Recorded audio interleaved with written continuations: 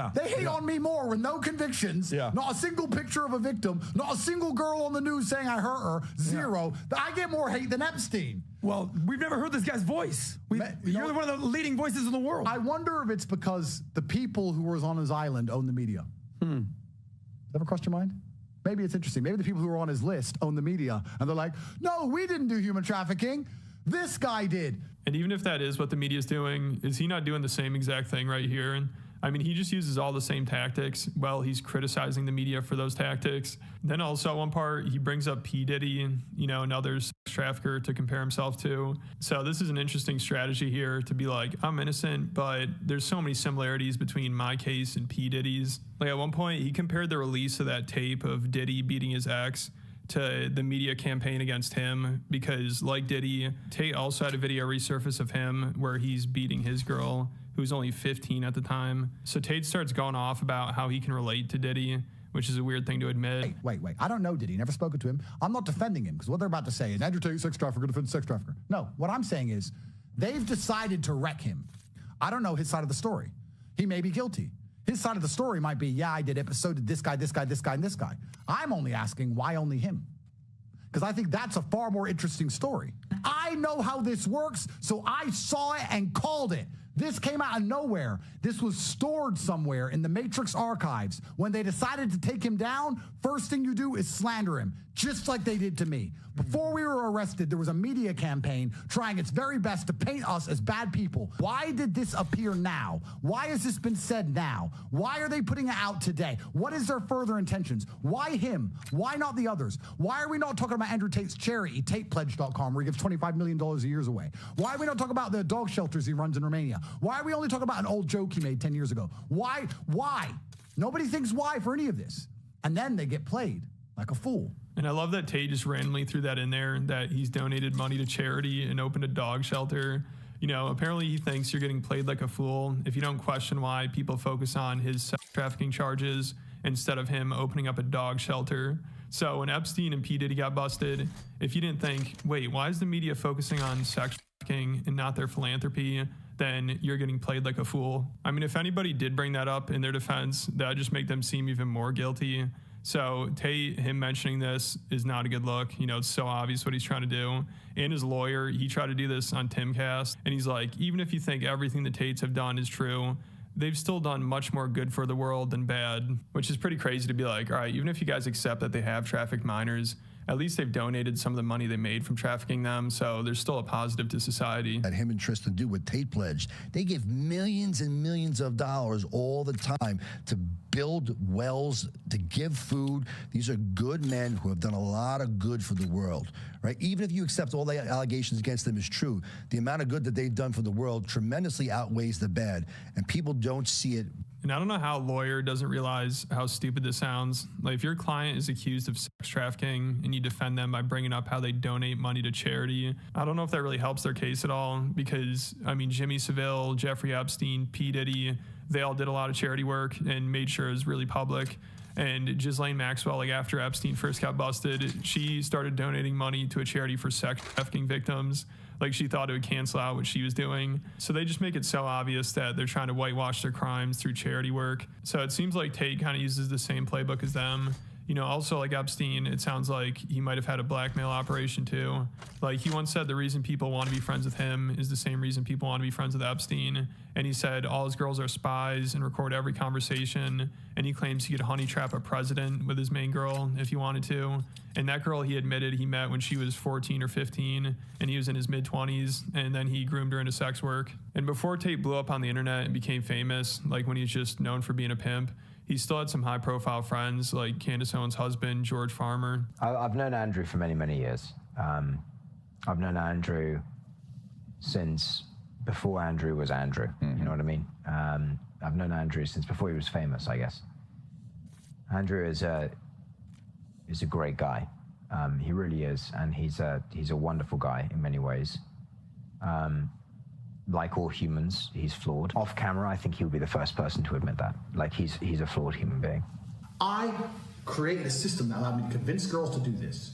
allowed me to retain 100% control of their income. I know how to make sure the girl can't run away. I know Andrew pretty well, and like, you know, as I said, I know that he's full of flaws. And I made a video last year about his connection to Tate and why Candace defends Tate so much. And I speculated that him and Tate probably used to party together. So if that's true, then Tate probably has some dirt on him or knows some shit about him that Candace probably doesn't even know. And him and Candace actually tried to address this theory, and it was just really awkward. Like, Candace kept laughing about it and saying how ridiculous it is because she's only met Tate a handful of times, which doesn't really matter because the theory is that he has dirt on her husband, not her. And her husband said him and Tate go way back. And Candace has a picture of him in her home office. So it definitely seems like Tate is a close friend of her husband. And he barely says anything about it here. You know, they basically just try to joke about it and act like it's so insane. Like, who would even believe it? But it's funny because Candace is the one that thinks pornographers use sex workers to get blackmail on people so they can control them. So I just applied that theory to her husband and Tate. But now she's acting like, oh, it's so crazy. How could anybody think this? I mean, it just makes no sense. And also, I don't know if Candace is aware of this, but Tate's right-hand man, who was like the head of his war room, is a Zionist. So I'm sure if Candace's husband didn't know Tate and wasn't involved in this, then she would be all over this theory. You know, this is right up her alley. But since her husband's involved, obviously it's a different story. And hopefully she doesn't figure out that Tate has a Jewish handler because she'll just lose her mind. This one that has emerged is definitely my favorite. That Andrew Tate has blackmail on you.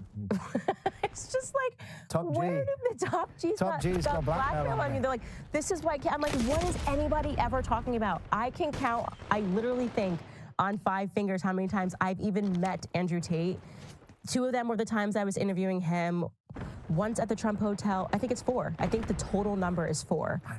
Yeah, it's crazy. And so they think that they've developed this whole thing where, like, he's known you your whole life and he knows where all the bodies are buried. I'm like, people on the internet are mad, but I love a good conspiracy theory, so I love to read them about myself, especially. Like, he hasn't told me if he has. If he does. Maybe he does. Andrew Tate, also, if you are watching and you have a blackmail file on us, please let us know, okay? Don't let randos on the internet know about that. Yeah, so she really cleared things up here and proved that theory wrong. I mean, honestly, at this point, it might be better for them if people think her husband is being blackmailed, because at least that would explain why she defends someone as depraved and degenerate as Tate, because this is obviously not a good look. And when she talks about Tate, it almost sounds like she knows he's guilty, but she thinks he should get a pass because so many other people do it. I mean, it's so weird when she talks about him, because she'll also talk about how we need to crack down on pornographers because they're all using sex trafficked women, which, if that's the case, then shouldn't this be a good thing that they're going after Tate? Like, he made most of his money from that. His brother said he's gotten more girls into sex work than anyone else. And they also taught a course on how to separate a girl from her friends and family and make them fall in love with you so then you can get them into sex work. And he probably taught this to tens of thousands of people.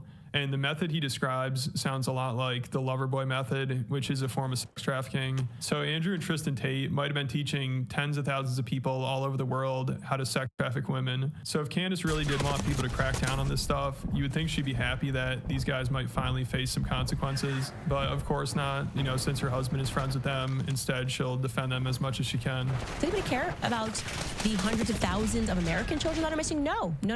The only human sex trafficking that matters is when it's Andrew and Tristan Tate. Have you ever seen any of the pornographers, the people that are making billions off of pornography, get arrested? Because we know for a fact that those websites are using trafficked women. I have recruited, I think, although you've worked with a lot more girls into, I guess, the adult entertainment industry than anyone else. I really have. You ever seen them crack down on any of those pornographers? Why haven't they done that? So you want me to believe, you want me to essentially just, I guess, defy all of my sensibility for a moment and believe that it's Andrew and Tristan Tate. On corporatate.com, I have my PhD program, and that is PhD is a pimp and hose degree that I'm. Clever. And that teaches basically how I got girls, how I met girls, how I got girls to like me, how I got girls to fall in love with me to work on webcam for me. Because that's what I did. That was my MO, was find girls, make them love me, and make them work for me.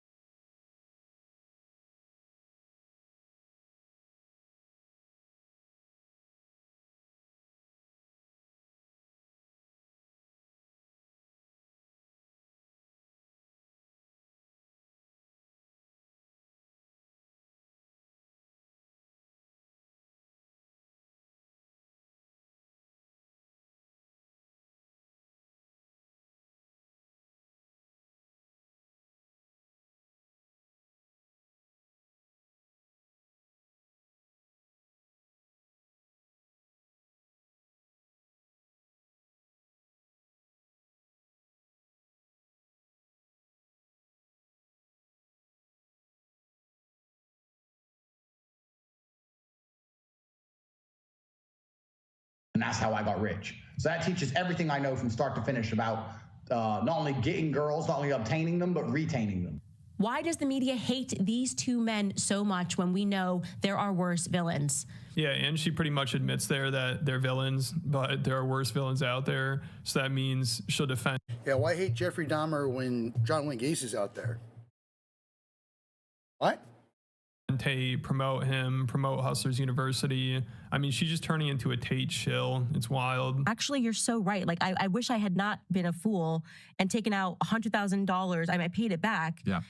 But I learned nothing. And I would have rather have spent the $49 on the Hustler University program so I could learn what skill set, here's what they're using. He literally said he learned editing skills that somebody else would have paid $150K to learn. Yeah, we're doing very well. And so it's $49. Tell me again how it works. so it's $49 a month to get access to 18 modern wealth creation methods. Like, who the hell would promote Hustlers University? Why would she be doing this? It's so embarrassing. But she's all in. I don't think she's ever going to stop helping the Tates, which is just funny. I mean, I love watching her do mental gymnastics trying to defend Andrew. Like, maybe she can find a way to shift the blame onto Tate's Jewish spiritual advisor, wizard person, Miles Sonkin, or Iggy Semmelweis he goes by. That guy's a character. Like, recently he did this really cringy podcast with another one of Tate's cronies, and it was so embarrassing. I talked about that over on Patreon. Make sure you check that out, along with over 120.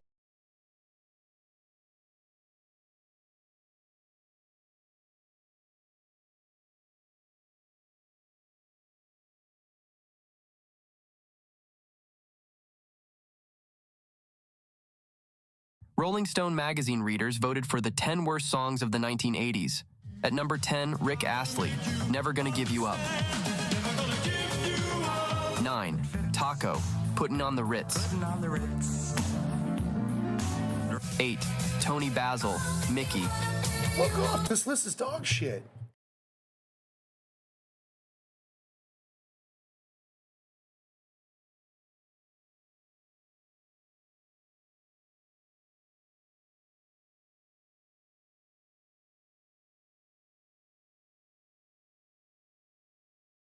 Anyway, did you guys hear that the former Al-Qaeda affiliate, currently leading Syria, appears to have massacred a bunch of Alawite civilians, including women and children, according to reports? So this report is coming from the Syrian Observatory of Human Rights, which is very much an anti-Assad organization and was one of the organizations that was most cited in the Western media, that has like the most authoritative death toll of the Syrian civil war, stuff like that. And ever since the new government started taking power, they have been like reporting on everything that it's been doing still, and they have shifted over now to reporting on what the new former Al-Qaeda affiliate government has been doing. So here is a BBC article based on their reporting saying, Syrian security forces accused of killing dozens of Alawites. Syrian security forces are alleged to have executed dozens of people belonging to the Alawite minority in the coastal province of Latakia, according to a war monitoring group. The British-based Syrian Observatory for Human Rights said 162 civilians have been killed in field executions in the region. A heartland of deposed President Bashir al-Assad. Isn't it Bashar? Bashir? Okay, it's Bashar. Who is Bashir al-Assad? Is that someone else? Or did they just spell it wrong? Good editing, BBC. Bashir al-Assad, never heard of him before, who also belongs to the Alawite sect. An interior ministry source told the country's official news agency Sana that individual violations had occurred on the coast and pledged to put a stop to them. We've heard of that before from Lonerbox. BBC News has not been able to verify claims that the killings were committed by the forces of Syria's new rulers, but it does sound like they were nonetheless reluctantly acknowledging them regardless. The total killed includes 13 women and 5 children. Syria's new rulers said a military operation is being launched in the president's former hometown of Qaraqa. In his first statement since the violence broke out, the country's interim president said Syria would pursue the remnants of the ousted Assad regime and bring them to trial. This follows clashes between government forces and fighters loyal to Assad. So it seems like the former Al-Qaeda affiliates' troops are taking revenge for these clashes on like the surrounding civilian population. There were video. It says BBC Verify confirmed 2 videos that showed a body being dragged behind a car in Latakia. There was other videos that I saw as well that were mentioned. Apparently not mentioned here though. This article mentions a fighter in military garb shooting a man at close range at the entrance of a building. There is another video showing dozens of bodies in civilian clothing piled in the yard of a house with bloodstains nearby and women wailing. Another in which men in military garb appear to order 3 people to crawl on the ground behind each other before opening fire on them at close range. And all of this is coming from the Syrian Observatory for Human Rights, which was, again, very much an anti-Assad organization. So it would seem like the American, Israeli, Turkish-backed government is doing a little bit of killy willies, and this is like convincing enough that the mainstream Western media is reporting on it just like openly, almost immediately, something that you normally would not see in a situation like this. And this website, which is, as I said, it's an anti-Assad, like pro-Western organization, but they nonetheless seem to be reporting on this stuff. They post.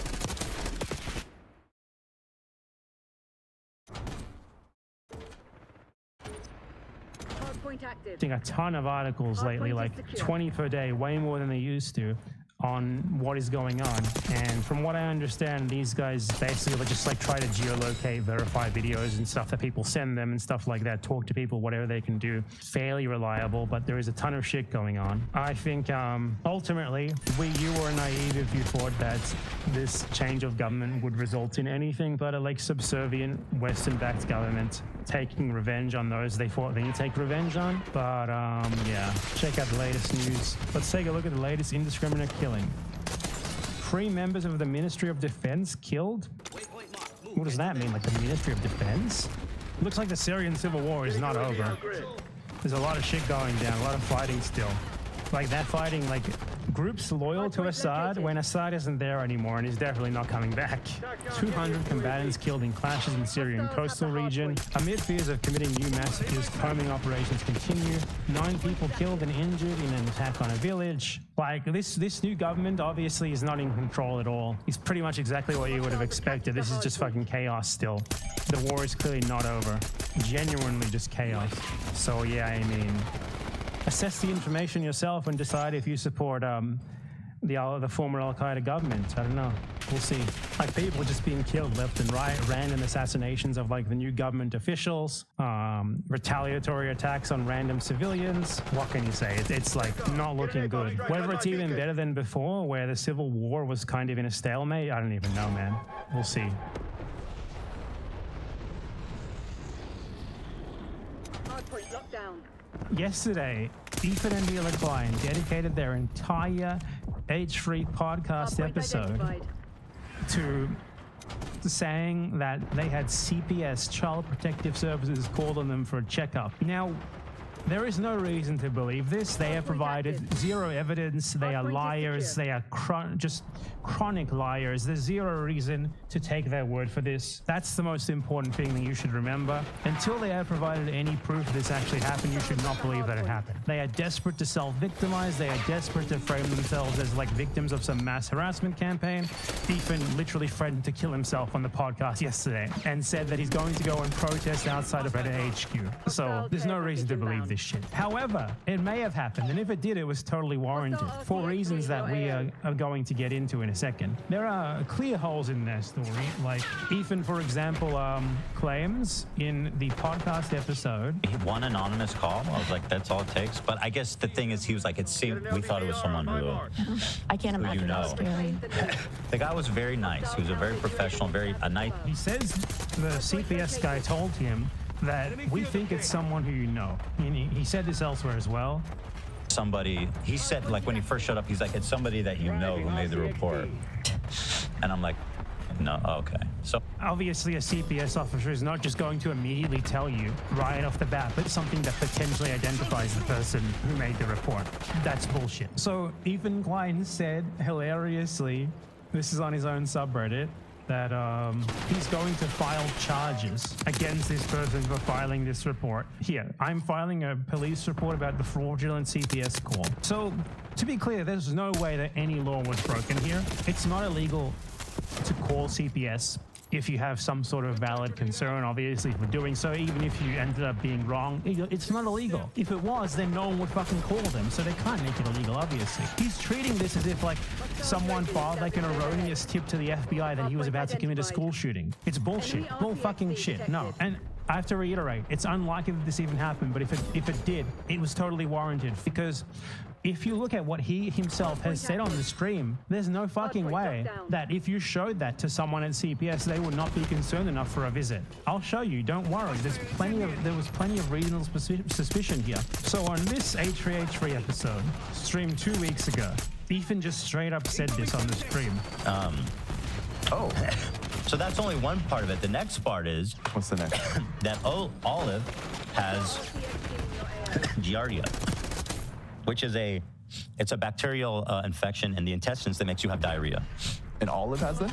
Olive has this, yeah. She came to us with it. Okay. To be clear here, the only way that you can get Giardia is through some sort of contact with shit. It's poop only. Giardia germs are in poop of people or animals who are infected, so anything that gets contaminated by human or animal poop can potentially spread the germs. This means that his dog, which he acknowledges here had Giardia, a parasite, I will emphasize, that was previously unknown to science until this escapade with Ethan Klein 2 weeks ago. The only possible way for this to be spread from his dog to himself and his family is through contact with contaminated dog shit. And he just openly talked about this sort of thing that the CIA could not extract me if it were me on the stream. Had diarrhea and oh, poor baby. Duffy came to us with that too, and I just wonder why. Relatively common. It should be. She should have found it already. But anyway, so she has Giardia, so we have her on an antibiotic, but we had to wait until Monday, which is today. We just got it today, and well, Sonny's crawling around. He's putting everything in his mouth. He's at that age. He has Giardia. Oh shit. And now Ela has Giardia. Shut. For real? And now I think this morning I had diarrhea. Oh my god. This is someone admitting on stream that their kid was crawling around and eating dog shit, and they contracted a previously unknown parasite from the dog shit. If you showed this to CPS, they would want to fucking visit this family. This is completely, like, a 100% warranted reasoning for wanting to visit the family. So he's trying to frame this like it was swatting. No, you tried to fucking charge someone for reporting you for this? You can't do that. All I need to do is show them this fucking clip, and that's already enough. Like, the implication of this clip is that your children are just wallowing in shit and contracting parasites from dog shit. What can I do to not get it? Yeah, I'm trying to, because I'm not trying to get it. No, it's extremely ridiculous to get. You have to ingest my poop. He literally acknowledges there you have to eat shit to get it. So him, Healer, and the child all ate poop. He says it right there himself on the stream. Are you planning on that? Never. Not really. So then you're fine. But unfortunately, so the problem is, you just told us that your poop is flowing out of your mouth. It's like in the air, bro. So there's that clip, and don't worry, because there is more. Like, it's so pervasive in his house that he just steps in it randomly. Never mind, I'm not logged in. I'm not allowed to look at Twitter. So I'll play the audio of this clip. I won't show it, but you'll listen to Ethan. This is like a clip from like a year ago-ish. And it's Ethan Klein talking about how he just sits down at his desk to stream, and he immediately steps in dog shit that was just lying there for, like, all dog shit as well. Is this shit? You heard him say, "Is this shit?" And, like, I'll narrate the clip. Like, he's looking down at his feet. Like, did I just step in shit? Huge jump up in production quality. Then it'll make sense. The carpet from one of the dogs. It's like a super, it's like a super, how do you call it? Fibery, super fluffy with like strings, you know? Yeah. And obviously we clean our carpet, but I can't even see it with my naked eye. I was just passing my foot over it and felt a bump. It's old, by the way. It's hard. So Ethan Klein's house has so much shit all over it that he sits down at the desk that he streams from, and he just steps in old dog shit that's been there for who knows how long. So from those clips, we can surmise that Ethan Klein had a dog with a parasite that is only transmitted from contact with shit. Ethan Klein said that his child was crawling around and she's like eating everything and shit, and she contracted this parasite, and then his wife got the parasite and now he has the parasite. If you were a fucking CPS officer, would you not want to investigate that situation if it was brought to your attention? Is it not totally legitimate to investigate that situation? The answer to both questions is obviously yes, it's fine. Who wouldn't? Just because you're rich doesn't mean that you're exempt from this sort of thing. And like the level of oversharing here is ridiculous, by the way. It's fucking crazy for him to frame himself now as like a victim of swatting or something, as if this is not an entirely warranted visit, given what he had openly said in his podcast for weeks. I am glad that CPS checked on Ethan Klein, given all of this.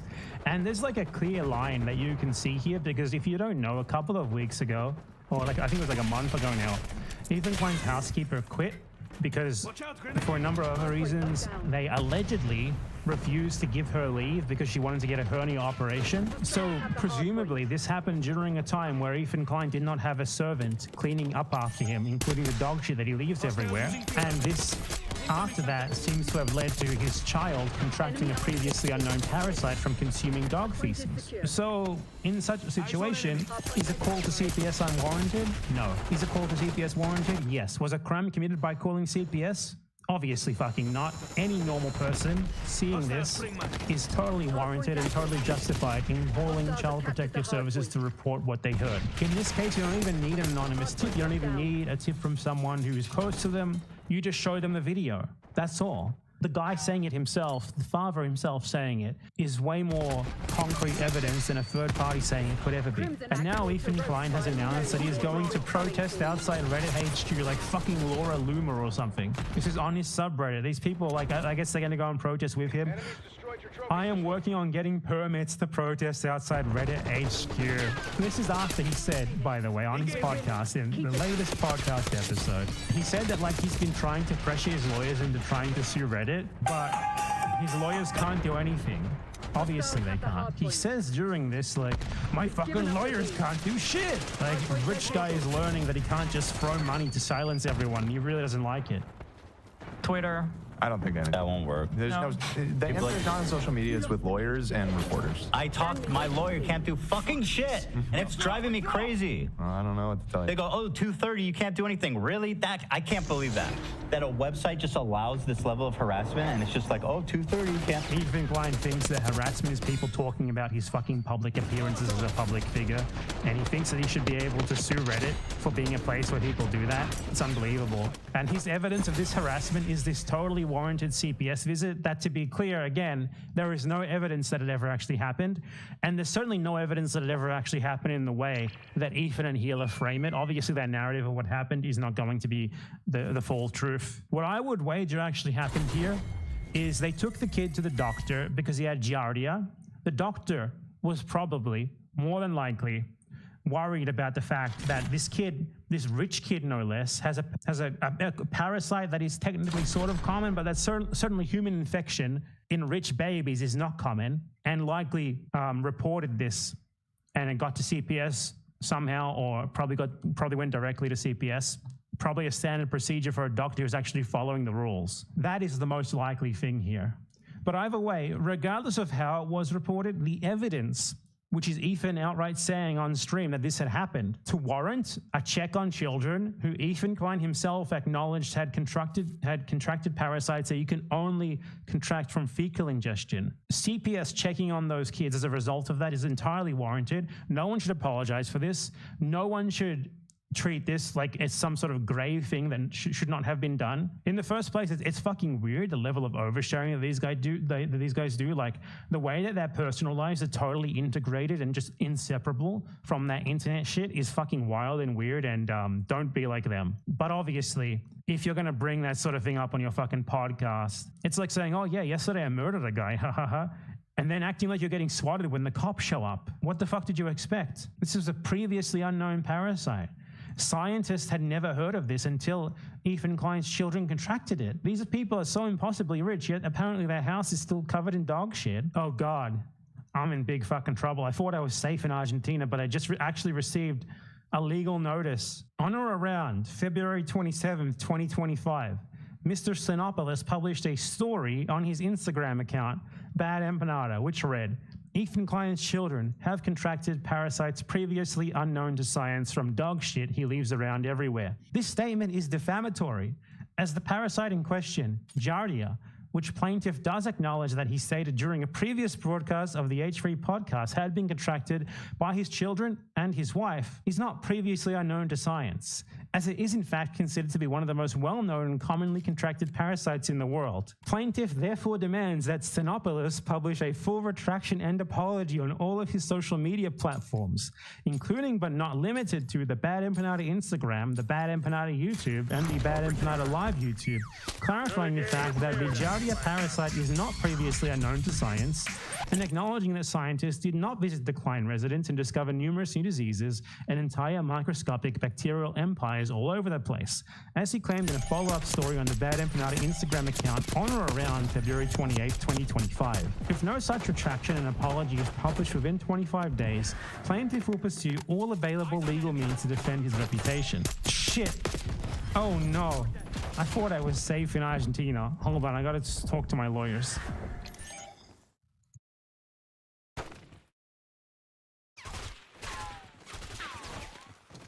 Hello, everyone. Following consultation with my lawyers at Richard & Johnson Legal, I would like to offer a formal apology to Ethan and Gila Klein for my previously false claims. I incorrectly claimed on the 27th of February 2025 that the children of Ethan and Gila Klein, along with Ethan and Gila themselves, had contracted a previously unknown parasite from dog feces. This was incorrect. They actually contracted the well-known parasite Giardia from dog feces. I also erroneously claimed that scientists had visited their house and discovered numerous new diseases and entire microscopic bacterial empires all over the place. I would like to specifically note that scientists did not in fact visit the Klein residence, and as far as I am aware, they did not in fact discover numerous new diseases nor microscopic bacterial empires all over the place, nor anything that could reasonably be considered an empire. Though it is possible that in the future, scientists may visit the Klein residence and discover such bacterial empires, but I cannot say for certain that such a thing has occurred up until this moment. I sincerely apologize to Ethan and Gila Klein and the H3 podcast, and I offer a full retraction of my previous erroneous claims. I hope that this apology and retraction satisfies them, and they do not pursue all available legal means against me to defend their reputation. Thank you.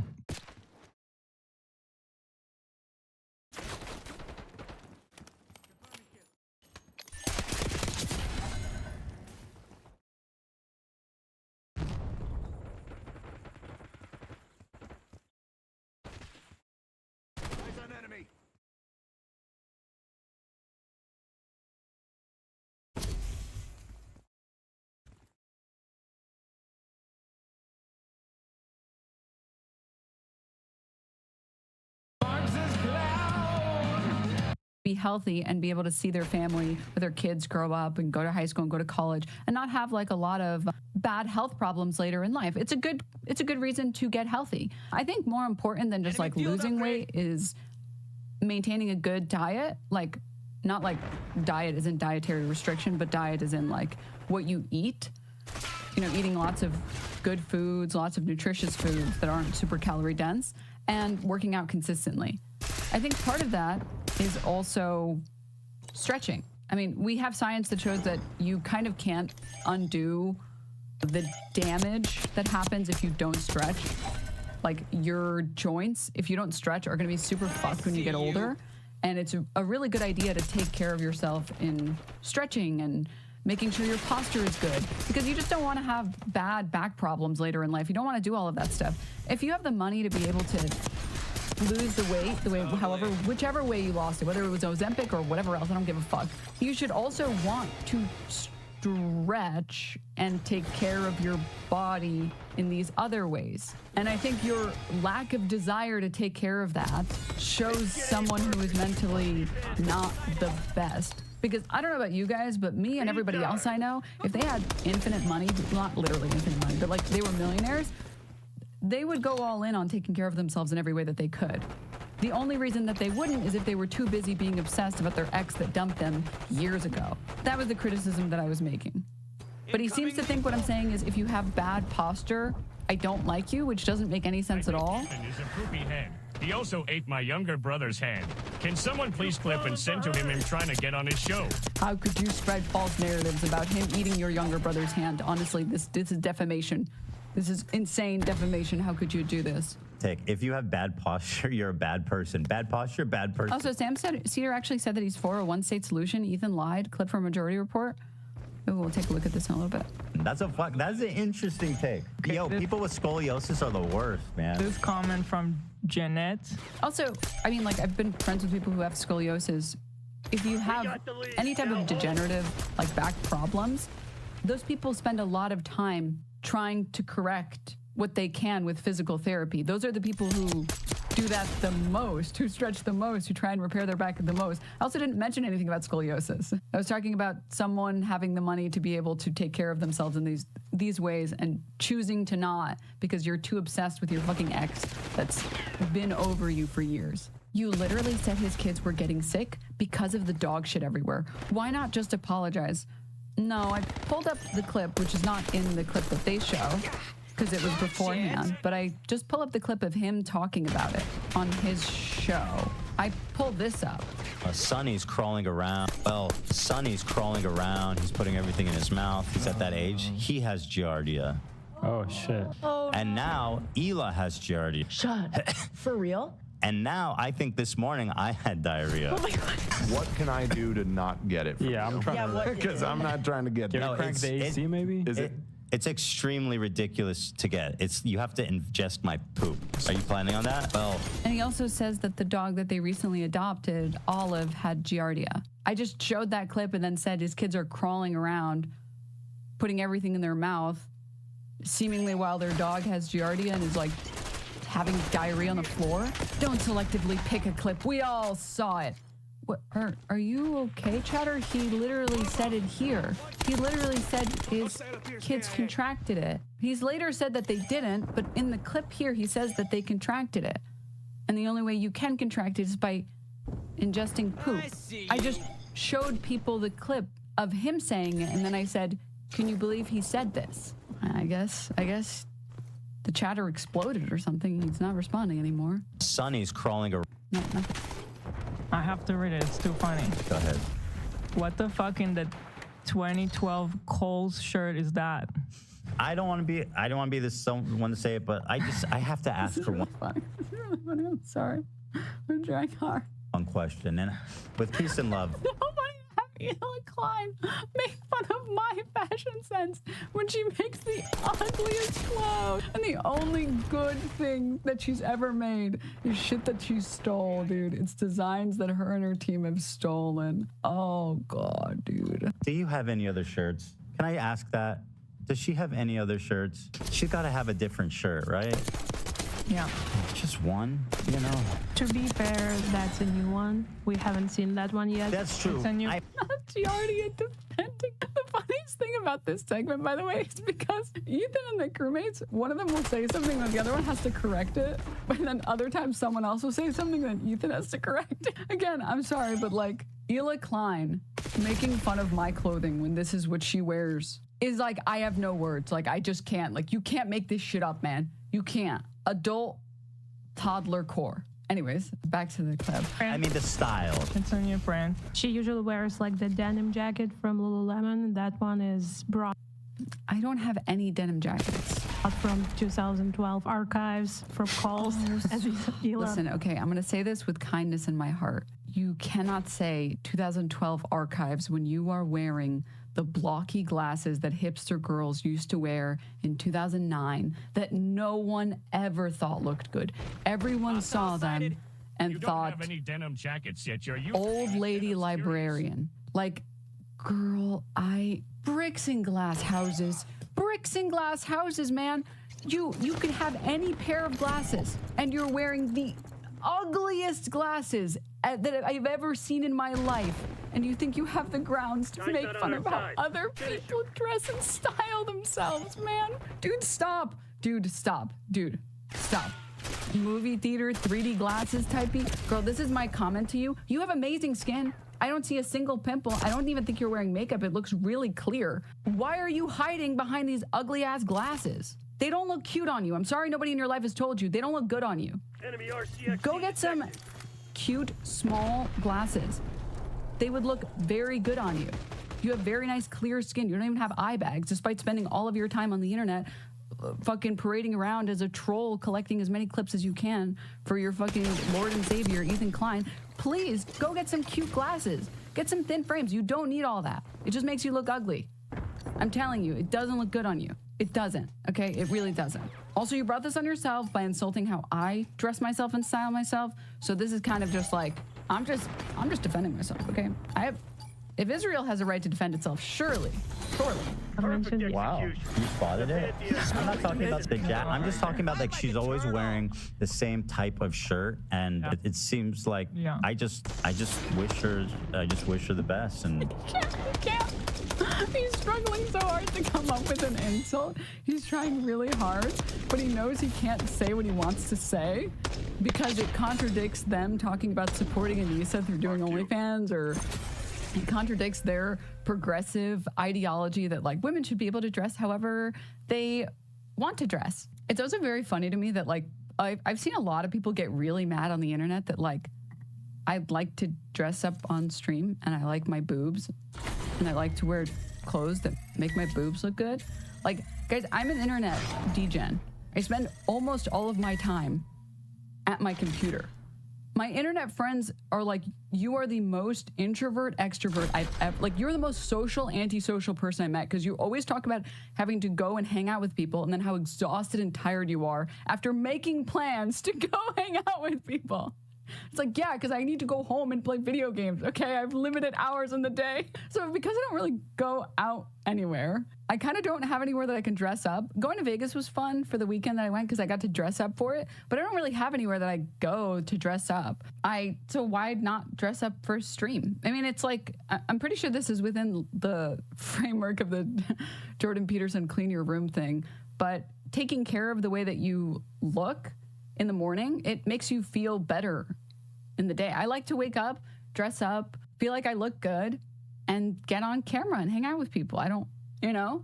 The other funny thing about the comments about women showing cleavage is that they all look insane when you put them in front of normal people. You'll see like someone on Twitter be like, why does she dress like that? Why can't she dress normally? And it's me wearing like a black shirt that's like fucking long sleeve, completely covered, but there's like this much cleavage, and every response is like, please go outside. Oh my God, for the love of God, please go outside. Please go outside. But the last thing I think that's funny is usually these comments are directed at women for, in a way to like, besides slut shame them because they pander to men. But effectively what you're asking for is for me to pander to you, a different man. You're just saying, well, I don't like that you're dressing the way that you want to dress because I think you're pandering to a group of people that isn't me, so you should pander to me instead. Why would I ever do that? Why would I ever dress in a way that made other people happy? Why wouldn't I dress in a way that made me happy? That's fucking stupid. And this is like, genuinely, everyone else should live their life this way as well. Just dress how you want to dress. Don't tell people that they should dress differently for you. It's so bizarre that they should dress more modestly or less modestly. Dress how you want to dress. I also dress like a regular person as well. Like I really don't wear anything insane or absurd on my stream. This is all very normal clothing. I wear this when I go to hang out with family and friends. But I think it's very funny where he's like, Jimmy, isn't it weird that she always dresses this way? I just wish her the best. Asmongold has more viewers than Hassan. What do you want me to do with that? Shove it up my ass? I don't know what I'm supposed to do with that information. Yes, we all know Hassan fell off ages ago. Are you kidding me? We've been known this, okay? Have you seen his taste in anime? Come on. That's old news, bro. Old news. Variety is the spice of life, and you know. What do you think, Gabe? I don't know. Fair enough. And So cringe. Commenting on how I dress and then asking Gabe, what do you think? And he's like, Dog, man, come on. I don't even work here, man. Fun. And that's an honest man. Right That's there. based. That's based. That's honestly the best answer you could have given. I appreciate you for that. You keep it real at all times, right? Let me finding out Deanbo is an OP Oh, yeah, baby. anniversary. He's an OP hater. No, I actually like One Piece. I just haven't. I got to like episode 300 or something back when I was a huge weeb as a youngin', and then I haven't gone back into it since then. There's like 1,000 episodes. I'm like, fuck, dude, am I getting into that? Can you share your anime taste? Okay, the one non-controversial anime taste that I can share that won't get me killed is that Code Geass holds up really well. Like, I'm so serious, Chad. If you've never watched Code Geass or you watched it ages ago, go back and watch it. It's really good. The mecha fights are a little boring. Some of them are a little boring, but the plot is amazing. The characters are amazing. This is like something I judge anime really harshly on. This is the reason I'm not that big of a weeb anymore. Female characters in anime are usually written like garbage. The female characters in Code Geass are flawless. Like, they're perfect. None of them have any cringe fucking writing. Like, all of them are really well done. And they all are very different. And every character has different motivations and different ways that they want to achieve their goal. And like, there aren't massive plot holes. One thing I will say, if you're rewatching it, just go back and read. Honestly, this is what I did, and it improved my watch. I went and I read who the green-haired chick was and her lore, because they give it to you at the very end, which is like the one thing, my one gripe with the show. I think the show's better if you know who she is and what she is earlier on. Maybe on a first watch, don't. I don't know. It was C2, yeah. What about Free Run? Okay, I can't comment on Free Run. I've only watched 3 episodes, and I have to watch more before I make any comments, okay? All right, I have to watch more. That's all I can say right now. It's on TMNT content. Thank you for the gift. I know people really like it, so when I finish it, I will give my commentary on it, all right? When I finish it, I will give my commentary. The first 3 episodes so far haven't really sucked me in at all. I haven't really gotten invested, basically at all. So let me watch more, and then I will comment, okay? All right, anyways, moving on. Oh, Your yeah. posture or your dog shitting all over the house to the point where you're... Enemy dropped.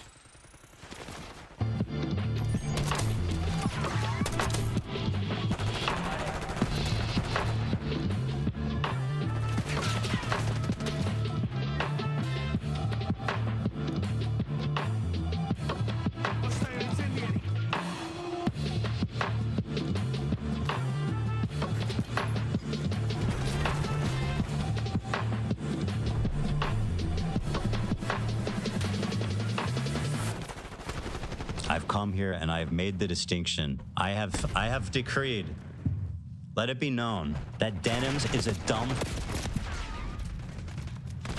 This actually makes me nauseous.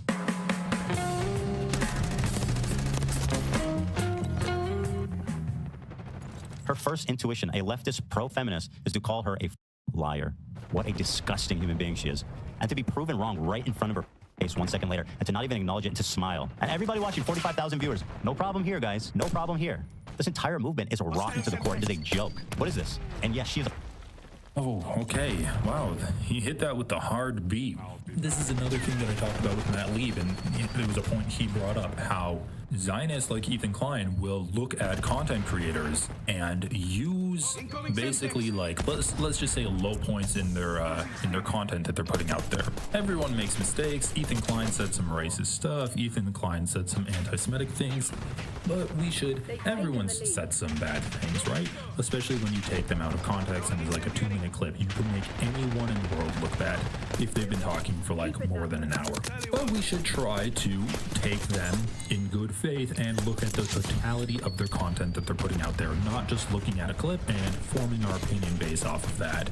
You should try to do more research into people before forming an opinion on them. So Ethan Klein is basically doing the opposite of that. He is using, like, I guess, low light clips, the opposite of highlight clips, to put on blast in front of his entire audience to try to paint these content creators as just monsters, right?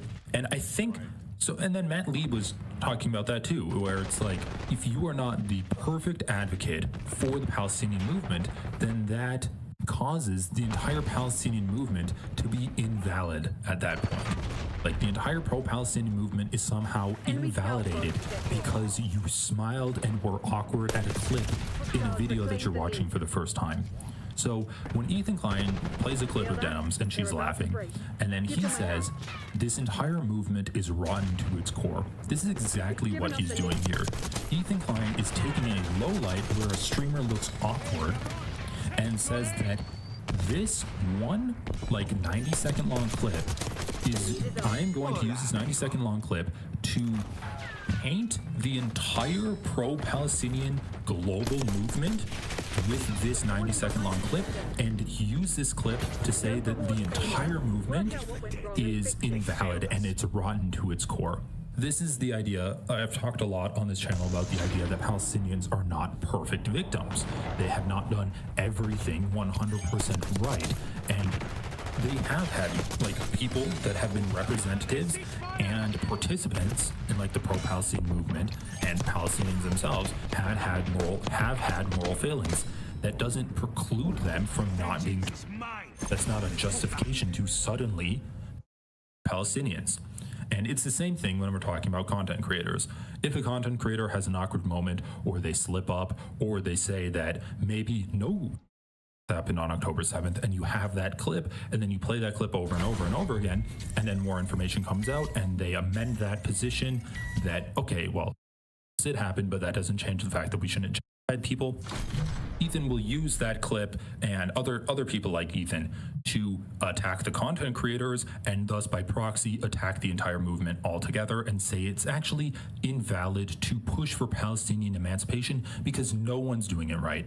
No one is actually pushing for Palestinian emancipation in a perfect way, in a way that I accept, and a way that I think is a good way without any criticism that I can aim at you. So it's another aspect of the no perfect victim line that I've been pushing, the no perfect advocate, okay? And it's just interesting how we see Ethan Klein invalidating an entire global movement for peace and stability in the Middle East as rotten to its core based off of a 90-second clip from a Twitch streamer. So we're seeing this idea play out in real time from Ethan here.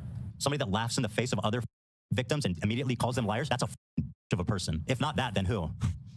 She is earning the coveted distinction of being a I don't think is the word I would use there, but okay. Like he's like, if it's the who said it? Who was it? Was it Lincoln who said that? Damn, it was just in that Alex O'Connor video where he's like, if evil exists in this world, then slavery is evil. He's like, if exists in this world, then Denims is. That's funny. Congratulations. Enjoy the distinction. I've come here and I've made the distinction. I have decreed. Let it be known that Denims is a dumb. Congratulations. It actually makes me nauseous. That's not a distinction.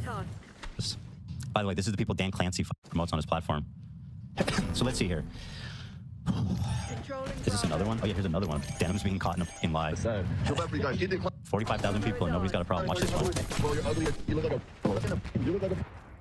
Is she horrified by what he said, or she's like, got him? Okay, can I just say really quickly, it's very obvious from the way that guy's talking, he's a Sneeko fan. Like, I'm sorry, that language is not Hassan fan verbiage. Like, that's very clear Sneeko lexicon. Can we just be honest for just 2 seconds? Let's be honest. Okay, so I think that guy was a Sneeko fan. Let me see if I can find it. I don't know his name, but I know there was like tweets coming out where the guy's like, oh yeah, I hate Hassan because he's like gay, or he likes trans people. Yeah, didn't he call Hassan an F-slur? Help. I know this is kind of silly. There was one random Hassan fan who was mean and harassing Ethan, not an actual Hassan fan, just a cloud chaser. Hassan has talked about this. Pretty sure I heard he was a Sneeko fan. What is this? Oh, they're just saying he was a Sneeko fan. This Comrade Lamb notes. Dating and Money 101. Oh yeah. So regarding the Hassan fan, actual Sneeko fan, here's the info I collected. Dating and Money 101 shows up on screen, but Hassan isn't there, doesn't recognize it's Hassan's stream, and is seemingly clout hungry. IMO, an actual fan, would recognize Lolo, or at least March. Dating and Money 101 meets Hassan, lingers, and is cringe until Hassan seemingly begrudgingly does the interview he's been asking for when he sticks a camera in light. He laughs at Hassan expense prior to the H3 podcast. He's referenced by Sneeko as his fan, H3 podcast references Dating and Money 101 incident and labels him a deranged Sneeko fan. H3 podcast has Dating and Money 101 on the podcast for debate, where he's labeled anti-Semitic Sneeko fan, which demonstrates his red pill / Islamic views, which align with Sneeko, not Hassan's ideology. In my opinion, it was incredibly dishonest of Ethan to push the narrative he did. Granted, he knew the man's ideology had brought him on his own podcast before, and had brought him on his own podcast before. Let me know if you need screenshots or screen recordings. So this guy's like Dating and Money 101. Let's see. Dating and Money 101 Hassan tweet. So, I thought there was like some tweet where he's like, oh, I used to be a fan of Hassan until I saw that it was like pro-trans people.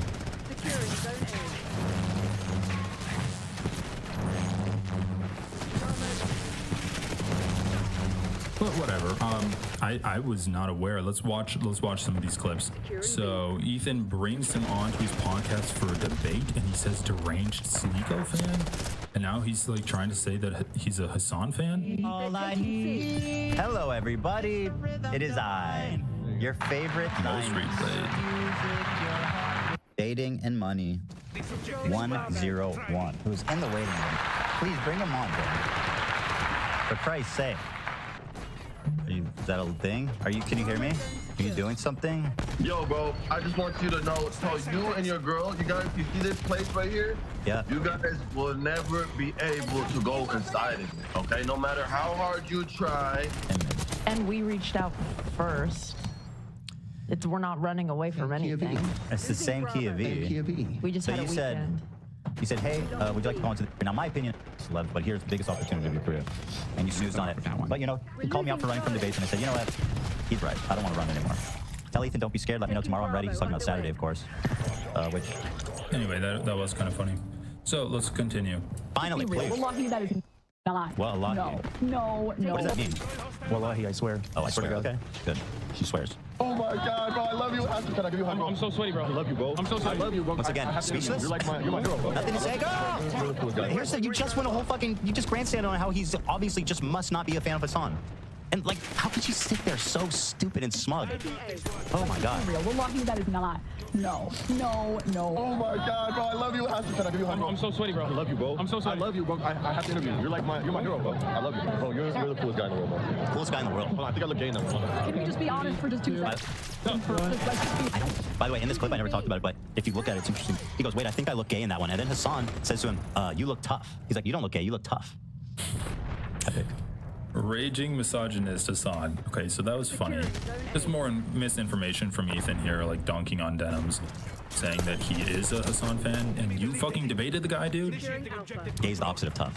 Yes, good clip, champ. Very good. He yelled at him later. Yeah, you really killed him. Yeah. You really got him. Yes. Yeah. I swear you guys are worried about the dumbest. I was a Hassan fan until I found out the seriousness. Wait, so Ethan's literally saying that the guy's like anti-trans and isn't a Hassan fan anymore. Of him promoting transgender propaganda. We're only gonna dance live. He was a fan of Hassan until he, I guess. What are you doing tonight, beautiful? Spoke too kindly about trans people. More denim. Also, dude, Hassan's been like pro-trans for the past 3, 4, 5 years. And Ethan's acting like this guy's just now not being a Hassan fan. Like, this is before October 7th, Hassan has been pro-trans. Hassan's been very openly talked about how at first he was anti-trans people, but then he changed his stance on that in like 2020. So, yes, he hasn't been a fan for 5 years. Okay, this is so dumb, I'm sorry. You can believe that. Like, listen, it's dumb on its face to take a look at a guy who's like obviously extremely weird and paint him as a Hassan fan to try to say that like Hassan's weird, right? That's dumb on its face. It gets even stupider when it comes out that Ethan debated the guy and he has different positions and values from Hassan, and even Ethan labeled him as a Sneeko fan. And then like the cherry on top of this shit cake is Ethan pushing up a clip were throwing up a tweet from that guy saying, yeah, basically, I haven't been a fan of Hassan for like the past 5 years. Okay, dude. I mean, you're literally just disproving your own point, but whatever. Your point was meaningless anyway, I guess. Between you and Hassan? What? Not Nasrallah. The difference between, Ethan, the difference between you and Hassan Piker? Yes, what? Please tell me. So insightful. He never... I don't deny... I don't support terrorists. I don't lie and gaslight and manipulate my audience. I don't promote policies that actually go against the interests of the Palestinian people. And dude, you've done all of those things. Maybe not denying of, but I'm sure there's examples out there where Ethan's made like jokes about someone who's said they experienced and then that didn't happen. When we talk about how he doesn't support, he pretty clearly supports terrorism. He's been like, well, maybe the IDF is a organization, right? He said that when Hassan's like, yeah, the Israel should not attack Palestinians. Ethan's like, okay, dude, like, of course they're going to attack Palestinians. He has said that like, oh yeah, if you're anti-America, then you are a radical, crazy, bad guy. It's like, dude, America does the most terrorism ever. America is the biggest progenitor in the history of the world. And Ethan's going to sit here and be like, well, I think that an American company should buy TikTok because we don't know what those crazy Chinese are going to do. We need to have it American controlled for the propaganda. Okay, so dude, you've also been spreading misinformation on your show, so there's that. What are you going to say? What's the difference between me and Hassan? There's so many things to choose from. He never said Hassan Nasrallah was a good guy. Right. He explicitly said Gallant was a good guy. Right, exactly, of course. Invented the legend of the atrocities. I don't have an issue with them. I can't believe I'm calling Nasrallah beige. I mean, listen. Listen. You have to remember. Oh, like, dude, Ethan's, once again, I don't know if it's like his media analysis is just so low or he is just playing dumb on, like, dumbing himself down subconsciously to try to think that these clips say the things that that he wants them to say. But Hassan's not saying, like, I've explained this like 5 times now. In this clip, Hassan's not saying Hassan Nasrallah is a good guy. He's responding to a chatter who has like a bigotry of low expectations. And I know Ethan loves to trot that out there, being like, oh, well, if you think that anti-Semitism in the Middle East is caused by Israel, that's bigotry of low expectations. Because people in the Middle East should recognize that, sure, Israel legislates based off of its Jewish ethnicity. They have laws based off of Jewish ethnicity, but that doesn't mean that you have to hate Jews, even though the country that defines itself as being Jewish is attacking you. That's bigotry of low expectations. That's not bigotry of low expectations. That's just analyzing different causes, like the effects of an ethnostate. What bigotry of low expectations really are is when you look at someone like Hassan Nasrallah, who is brown, he speaks a different language than you, he dresses in a way that like white people in America don't dress up as, and then he's starting to do political analysis that you would agree with and that you think is really intelligent, and you're like, I can't believe he's doing such like high level political analysis. Hassan is addressing those low assumptions of someone based off of their outward appearance and being like, yes, this man is very highly educated. He's went to like Western universities and done a ton of studying on these issues. He's not a dumb person and he's not an uneducated person. And Ethan seems to think that that's an endorsement of everything that this guy has ever done in his entire life from Hassan. Chair react. I don't have an issue with them. No comment? No comment! Bro, you literally fucking cut the clip off. If you want her to, if you want a comment from her, why are you playing it from like the live stream fails? Go to her stream. Like, dude, it's one thing to dunk on denims with these out of context clips. It's another thing to play an out of context clip with the context cut out, and then Ethan being like, "Oh, why aren't you commenting? Why aren't you commenting?" Maybe because you cut the clip. Zero comment? How could she own herself so many times in one stream? It's pretty remarkable. You know the thing, the difference between you and Hassan? Go one more time, really, please tell us. Oh God, I'm not listening to this 100 times. Correction, re-denims. All right, let's listen to the correction. I feel the need to correct you on, maybe not correct you, but just add a disclaimer. Earlier you said something about her having a relationship with Destiny. I've been trying to find evidence of that. The closest thing I can see is that they had, part of their falling out was because she hooked up with somebody in his bed without his permission or knowledge, some like weird messy drama like that. I don't think that they, as far as anybody knows, has any sort of direct, unless you know something I don't. But I feel like that's worth pointing out. She said, unfortunately, I made the mistake of not having sex with him. After that point, he decided to go full smear campaign and threatened to leak non-consensual footage of her. Was she saying that that happened to her? Yeah, she was one of the people that he supposedly recorded without her knowledge. When did that happen? As part of like, or I mean, not when did it happen, but was that a recent development, or she just claimed that? Yeah, it was part of the whole blowout that happened with Destiny. Yeah, from my understanding, she didn't want to speak about it publicly, but because of the courage of the other girls who brought up their situations. So glad that she admires the courage of other women coming forward. And he...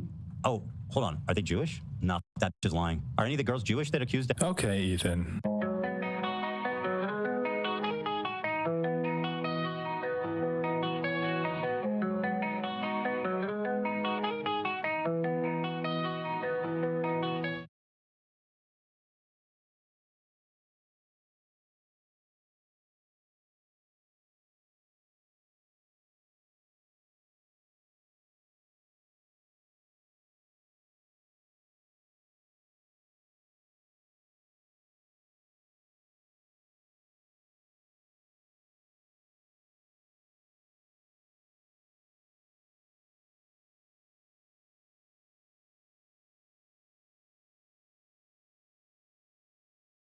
Your kids are getting Giardia?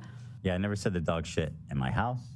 I never said the kids are eating shit. I said in the clip, which I can show you guys, but I said... You said your dog had Giardia, and you said your kids are putting everything in their mouth, which is a thing that kids do. That is what toddlers do. All I said is that your kids are crawling around in a place with a dog that has Giardia, which is all stuff that you've said. Again, not this clip. I put it off to the side somewhere. Well, Sonny's crawling around. He's putting everything in his mouth. He's at that age. He has Giardia. Oh, shit. Oh, and now Ela has Giardia. Shut. For real? And now I think this morning I had diarrhea. Oh my God. What can I do to not get it? Yeah, I'm trying to. Because I'm not trying to get it. No, crank the AC maybe? Is it? It's extremely ridiculous to get. You have to ingest my poop. Are you planning on that? Never. Not really. So then you're fine. But unfortunately, so the problem is, you just told us that your poop is flowing out of your. That's what you said on your show, Ethan. I just played the clip and then said what you said on your show. Sonny crawls around. He's an infant. He puts everything in his mouth. That's literally what all infants do. And I speculated if it could be related, his diarrhea. It turns out, by the way, that nobody... He was like, "What, are you planning on putting your shit in my mouth?" It's like, bro, are you washing your hands? Because it's not about just like taking like a handful of dog shit. I mean, not even like horse shit in particular. No, if you like wipe your ass and don't wash your hands, and then you're touching everything, and people touch stuff, and then they get that, then they like eat their food and little particles. That's how it happens. You washing your hands is the real question. Gross ass. They had Giardia except Olive, which I have clarified on the show. But in the show originally, the clip that I was watching and showing people was the one where you said that he has Giardia. You didn't in the clip say, I think it might be this, or we're still figuring out what it is. You said he has Giardia. The show several times. Is this defamation? I mean, it's resulted in stuff like this. Defamation is when you show a clip of what someone else said and then say, wow, this is what he said. What's in the CPS coming to my house? It seems pretty severe. Just to repeat something that maliciously. But I'm more pissed that she said I'm a bad person because I have bad posture. I mean, a podcaster, influencer, somebody that's on the computer all day with a bad posture, I've never heard of that. Like, seriously? I'm not even going to address such a ridiculous comment. That's an insane takeaway. Actually, we're literally neurodivergent on the computer, so we're allowed to have bad posture. Bad posture, bad people, man. Also, I find it... She wants to do eugenics against people with scoliosis, I understand. There's Ozempic talking It's so funny to like say that I'm defaming him and then in the same stream, 10 seconds later, say that, quote, she wants to do eugenics against people with scoliosis. Like how far gone are we? Just how far gone are we?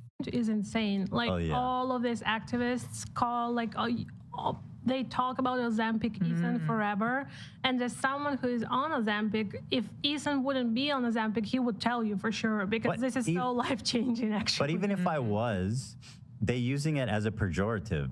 Yes. And that's just, the problem. That's really fucked up. As an insult. Yeah, as an insult. Like you're. Oh my God! I remember when this was funny. All they do is cry. All they do is cry. This is a cry sesh. Every holy shit! I'm so glad I don't give these fuckers money anymore. Just so bad. Just it turns to Joe Rogan, man. I have a buddy who's like the old school Joe Rogan fan, and like I've been saying for decades, like, this is boring, bro. And here we are. You're a weak person because you have to take Ozempic to. Which is the same argument people have made in the past about taking. No one has said this. In fact, I think I have like a tweet from like months and months and months ago on my like alt account talking about how annoying that comment is. People will make fun of you, and they use the Ozempic brain to try and point to anything to absolve you of your insanity, because no one can understand why you're losing your mind. Psychiatric medicine. Like, oh, you're taking pills, bro, you didn't figure that shit out yourself. It's actually the same. But somehow she would be like, oh, I would never make fun of someone for taking antidepressants, you know, God forbid. The Ozempic stuff doesn't bother me. You know, because I don't care. Like, I lost weight and I'm fucking stoked about it. The part that I don't like is just in general how people are seems to bother him. Using the taking of Ozempic to kind of to hate people. They're turning this life-changing drug into a stigma that makes you seem like you're weak. That you're can't pathetic. believe like people. Yo, he just called it a life-changing drug. Dude's 1,000% on it. People on the left would be doing that, you know? I feel like I could expect that from people. The only thing that we've said is that it's insane that he insults other people for their weight and looks while you were yourself an obese man who had to take a very expensive prescription drug to fix it. Corduroy cardigan people shine. Oh, thanks. This is like a diesel sweater I got recently thrifting. That was cute. On the right, with like the kind of brain rot you can expect on the right, like no. So much for the tolerant left. So much. You know, same with mental health care. I've been pretty disillusioned with the left. Yeah. Dealing with all this. I see like just how shallow they're not better. They do the same shit. In fact, once the whole like anti-Zionist art came up, they started saying the same exact thing. The same exact thing. And it's like, oh man. Okay. Anyway, go on. That's it. That's the image of someone who is not well. It's so funny. My grandma had bad posture, that fucking bitch. My grandma had terrible posture, man. I already explained this earlier. I'm not going to keep reiterating it over and over again. Worse. So unwell. Golly, you should have seen her hunched over. I was like, I hate this woman with her bad posture. She does not take care of herself. Wait, what? Wait, what, Dams? Wait, what? You guys didn't know about this? Yeah. Ozempic diet. Yeah. There's fake love competition. Also, like, it's about. I judge people who are rich way more harshly than I judge everyday people. Like, why does your mic sound so fried? I don't know. I'm assuming that they're frying it themselves. I think they're deep frying it. I think. Oh, that's where the fake laugh comment. I mean, the fake laugh comment is like a very obvious nod to Epstein fans, the Sex Pesty fans. They're the ones that really like to use that one. So it doesn't really look good on them to be using it either, because it just makes that association stronger. It's not. It also, like, this is a problem with getting girl bullied as a kid. I get more offended at bad insults than I get actually offended at the insult. Fake laugh is just not a good insult. Like, I don't feel anything hearing the insult. It doesn't, like, make me feel negatively. I just think you're weird. It's also like a pretty boring insult because you can kind of say it about anyone anytime they're laughing.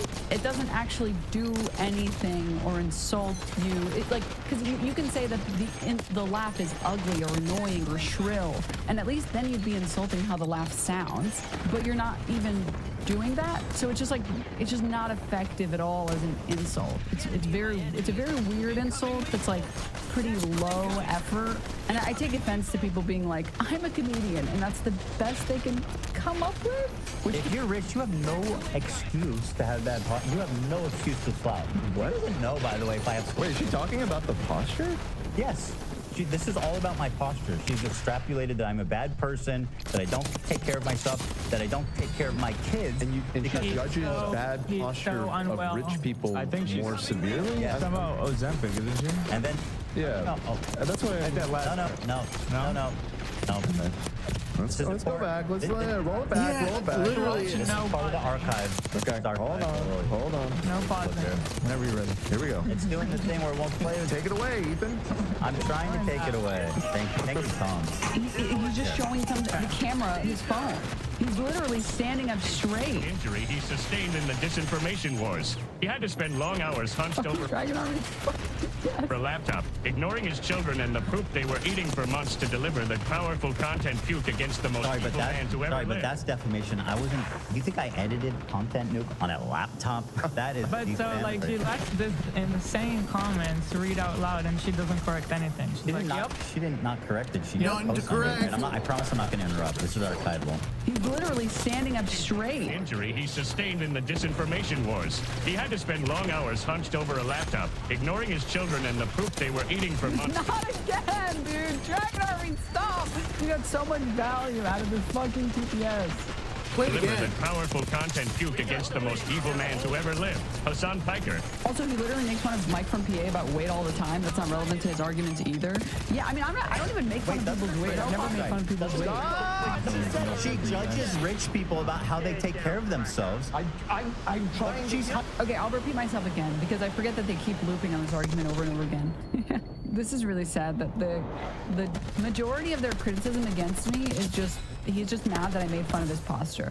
Denim's Ethan needs to take better care of himself. Ethan, this evil bitch is a fake laugher. Hassan's fault. Yeah, I mean, I'm pretty sure he said years ago that... And Denim's. Ethan wishes he had your posture. And I could be mistaken, in which case someone please correct me.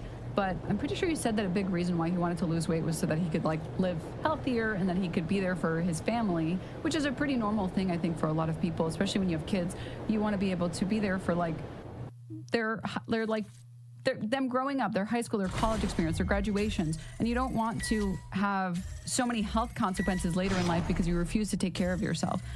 Stretching, mobility, posture, back problems, those are all like in the same vein as well. You want to, if you're willing to take care of yourself in this regard when it comes to weight for your health, I think it's also reasonable that you should want to take care of yourself with regards to stretching and posture because it causes bad problems later in life. And it's much harder to repair than like not working out and not eating healthy are. And then I also say that I understand though, people who are in poverty, that's a little bit harder to take care of, right? You're already struggling and drowning in like debt or school or work or all of the above.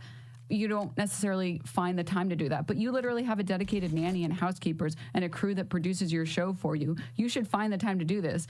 The only type of person that I can imagine that wouldn't spend any effort trying to work on this thing that is good for you, for your health, is someone who's clearly very obsessed with what the internet thinks about them and hasn't moved on from their ex. That was the claim that I made, and I stand by it. I think it's salient. I think you're a fucking weirdo on the internet, and instead of like caring about yourself, you spend all your time obsessing about the people who don't like you.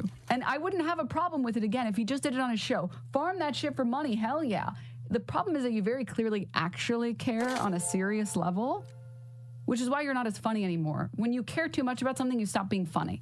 And you clearly care too much about it. You're too invested, which is why you're struggling to be funny, why other people are struggling to find you funny, despite you calling yourself a comedian. At least I don't call myself a comedian. I don't consider myself to be funny. I just want to talk about stuff online. So like, yeah, that's it. I don't know. That's the whole point. But he's just really mad about me making fun of his posture, and he's so frustrated by it that he can't understand the point that I'm making. Hyping up Mike from PA, who is literally the picture of like, this man he is not a healthy man. And he's also rich. And he's also you're looking at a fake picture, bruh. That Photoshop picture of him looking all like slobbed out. It's not a real picture, dude.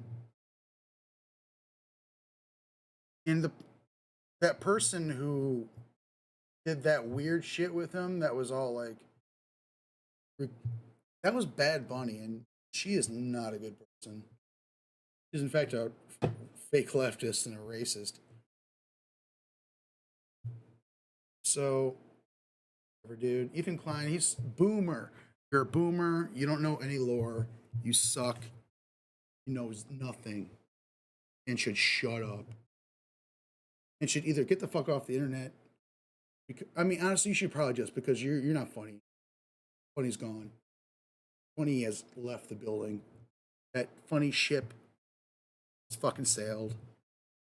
Just take your money, all that fucking money you got, and just leave everyone alone. Just stay in, go play fucking. You should get into Path of Exile too. Here it's really good. Just play that and do nothing else. He has money, and that man looks even less kept than I do. And so does she, probably. Yeah. Well, Casey Tron, that right No, next to him. she. He's probably rich too. Denims. I hope she is. Play the clip. I hope she has money.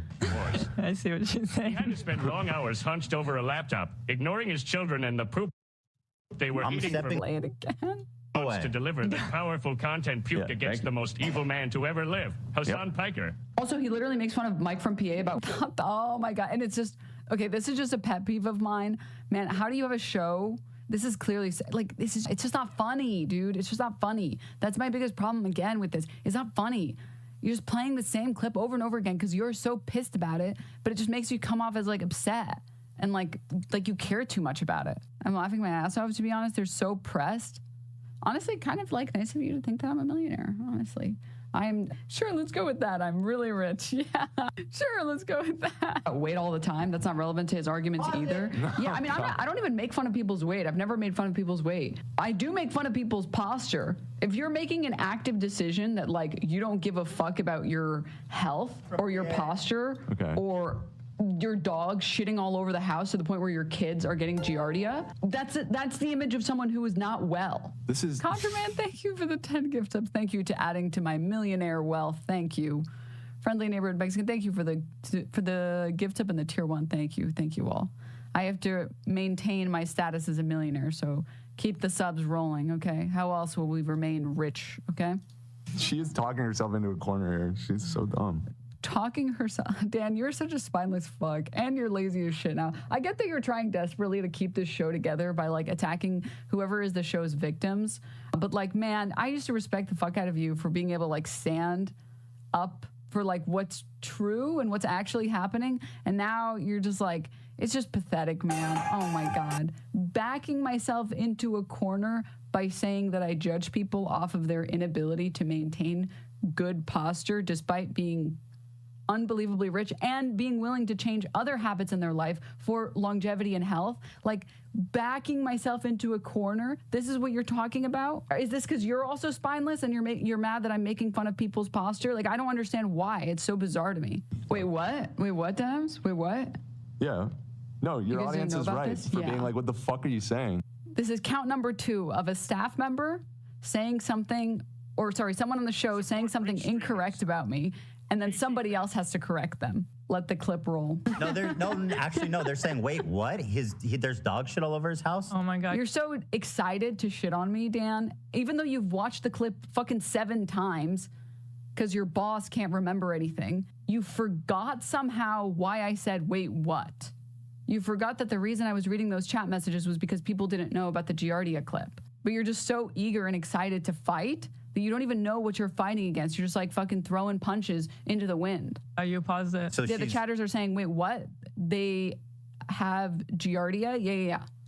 I just asked you not to positive. She's spreading defamatory claims. I'm spreading defamatory claims by showing people the clip of him saying that his kids got Giardia. And in the original clip, he doesn't say that he thinks that this happened. He says that they have Giardia. Her audience is like, oh shit. Okay. Got it. Gotcha. Zempic diet. Oh God. But also, like, it's about. I judge people who are rich way more harshly than I judge everyday people. Like, I'm sorry, if you're rich, which he is, and you put. Oh my God. Oh my God. Unpause it. Oh my God. That's the end where of it the fucking clip. We went through all of that, and I still don't even know. Let's thank our sponsor, and then we can dig deeper if we want. You know? Can we let Gabe go? Poor Gabe. Gabe, what are your thoughts? Thoughts, Gabe? Well, people that take care of their posture, you know, they're good people, but sometimes even good people feel unfortunate with their health, you know. If they have poor posture, but they're a good person. Gabe. It's what's the person that. Who is this? I guess the normie guy that they have. It's White Claw Gabe, bro. Fuck yeah, Friday. Thank you, Gabe. Gabe, thank you for having more moral clarity than these people. But they're good at heart. That's what I think. That's right. That's Just to exactly summarize, right. It's what's on the inside that Just to counts. summarize, you're saying that bad posture is not correlated to bad person. No correlation. How hard was that? Gabe gets it. It's actually intuitive. I like Weird, that, like Gabe. you lost never some plot. disappoint. Y'all are on another planet. You and I just You're not make talking up about the same shit that someone didn't say. No longer talking about rich assholes. Let me see your posture, Gabe. Can I see your posture? Look. Good man right there. That's a Unironically very well. just a little bit. That man does charity for Very well. Then. All right, let's let poor Gabe and I assume Nick. I want to say something. Okay. How Big Nick wants to know how's your colonoscopy. And then the rest of the show doesn't really have anything. They start talking to Gabe about this guy Nick, and then they talk about some movies or something, and then People keep asking for it, and I have a theory that you don't think it's funny. I do think it's funny. You don't play it. You don't have to lie though. That's on me, Gabe. You're the best. And then they keep going, and then they do a sponsor for Gamer Subs, and then after the Gamer Subs thing, they kind of don't talk about anything else. And then did they ever go back to find the context? Well, that's illegal. They can't do that. I And then really way later on, really they talk miss about not the hating H3. lawsuit. It was good stuff, man. But sorry, Where's Zionism the is unforgivable. timestamp? I have to pee. Their Chat. I have to positions pee so on bad. the conflict, But I want to finish this segment genocide first. is Where is it? Where unacceptable. did I put and it? they need Go to piss girl. No. roll it back. Well, actually, you know what? Actually, this is a good pausing point. No, you guys are right. I should go piss girl. If you guys could find the clip of him talking about the lawsuit or the timestamp, I would appreciate it. I'm gonna go piss. I'll be right back. Okay, hi. I'm back. Pissa. Feels so good, dude. Okay, let me see if I can go back to find. I don't know if anyone found the clip or not. Denim's knock first. I'm so sorry. You're right. I'm so sorry. You're right. That was my bad. Around 45 minutes ish. No, it was before then. Or sorry, it was after then. It was a separate point or a separate. Hold up. I think I have it on Twitter. Okay, I think I found it. I'm back. Okay. And then here it is. Sorry I had to give you guys so much fucking context first. The gloves are off at this point, and you guys will see the effects of that as we move forward through this. But I make no apology. I will do everything that I can to hold any of these people to justice in any possible way that I can. Be as misogynist as possible, and that's what's going to be never take happening. any of it back. And if you guys have any other And that clips of should really Denim help saying me that eventually. our kids, anything about our kids and the dog thing, I would love if you guys can compile Ethan that Klein's for me. kids eat their Just in general, dog if there's shit anyone in the because audience, because I don't want to miss Ethan anything. and Elo won't So clean it up. if you know of any, or if you want to help us Because look, they're you can send it to fucking us lazy on rich Discord, people, Dan? or throw it up on the Reddit. I mean, if you throw it up on the Reddit or something. Reddit, okay. Yeah. Yeah, let us know, because I'd love to sue her for defamation, amongst other things. He has to know that he's Streisanding me, and he just can't resist. He just loves to fight, dude, but he can't resist. He has nothing because he said it and you're repeating his own words. This is not there's no defamation suit here. On the Giardia thing, there's no defamation suit. For me to show a clip of you saying something. It's relatively common. It should be, they should have found it already. But anyway.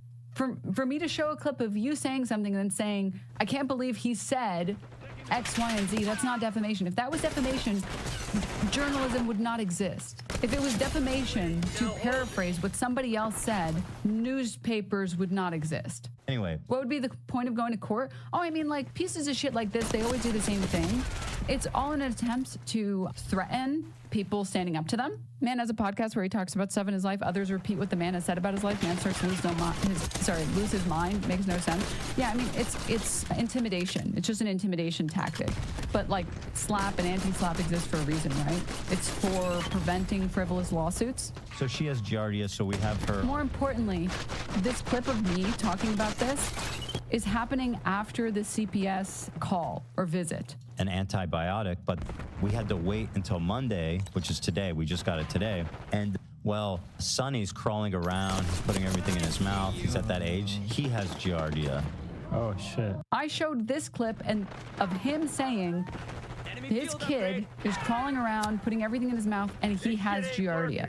I showed this clip and then said, that's a crazy thing to get on camera and admit, that your kid is crawling around, putting things in his mouth after you adopted a dog that has Giardia and like seemingly didn't quarantine them or whatever. And then he says in this clip, and you can only get Giardia by putting shit in your mouth. And now Ela has Giardia. Shut. For real? And now I think this morning I had diarrhea. Oh my God. What can I do to not get it? Yeah, I'm trying because I'm not trying to get it. No, it's extremely ridiculous to get. It's, you know, if you weren't all nasty bitches, just nasty people, like you claim Hasidic Jews to be, weren't just nasty, gross, stinking people, it wouldn't have spread. It would have stayed with Olive, right? How did the shit get everywhere? You didn't clean it. Just takes a little, so you got to keep it clean. We got a dog with a parasite. We got to make sure we got to clean every surface. You didn't do it. You didn't do it. You were lazy. Lazy rich people. All rich people are lazy. To ingest my poop. I don't know in what universe you think that you can. Rich people are lazy. They're perverts. They're what else? What else about rich people? Say, they can't be trusted. I'm trying to think of like tropes that are usually used by oppressed people and so rich people. What else am I got? Degenerates, of course. Criminals. We've taken control. Rich people are naturally inclined to criminality. Rich people are gonna lower your property value if they move in next door. Rich people are pieces of shit. And this is not even. And are diluting our bloodline. All right, I'm done. Do anything with regards to defamation here. When I'm showing something you said and saying, this is what you said. That hates frivolous lawsuits doesn't want this to happen. The part of me that loves denims would prefer if she doesn't have to go through something like that. But the part of me that loves content, it says, oh, sweet baby Jesus, please go through that discovery process. Oh, Timur, hi. Just tuned in. Are we doing scat content now? No. I don't want to do scat content, dude. No. Stop, please. Anything but that. Stop.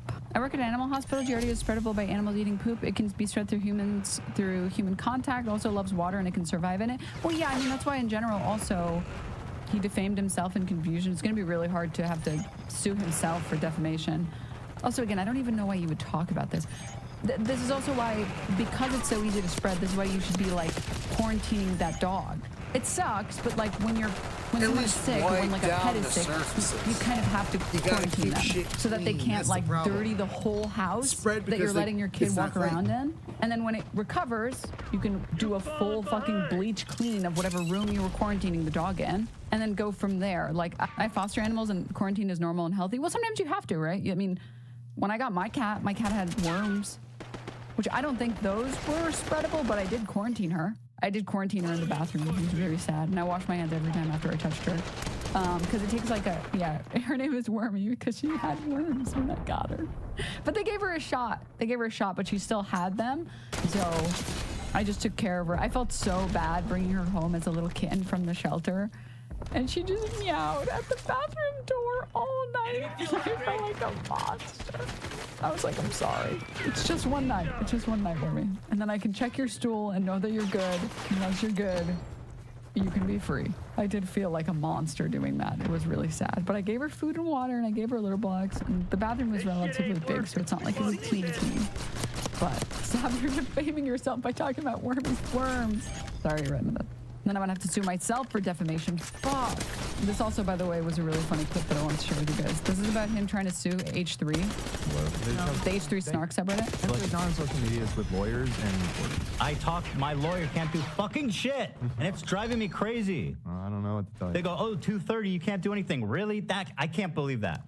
That a website just allows this level of harassment, and it's just like, oh, 230, you can't fucking... That's 230. Section 230, they can't be held responsible for what their users post. But there's no... And then, apparently later in the podcast... Dude, I will go and I will fucking... Ethan Klein threatens Reddit CEO in manic rant. Dude, NSR, you're fucked. Comrade Casey, you're fucked. Fucked up for this, man. I'll go there and do a show in front of their fucking office. I'll do what I have to do. I will go and I will fucking stay there as long as I need to, and I will do the show in front of Reddit headquarters and dedicate every fucking episode. It's just hilarious that in the same episode he's talking about suing people for defamation or harassment. To destroying every executive officer there and dragging them to fucking hell. I will drag these people into hell with me. That's what I'm saying I'll do. Go through every fucking detail of this dude's life. I'll go there and do a show in front of their... Yes, you look normal. Yes, you're the normal one. And on the same show, they say everyone in this show is the good guy. We're the good guy. I'm getting word that another story has hit the Instagram stories. It's the person who said that it was probably the pediatrician who did it, who called CPS. And he says, CPS spoke with the pediatrician, tests that Sonny's pediatrician ordered show he never had Giardia. You don't need to literally eat shit to get Giardia. You can get it from services. If Olive's bum brushed on the floor, even with a clean bum, it can spread across the floor surface. Regardless, he didn't even have it. Please report this post and the entire subreddit. Reddit continues to allow and enable an unmoderated sub to target my children for real-life harassment. They are trying to get my kids taken away. Reddit does nothing. Doug, you're the one who got on your show and said your kid has you didn't say I think or I suspect. You said, so now my kid has Giardia and my dog had Giardia, and don't worry, crewmates, you can only get it if you literally eat my shit. You said that. People were repeating what you said on your show. Whoa, the stick and bike meme? Why would people lie about this? Why would people say that my kid had Giardia after I said my kid had Giardia? Like, dude, you're the person saying this shit. It's you. And then some snarker clip. Reddit is rejecting reports it's okay to organize to make fraudulent calls to CPS. Okay, so we reported some content. They were like, we don't see anything wrong with this. This is just someone saying, it was probably the pediatrician, okay? We have reviewed your report, thanks for, okay, well, yeah, basically the subreddit or Reddit was like, we don't care. Also, in like the clip where he's like threatening this the Reddit CEO, it's really funny that like even Dan is like, I don't really think that that's gonna win people over. Dedicate every fucking episode to destroying every executive officer there and dragging them to fucking hell. I will drag these people into hell with me. That's what I'm saying I'll do. Go through every fucking detail. Such a good edit. Such a good edit. Let me see. Sorry, I have so many clips open. I'm trying to...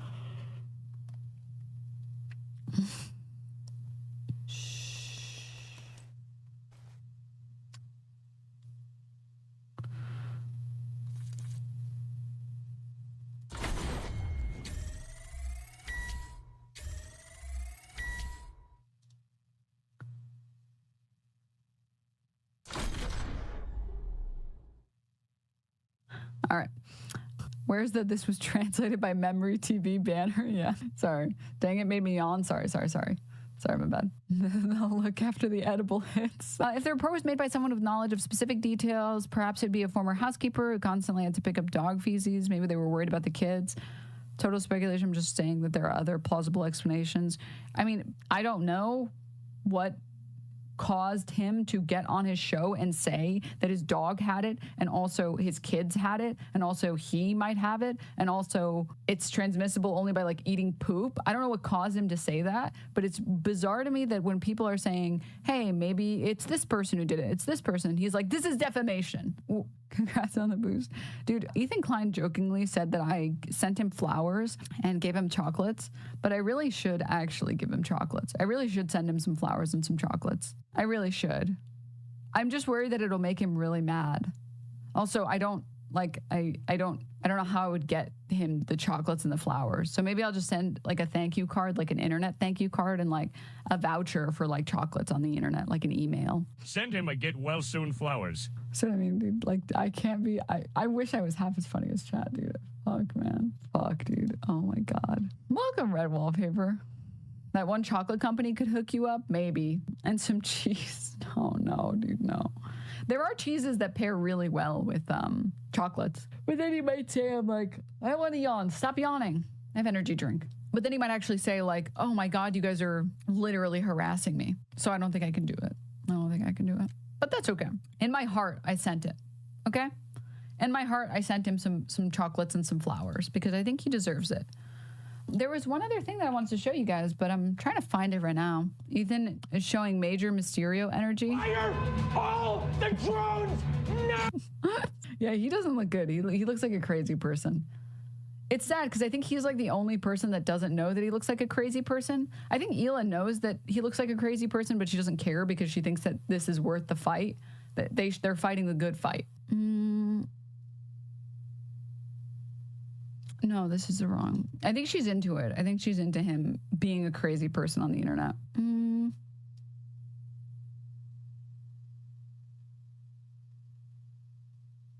Where is it? I wanted to find the unedited version of this clip. What's this? No, And as we're more? celebrating, Alfredo, oh no, swoops in and eats a whole human shit of Theodore's, this size. Show me. Like a whole. 3 years ago, Ethan told the story in his podcast about how his first infant was effectively traumatized after watching the small family dog ingest his human feces, and then go back for.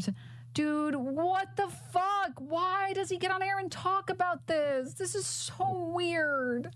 This is so weird. This is the shit that if it happens, you make sure it never happens again and then pretend like it never happened and like block that memory out of your brain, dude. Fuck. Whole human shit.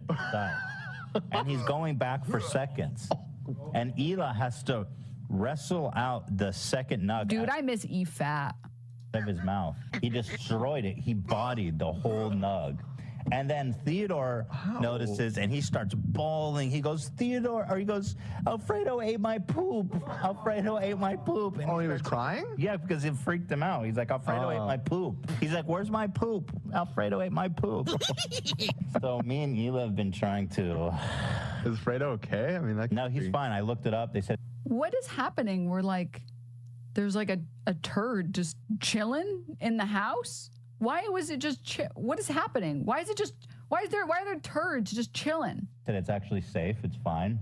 Okay. Like they'll digest it normally, and he did. He digested it. Double digested. He had a normal poop. He didn't puke or anything. Maybe a training potty. Okay, maybe potty training. Maybe. Wait, so he went in the toilet and got it? Well, he has a little baby toilet, a potty. Okay.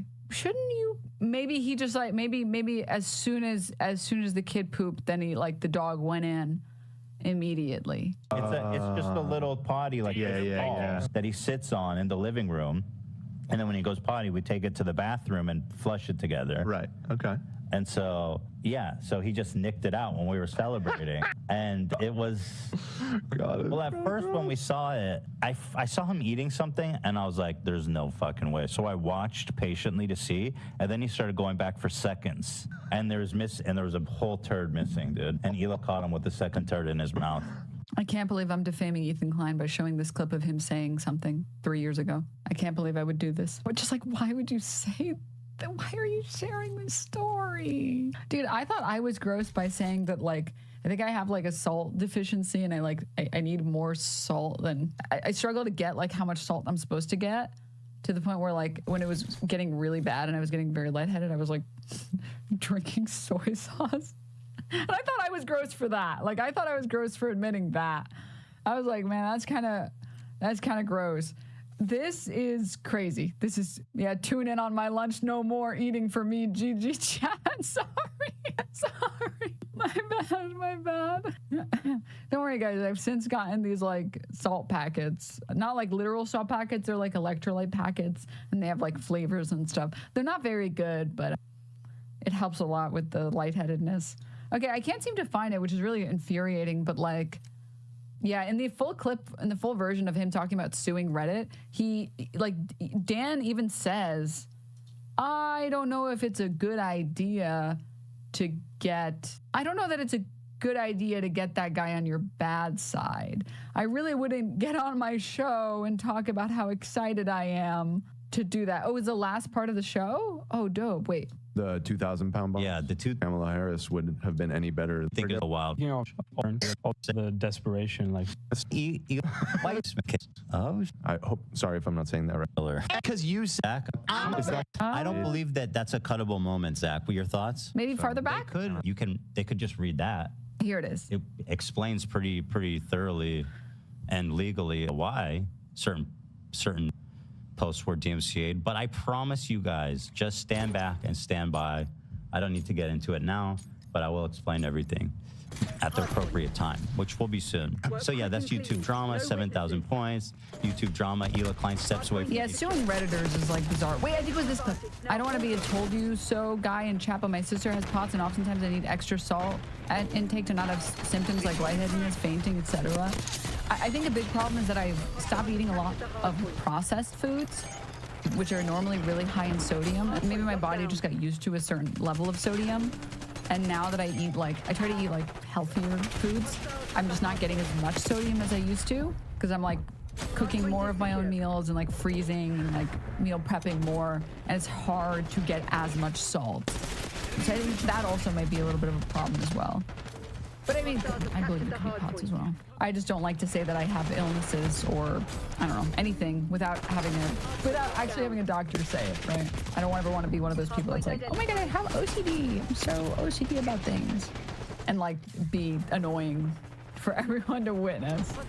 But let's watch this. Where's Reddit headquarters? San Francisco?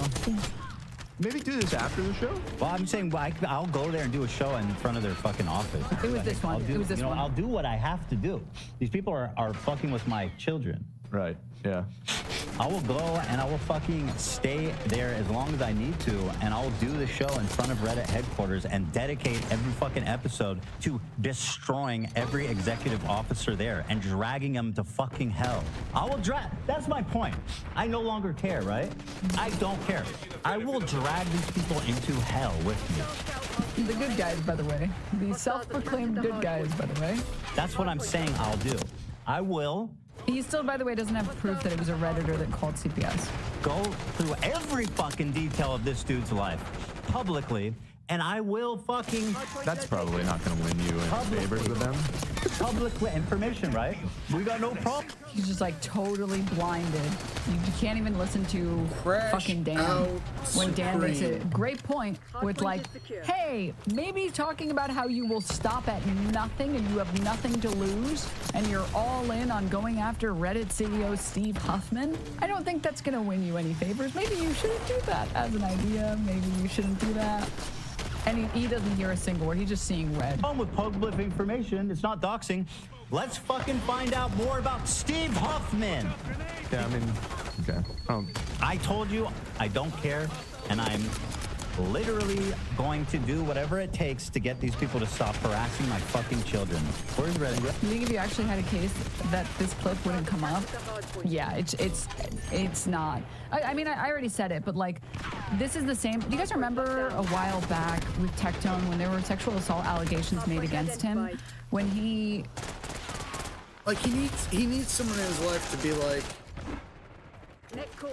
when he says things like they're threatening my children, someone needs to be like, no, they're not.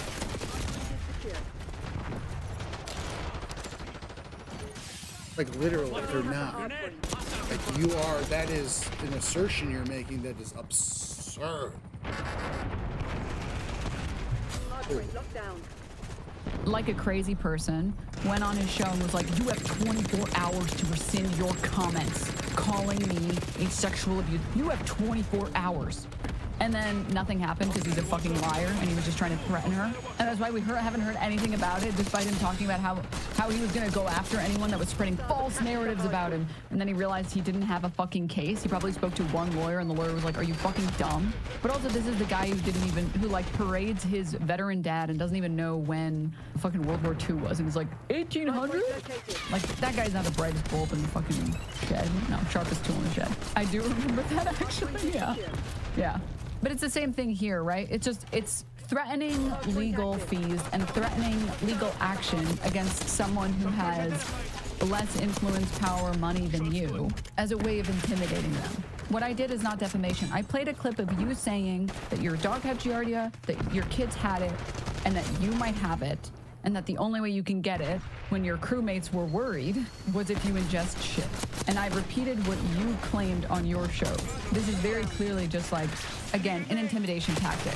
He's already losing the slap motion on like this other case against him. He doesn't want to take this to court. He doesn't want to take this to court. Slap motions are a bitch. Especially between content creators, it's very hard to, I don't want to say prove, but it's very hard to prove that your lawsuit isn't frivolous, especially when I'm just repeating what you yourself said about your kids and your family and your home. But also, again, chat, like, I must repeat many, many times, as many times as I have to, judge me by my enemies, guys.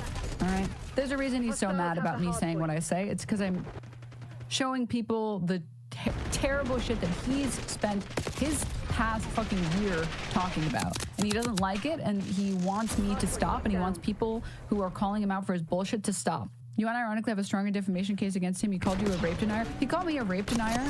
He called me an anti-Semite. He arguably engaged in quite a bit of harassment as well.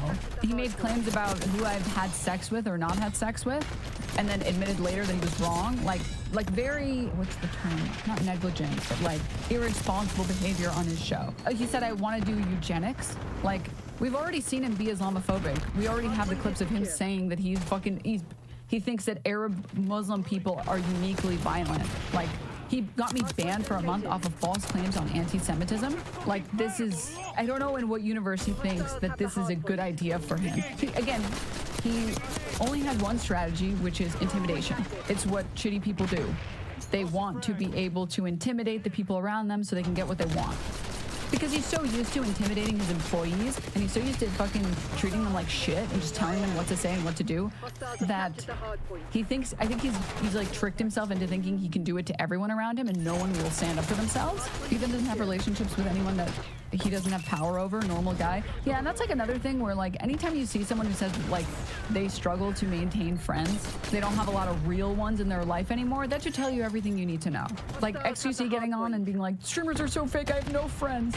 That's weird. A lot of other streamers don't seem to have this problem. That's bizarre. When Ethan Klein, the only people that he's friends with are his employees, like that full throat him, like, I don't know. I made so many great friends through streaming, so weird. Yeah, I've made so many friends through streaming and content in general. So like, again, he wants to silence all of his critics. They're quick to ban in the show, in the subreddit, and then they go to Snark subreddits and Ethan poisons a well and attacks them. He just wants no criticism. Yeah, the problem is that Ethan is a very classic cry bully, where he wants to be able to go after everyone in however manner he deems fit, but if anyone ever attacks him, it's like the most offensive thing that you can do. Dude, I get so sad about chatters like this, because these are chatters that have like the potential to be funny if only they could like stop being ideologues and like stop falling for nonsense on the internet. Someone's gonna get you back for calling CPS. I was off for 3 days. I hosted a friend all of Thursday. All of Wednesday, I played Factorio and Stardew Valley. All of Tuesday, I was cooking and baking. And I streamed on Monday. And as you might have noticed, there are no clips from my Monday stream. There's clips from my Friday stream, which happened after the CPS call. And I've already said countless times on my show, which you should know this, you've been here enough times, I don't encourage people to tap the glass. I tell people to go, if you have anger in your heart, which is reasonable, go bother your local fucking representatives, your local politicians. That's useful. Either, if you're not having fun, go bother local politicians. You should either be spending your time living life, enjoying this amazing experience of being alive, but if you want to be upset, go be upset about local politicians. Get some change in your neighborhood. You're a bad, stupid liar. Chatter, you could be so funny. Do you know how funny this comment is? You're clearly a funny chatter. Just stop posting cringe. This only fights kid-sized people like Mitch Jones. That is objectively a hilarious chat message. It's hilarious. Post more of that. Stop falling for boring fucking garbage propaganda. Come on. You're better than that chatter. Normally, I just insult chatters and say dumb things because there's no saving them. You're a savable chatter. We can save you. Okay? You can make funny comments. Come on. I'm just going to assume you're having a tough day or something, and that's why you're acting up today. But I believe in you, chatter, okay? You made your account and then immediately followed me. You're a real one, dog, okay? You're a real one. I believe in you. We can fix them, chat. We can make them cool again. We can make them cool again. Send hearts to chatter only small things.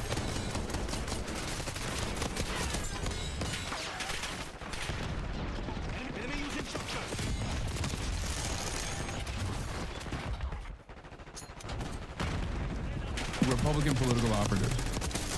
I would categorize someone like Theo Vaughn or Bradley Martin in an entirely different spectrum. Okay, on the political spectrum, they're somewhere very different. They open up the funnel and they have the broadest audiences, and it's important to go to where they're at and communicate with them and have a charitable back and forth. All right, here's the 1 hour. Yeah, I mean, people like Theo Vaughn are just dumb and unreflective and poorly read. You know, usually anti-intellectual. Charlie Kirk is probably well read, and he is a mindless right-wing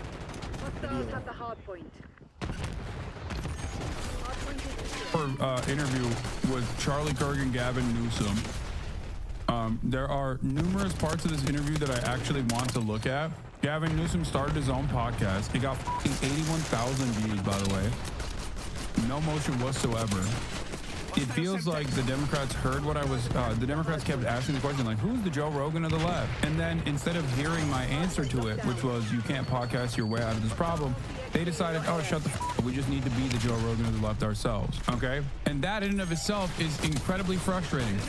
But there was also because the Democrats are worthless, bro. That he said in this conversation that he had with Charlie Kirk that was even more frustrating. It was actually what he said, the concessions that he made, that was very frustrating.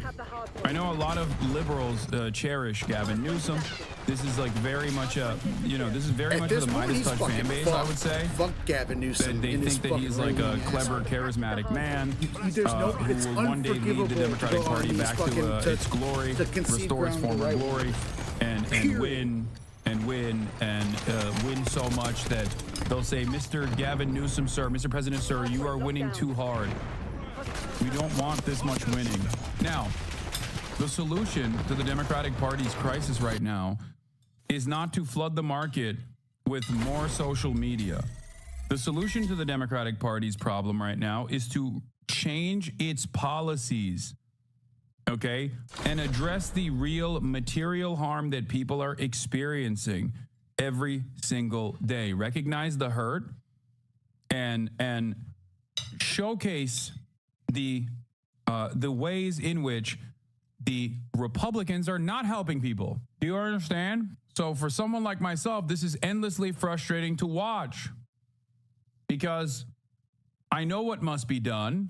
And I see this and I recognize that Dems are just like and do what's right. They think they can message their way out of this. They think if they have more charismatic podcasts and podcasters, or if the elected representatives themselves become the podcasters, this will be fine. This will be enough. That's not going to happen. It's very, very frustrating to watch. He's like, no, Dad, what time? What time's Charlie going to be here? What time? And I'm like, dude, you're in school tomorrow. He's 13. He's like, no. This morning, wakes up at 6 something. He's like, I'm coming. I'm like, he literally would not leave the house. Did you let him take off school? No, he. Also, an open admission that your 13-year-old is a major Charlie Kirk fan is literally an abdication of responsibility as a parent. Yeah, someone called CPS on Gavin Newsom. The fact that their kid is right-wing, unforgivable piece of shit. You like Charlie Kirk, you should be ground into meat. Ground into meat. There we go. You should be should be melted in acid. You should be thrown into the sun. You should be you should be standing on the edge of a caldera of an active volcano, violently pushed into it, and someone should watch you fall the way down. Thank you. Failed as a parent, Gavin Newsom. Charlie Kirk Why fans, would that's you what I'm say talking that? about. Thank you. Why would you say that? The man sitting across from you with the tiniest face of all time on the relatively sizable dome is literally anti-MLK, anti-civil rights, pro Derek Chauvin.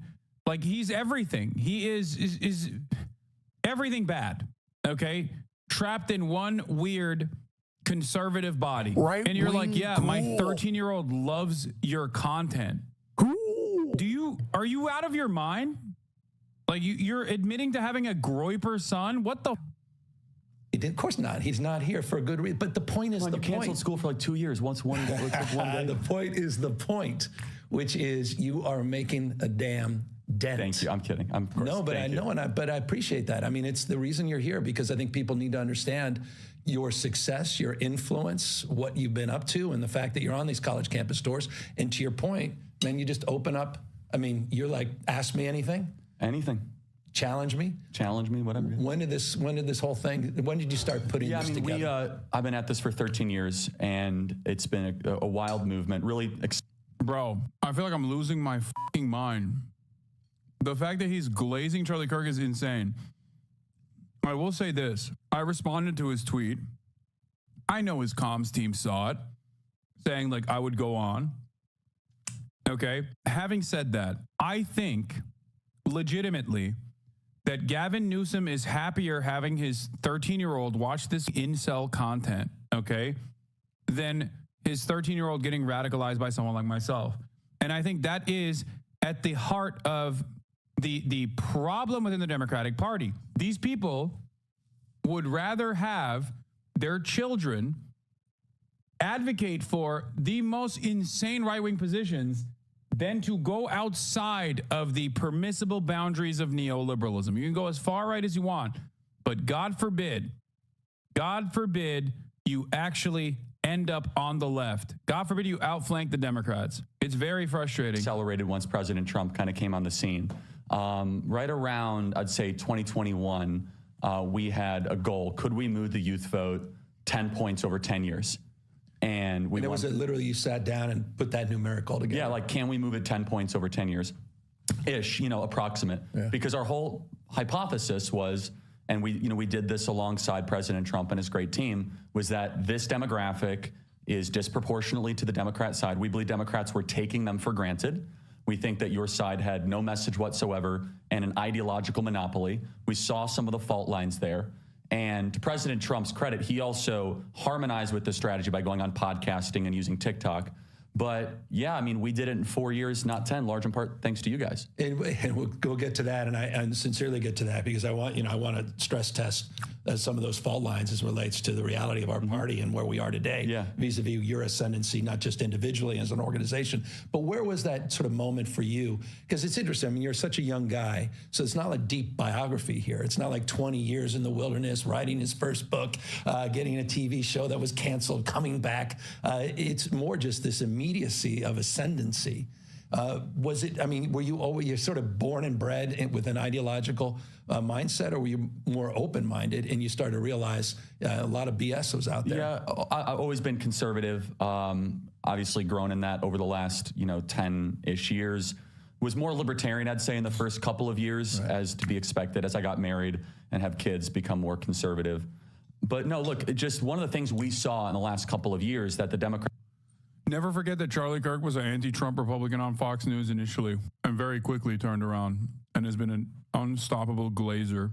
Democrats completely ignored, and your side was basically not acknowledging what was happening, was the crisis that young people were experiencing. Right. That, I mean, it's the first time in America's history that a 30-year-old is going to have it worse off than their parents. Right. It's a breakdown of the social compact. That's right. They are the most alcohol addicted, most drug addicted, most suicidal, most depressed, most medicated generation in history. Right. And the message that was largely being fed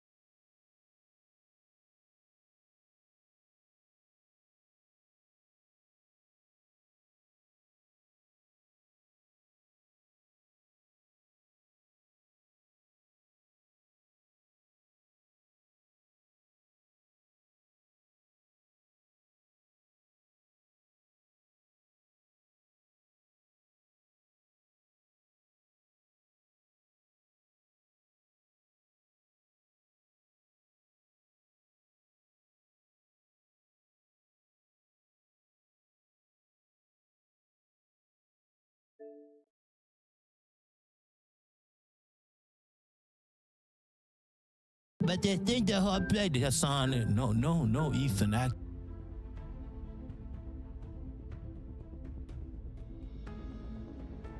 Virginia, South Carolina says, I also love the chant at the beginning because I was at that meetup. Every time I hear it, I remember that we are TYT. Oh, I love that, Virginia.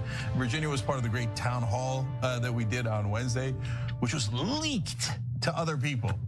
It was in the member section. We did it on air. Okay, but congratulations on your leak.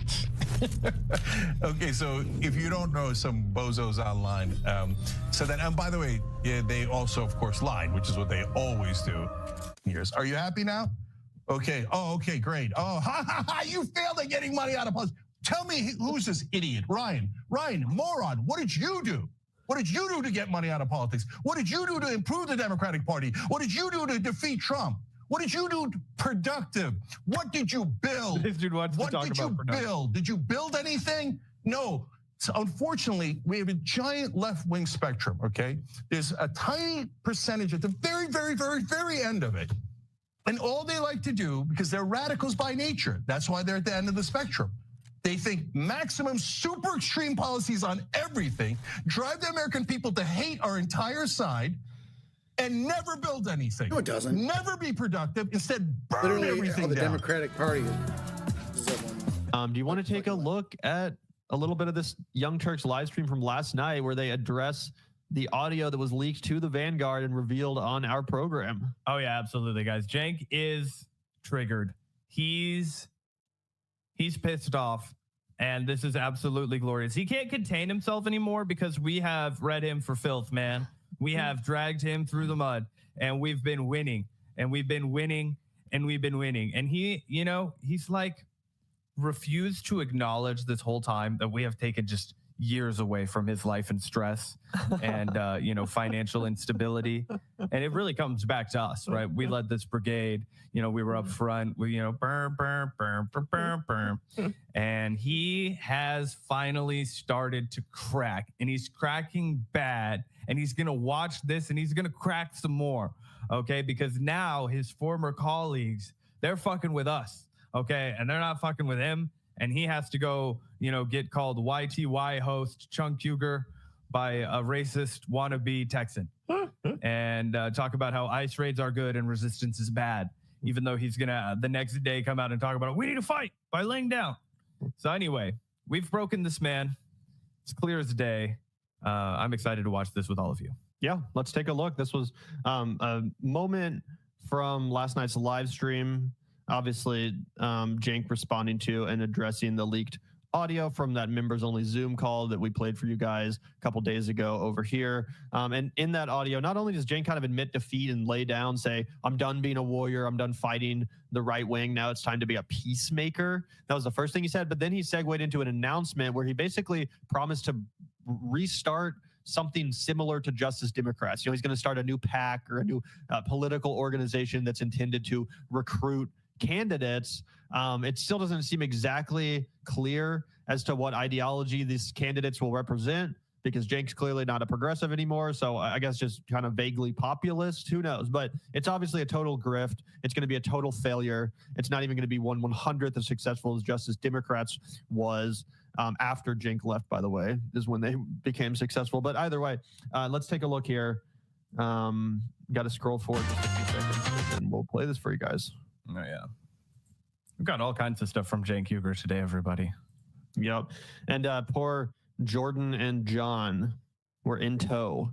They didn't get a chance to, add any thoughts or perspective of their own when it comes to this one, but they were awkwardly sitting there as Cenk did this. So yeah, let's take a look, guys.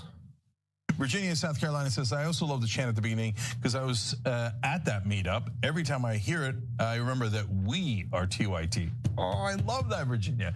Virginia was part of the great town hall that we did on Wednesday, which was leaked to other people. It was in the member section. We did it on air. Okay, but congratulations on your leak. Okay, so if you don't know, some bozos online said that, and by the way, yeah, they also, of course, lied, which is what they always do. And they say, oh, Cenk's gonna do a new project where he's gonna get paid. Really? What am I gonna get paid? What have I taken from any wolf pack, just Democrats, rebellion pack, cavalry pack? Zero. But did they say that? No, they just make up a lie because there's no accountability. So they just lie. They lie every time, every single time. So they're like, oh yeah, he's gonna make money. Where did I say that? Where did anybody say that? Oh, here we go again with yet another outrageous lie, because they love to smear and destroy. And by the way, we never actually said in that video, at least from what I remember, we never accused Cenk of having made money off of Justice Democrats or Rebellion PAC, at least not directly. What we did say is the reason why we think he will use this as a self-enrichment scheme is because of the fact that not even a year ago, when he was on the campaign trail running for president, he said on Crystal Kyle and Friends that he would take corporate PAC money, that he'd violate the one principle that he essentially built his whole network off of, which was to not take corporate money. He said, no, actually, I think I will, and I would if it's offered.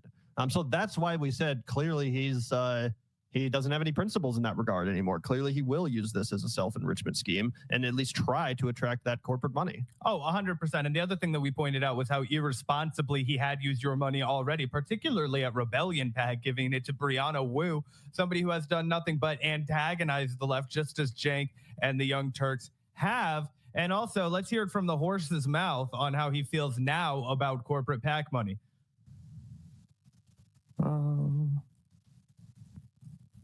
I want to clarify your position here. Will you accept big money donations? Will you accept corporate PAC money, super PAC money, etc.? Yeah. So, guys, I'm not going to do unilateral disarmament and go, okay, Joe Biden and everybody else and their uncle gets to have giant super PACs, but I'm not going to. No, if super PACs come in on my side. God. You want to know how I got this scar? Pinky swear we're not going to become addicts. I'm not going to be an addict, are you? If I don't cut down on my drinking, I'm going to die. Would you listen to me? Alex, get the f*** out of my house. You're a bitch. You're a bitch. You. Shame on you. Shame. You should be ashamed. What's your problem? I never even met her. And I woke up on the floor with vomit all over me, and the girl was dead. 3, 2, 1, I'm dead. Yeah, that's me right there, about to get hit in the head. And you may ask yourself, well, how did I get here? Well, the answer is actually incredibly complicated. It's so complicated that I had to make a whole wall situation with all the pictures and the yarn. That's right, I made a crazy yarn wall. All to tell you the story of a man named Jason Itzler, also known as Mr. Bass. This is a bathtub full of snakes. No, not him. Mr. Based, the self-proclaimed greatest live streamer of all time. Mirror, mirror on the wall, who's the greatest streamer of all? You are Jason! Could I ever be as big as Mr. Beast in the future? I don't know. Could you help me? Try? I'm not as famous as him. I don't know if, like, my advice would work. Can we try? Try, yeah. Try to get me bigger than Mr. Beast? We could try. I love you, Josh. Ha! I've been coming here for a decade. Me too, man. Many reasons to wear a hat. With the way the climate's changing now and the strength of the sun, you're an idiot not to wear a hat because, man. You know, you're talking to the world's greatest sun gazer. I'm not only the world's greatest live streamer, I'm also the world's greatest sun gazer. Sun gazing does a lot for you. It's the two things I'm good at. I'm better at sun gazing than streaming. I'm a breatharian. I hardly eat food. I stare at the sun, yeah. Wow. I did a 40-day water only fast a few years ago. Vitamin D. Yeah, well, not exclusively. I still eat food, but I eat much less than you would think. Oh, yeah. I eat like 1,000 calories a day, like a girl. This is like eating breakfast for me. Photosynthesis. Photosynthesis. You want to sing 1,700 hours just to be funny? Let's do it on the way here. No, while I'm looking at the sun, it would be funny. No, while we're walking. Let's go. Oh, give me 1 minute. This is like me eating. I haven't eaten anything today. I'm unusual like you are, Josh. You're very unusual. I'm very unusual. I love your unusualness. How long are you gonna Think stand of me there, as bro? like a phone being plugged in.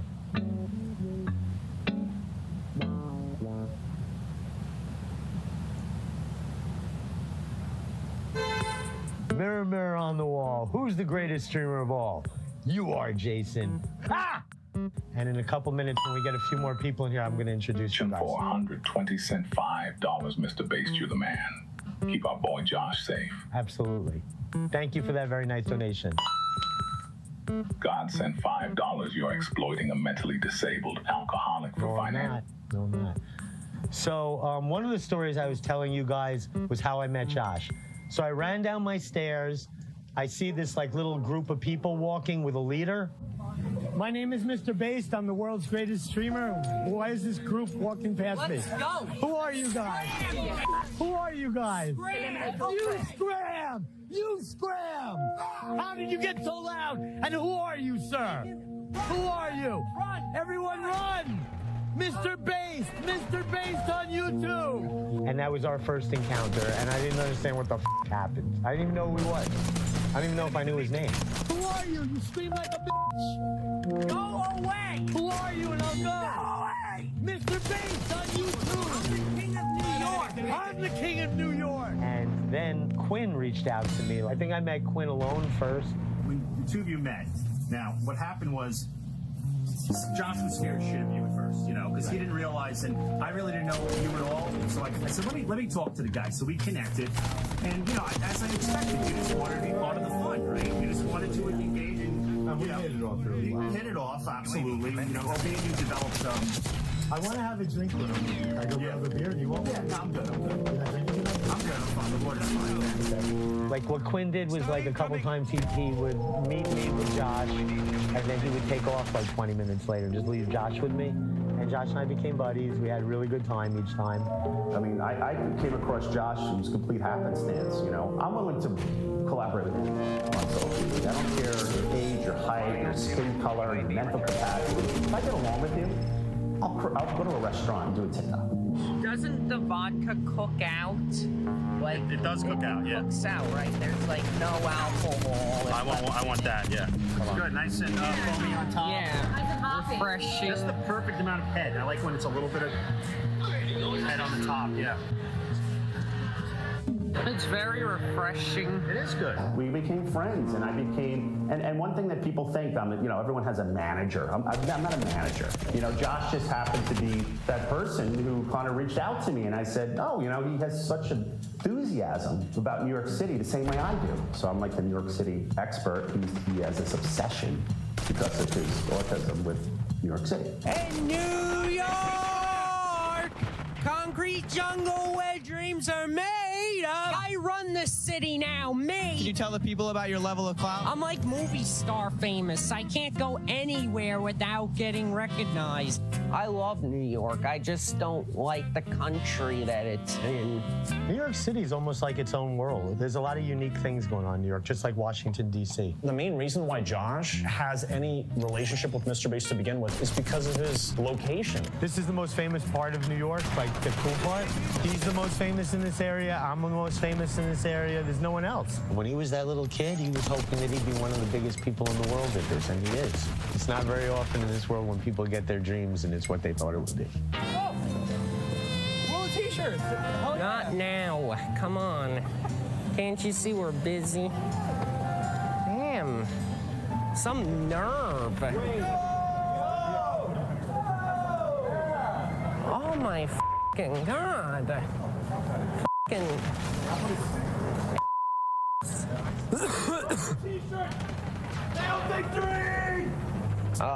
It's kind of annoying, you know, being a celebrity. I can't even walk a block without someone wanting a picture. Oh my God. Oh no, I don't have time right now. What? God. This is so cool. No, I don't have time. Can I take a photo with you? Okay, then you gotta Thank you go. so much. Okay. Being famous, you know, I'm not like TikTok fame is the worst kind of fame because I'm not making millions of dollars even with all these problems, I still get taken advantage of. We're a great team, you know that? Yeah. Oh, can you make a TikTok so some people watch us? I will. Within 5 minutes? Yeah. Promise? I promise. Thank you, sir. I think that Michael Quinn made him a full-blown alcoholic. I think he turned 21. He started drinking alcohol. He met Michael Quinn. Michael Quinn made drinking the funnest, coolest thing in the world. He becomes a full-blown alcoholic, and we're wondering if he's going to live or die. You know what I'm saying? He's a full-blown alcoholic before he's hanging out with me, right? Like, how do I enable him? He was drinking before I met him, and it's just Quinn fits the bill of the villain because he's taking advantage of this person for views, for clout, and is enabling him. And you know, and I, as a contrast to Michael Quinn, make him look like the devil, in my opinion. And it's all Jason's fault. Jason's fault for what? What the fuck did I do?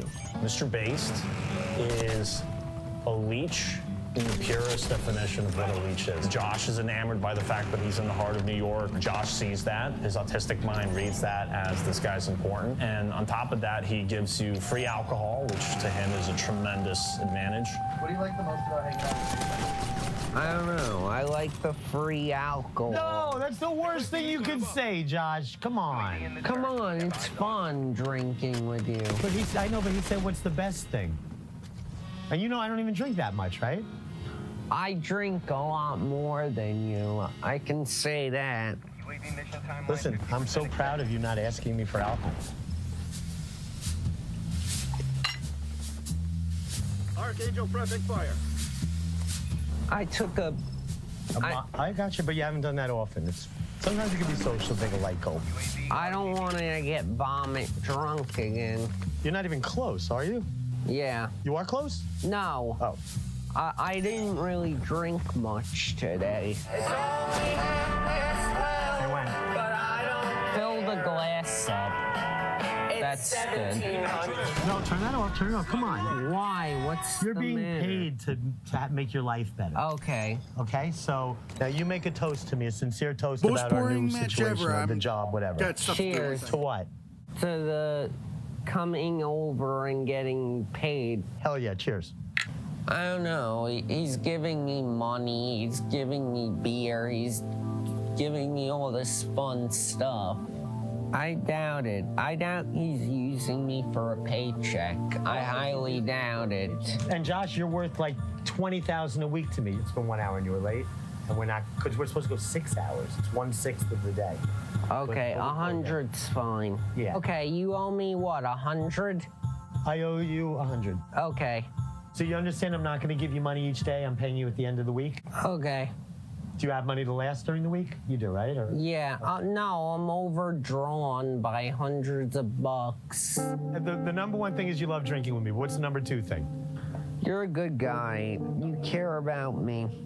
Could that become the number one thing, please? Yeah. $2,400 today. Wow. What's that for this week? Bro, my bank account is fat. My bank account hasn't been fat like this in a while. Not since the New York Confidential days? Yeah, maybe. I'm a very lucky person, usually. Everything with me is unusual. Like Josh Block, anything he does is unusual. I'm unusual, too. Did you do any drugs when you were younger? Me? Like in I your tried. 20s? I tried. Like I was addicted to Special K at one time. Oh, really? Yeah, it was fun. Fun? When I had my escort agency, I was addicted to Special K. It made the whole, like, my life a cartoon. Was that a fun life? Yeah, until it fell apart, yeah. So it was fun the whole time until it fell apart? There was nothing negative about it at all? This guy called us yesterday. His name is Jason Itzler. I said, hey, bring him in. He was busted by Governor Elliot Spitzer for a prostitution ring. Jason Itzler spent 2.5 years in prison for running a call girl ring. So, Jason, just give us a background. What was the name of your escort service? It was New York Confidential. I wasn't drawn to sex workers, and I wasn't really drawn to strippers per se. But there was a time in America, like the 80s and the 90s, New York in the 90s. But the 80s might have been a little better than the 90s, but the 90s were great. So I had like tons of adventures before I get to New York Confidential. But New York Confidential is my most famous one. Now, coming Wednesday, the story that has gripped New York, it is about to grip the country, and you will only see it on The Insider. Cameras go behind the closed doors of New York Confidential, the escort service that was under surveillance by police. I'm telling you now how I started New York Confidential. So I'm in the Chelsea marketplace. I'm working for Legal Match. I got 12 girls around me. I hired really pretty girls to be my telemarketers. I needed girls to call lawyers up and talk to them. I thought, like, pretty girls are not intimidated by men. They're not going to be intimidated by a powerful lawyer. I went to lunch with a friend of mine, Bruce Glasser, like a handsome 6'8" Jewish guy. He came to my office to pick me up for lunch, and I introduced him to all the girls, and he pulls me aside. He's like, Jason, you motherfucker. He goes, you know what you have here? And I'm like, what? He goes, you've got the best escort agency in Manhattan. Sex, drugs, rock and roll. Drugs are illegal. Rock and roll, I'm not that talented. Sex has potential. In my opinion, it's New York's best escort agency. We have the best, most beautiful, desirable women. The girls here specialize in something called the GFE. That's the girlfriend experience. That's something we specialize in here at New York Confidential, and that's what brings us all our best clients and keeps them coming back. Girlfriend experience is passionate kissing, hugs, love, affection, romance. A lot of girlfriends and wives don't know anything about the GFE. You're the center of the girls' universe the entire time you're together. What I want you to say to these people is, listen, I'm a sensitive person. See me through the agency a couple times, and I'd love to give you my phone number. That's what you say. You put a carrot in front of it. It grew because since I knew nothing about the escort business and I never did it before and I didn't like copy one, I had to figure it out on my own from scratch. And I decided on my own that the most appealing escorts were girls that would never think about being escorts. The only way to pull that off is for me to hire girls that have no experience being escorts, being strippers. Girls have to be fresh, new. The game is to, the first hour, who cares? It's bullshit. Get extra hours off these people. Okay? Divide and conquer. Pull them away from their friends and get them to keep doing it. Yeah. We have an amazing friendship, an amazing business relationship, and we do have sex every once in a while. I love you that we're having this conversation. I think it's the fact that we make it so acceptable for people to do this for a living that you would even do this, you know? So when you were being the king of all pimps, you fell in love with one of the escorts, right? You fell in love with the top earner, Natalia. Natalia, yeah. Where's Natalia? Natalia! I love Natalia. Natalia is fun. She's full of energy. Natalia's not jealous. Natalia wants me to be happy. And she's the #1 rated escort in the history of the world. Why is Natalia so bookable? You know, that's the $10,000 mystery question. I want to find out what makes her reviews so good. She's legendary in New York, if not all the United States. Is it the system or is it the state, you know? She's been an escort for 8 weeks, and she's the #1 rated escort in the history of the world. I don't generally get into character. When I first started working, I was like amazed how often I came. Totally, it was like a little bit weird. I want to remember you more. I can't pretend. I can't be fake. I've never been happier. I've never been more together. I've never been in like such an exciting, beautiful place. This has been like the smartest choice of my life. Where I came up with a pitch that always worked. I'd be like, try it once. If you hate it, never do it again. If you love it, you're doing it. And they're like, that sounds reasonable.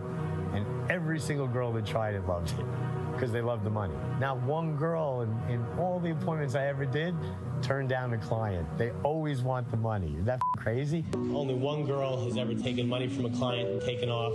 I have absolutely no problem with that at all. I think it's the cost of doing business. The power of pussy. It's sort of like this machine that's just sort of going and getting bigger and bigger and bigger. I'm kind of concerned that it's getting a little bit out of control. Jason says, the only thing I'm afraid of is not being the best at what I do. Holbert, we're going to do more business tonight. Both of you are beautiful. but you're not the most beautiful in the world. You understand?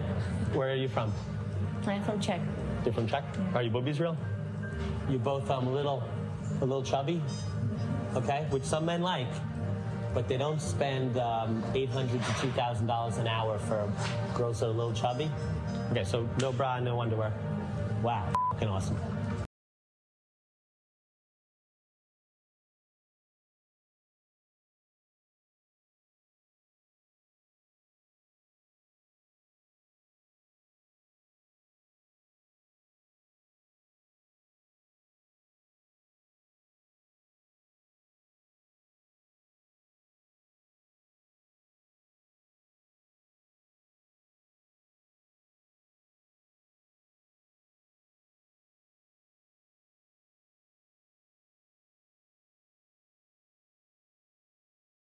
People watch him. He literally will talk and drone on about nothing.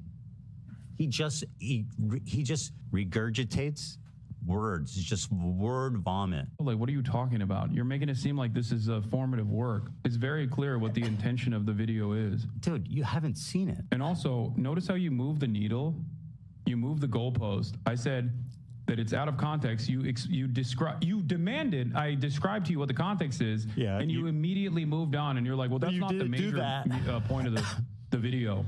You didn't do the context thing. You didn't explain At a certain point, you have to understand, like, okay, well, if this is incorrect, do you like being incorrect? I guess you do. How do you know they're incorrect? He's not. What is he saying? If you missed it, here's the part of the video Ethan very conveniently skips over. Chatter was asking for how certain things are clipped out of context. Here, this is a great example. Inbred douchebags in the background, Like, just dude. dudes standing back there. Entirely comprised of messy. And this is an ongoing like joke with this community. These are just benign dudes. Just I don't know what the fuck they're doing. It looks like they're doing charity or something. It looks like they've got water or box. They're doing charity. Remember, by the way, this is a video that he quote unquote researched for months. Or something like they're helping, and he's going, "Oh, look at these." It's like, bro, who are you? Who are you? Like, how dare you? Guys, the Israeli police is investigating the attack on the Gaza aid convoy. Israeli security forces are paid to stop this happening. They either could not or would not, but clearly did not prevent Israeli settlers attacking an aid convoy yesterday from the West Bank bound for Gaza, where, say aid agencies, hundreds of thousands of civilians face famine. But during the unloading and loading, settlers attacked these trucks, destroying the products and burning them in a systematic act of sabotage. A continuation of images seen yesterday as settlers destroyed food at the same crossing point. So, does that make sense? Do you understand now? Every single clip that he used, every single one is exactly like this. Where's that one chatter who asked that question? I assume he f***ed off immediately after coming in and saying, like, this is, now he said some other stupid shit. I mean, that's clearly not the messaging of the video. If you're saying his claim is you scared him, do you have any media literacy whatsoever? Do you think I need media literacy to understand a YouTube drama slop video? Like, what are you talking about? You're making it seem like this is a formative work. It's very clear what the intention of the video is. And also, notice how you move the needle, you move the goalpost. I said that it's out of context. You demanded I describe to you what the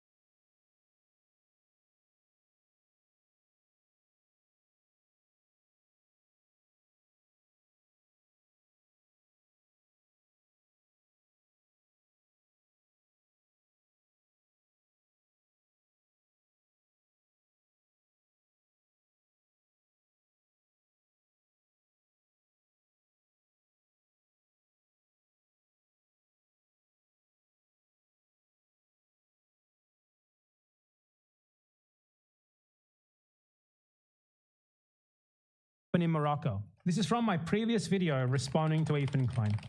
I'm just going to let him speak and then I will play my response.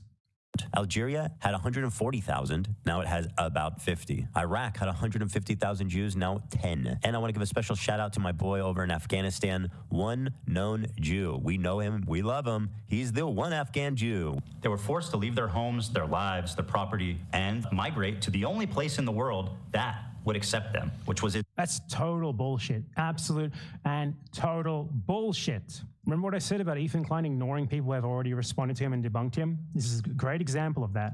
If it wasn't for anti-Semitism, most of them probably still live in the Arab world.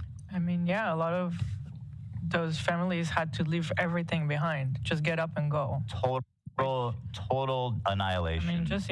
Okay, that is simply not true. But as I went over earlier, where Israel Zionists always saw anti-Semitism as a boon for themselves, you can see there that Ethan and Healer at least kind of acknowledge this, which I guess is okay, good on them, but they don't acknowledge the key role that Israel played in intentionally stoking that anti-Semitism in the Arab world, and the fact that in many cases, they were not so simply expulsions. There was literally the Israelis making deals with these countries to get them to expel their Jews to Israel. Firstly, again, it's important to note that what's happened to Jews in these countries, in these Arab countries, is obviously not legitimate. It was obviously wrong and illegal. However, it was a reaction to the Israeli expulsion of Palestinians. It was a reaction to a unilateral Israeli declaration of independence, followed by expansion, an expansion which has continued ever since, something which the people who were there beforehand had never agreed to, and which was obviously unjust to expect them to accept. Israel knew that there would be an adverse reaction against this in those countries, against the Jews who were there. They had been warned of it, yet they did it anyway. For two, they present this as like some sort of immediate expulsion, but it simply was not that. Jews leaving these countries happened over the course of the next 10 to 20 years. It was not like, okay, you do this to the Palestinians, we do this to you. In many cases, these countries tried desperately to keep Jews there. They banned immigration of Jews to Israel. They banned immigration of Jews. The Jewish Agency, one of the most important Israeli/Zionist organizations in the entire world, struck a deal with the French governors of Morocco, because Morocco was still a French colony at this time, to have 100,000 Jews forcibly deported to Israel. Many of them did not want to leave. They were essentially forced onto the boat. That's not an Arab expulsion of Jews. It is an Israeli-French expulsion of Jews. Remember what he said about Morocco as his first point there? Great example of Ethan lying, huh? Leaving out context entirely.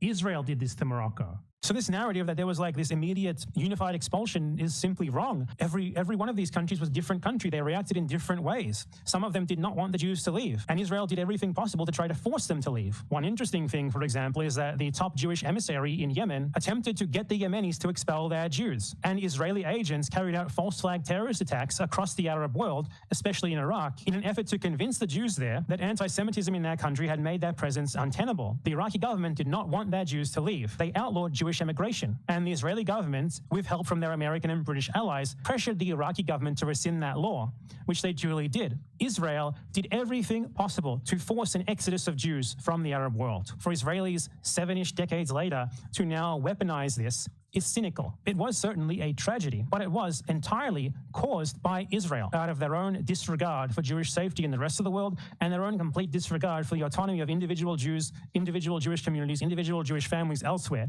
They considered them as little more than tools for their colonial project, and did everything possible to make their lives in their Middle Eastern homes, aside from Palestine, untenable. An extremely important thing as well is that Palestinians have always been conscious of this. Palestinian negotiators have always been adamant that Israel needs to discuss the matter of Jewish compensation or return to the lands that they were supposedly expelled from with those governments, because they are Palestinians. They are not responsible for what those governments did, and they cannot negotiate on their behalf, which is obviously self-evidently true. Another thing is that the Palestinian leadership has for a very long time been conscious of what these Arab Jews mean to the Israeli propaganda narrative. And in 1975, the Palestinian Liberation Organization, at the time the most important Palestinian organization, asked that the Arab nations from which these Jews were from issue a formal invitation to them to return and be given their assets back, or at least to receive compensation. None of them took them up on this offer. In contrast, the Israeli state has never even once, even acknowledge the ownership of a single Palestinian who had been expelled from their land or home, let alone offered to give it back to them. And this is because this entire narrative of Jewish expulsion, the false narrative of mass Jewish expulsion, because while there were expulsions, obviously it was not characterized solely by expulsions. There was a lot of forced migration induced by Israel, some expulsions and then some voluntary migration, is bullshit, because the Israelis don't actually care about this. For them, it is a rhetorical tool that they solely bring up in response to the Palestinian right of return. The Israeli government itself is very careful of this, because they know that if they start talking seriously and openly about this Jewish right to return to other Middle Eastern countries, that legitimizes the Palestinian one. And the Palestinian right of return is what they want to prevent, because these people don't want to go back. You know, they're living at large in Israel at the expense of Palestinians. Why would they want to go and be given like their grandparents or their great-grandparents' land back in Iraq or something? On the other hand, the Palestinians desperately need their land. They have no other land. They have no other assets. They have no other place to go. So for Israel, this is a rhetorical tool that they use. Though the government itself doesn't really use it. It's mostly Zionists not operating in an official capacity who like to bring it up. In the 1990s, when the Israelis started paying more attention to this rhetorical strategy, they investigated pushing these claims during the so-called peace process that was going on then, and decided against doing so, or even trying to do like any sort of serious investigation into how much Jewish property had been lost, how much it was worth, and pushing the countries that were involved for compensation for it, because they were worried about the precedent that would set, which would allow Palestinians to do the same regarding Israel. The Israeli state in 1999 even forcibly dismantled the agency that it had set up to represent Arab Jews in their claims for their land and compensation from other Middle Eastern countries, because the organization took on a life of its own and tried to secure equal representation among it for the 1 million Middle Eastern Jews who don't live in Israel. They simply didn't actually care. For them, they set up this organization as just sort of a no-you. And once it became its own thing that no longer suited their interests, they got rid of it. So it is a dishonest narrative. They don't really care about this. It is something that they bring up and frame in a completely dishonest, bullshit way that erases a ton of the history, erases a ton of what actually happened, solely to push back on Palestinians who are attempting to claim their own right to return to the land that Israel and Israelis stole from them. The narrative, as Ethan Klein did there, requires an erasure of the Nakba to really function properly, and it requires a historical denial of what actually happened afterwards to the Jews in the Middle East, a whole lot of which was imposed upon them by Israel, because the full story is not one of reciprocal expulsions that can be compared at all. It is the Zionists and then the Israelis, after they declared independence, implementing a long-held plan to expel the Palestinians, and then also implementing measures to encourage the Middle Eastern Jews to emigrate to Israel, combined with limited expulsions, which themselves only happened as a reaction to what the Israelis first did to the Palestinians, which began before they had declared independence and before the intervention of the Arab states. We need to ask here, if Israel seriously wants to press these claims for Jewish or Israeli property in these Arab countries, well, these Arab countries have been attempting to normalize relations with Israel for decades now. If anything, they are subservient to Israel and its European American allies. Yet Israel, in these negotiations, has never tried to press them for the return of Jewish property and for the right of return for Jews who had, or descendants of Jews who had left these countries. You know why that is? Because Israel doesn't care, because Zionists don't care. For them, this is a tool. Just like they use the Holocaust as a rhetorical tool to somehow legitimize the oppression, the killing, the massacre, the theft of land from Palestinians who had nothing to do with it, to the point that Netanyahu claims that Hitler only wanted to kill Jews because he was convinced by a Palestinian. In the exact same vein, this narrative of the mass expulsion of the Arab Jews is presented as the initiative of like some unified Arab consciousness where all Arabs or all Middle Easterners are responsible for what is done by any country, even though when you actually look at the facts, these things happen differently in many different countries. In many countries, there was no mass expulsion. In many countries, the Israelis did everything they possibly could to force the Jews out themselves. And this sort of homogenization serves to somehow blame this on the Palestinians and thus cynically utilize Jewish historical oppression to legitimize current Jewish supremacy and the horrific consequences of this that we are seeing presently, clear as day in Gaza. Okay, so, yeah, brutalized, destroyed, and this was uploaded, and Ethan certainly saw this as almost 300,000 views. This was uploaded on October 28th, before he even announced that he was making this content nuke video. He knew that this argument had been made. He decided to ignore it completely. What more is there to say? He's just reiterating the same bullshit narrative.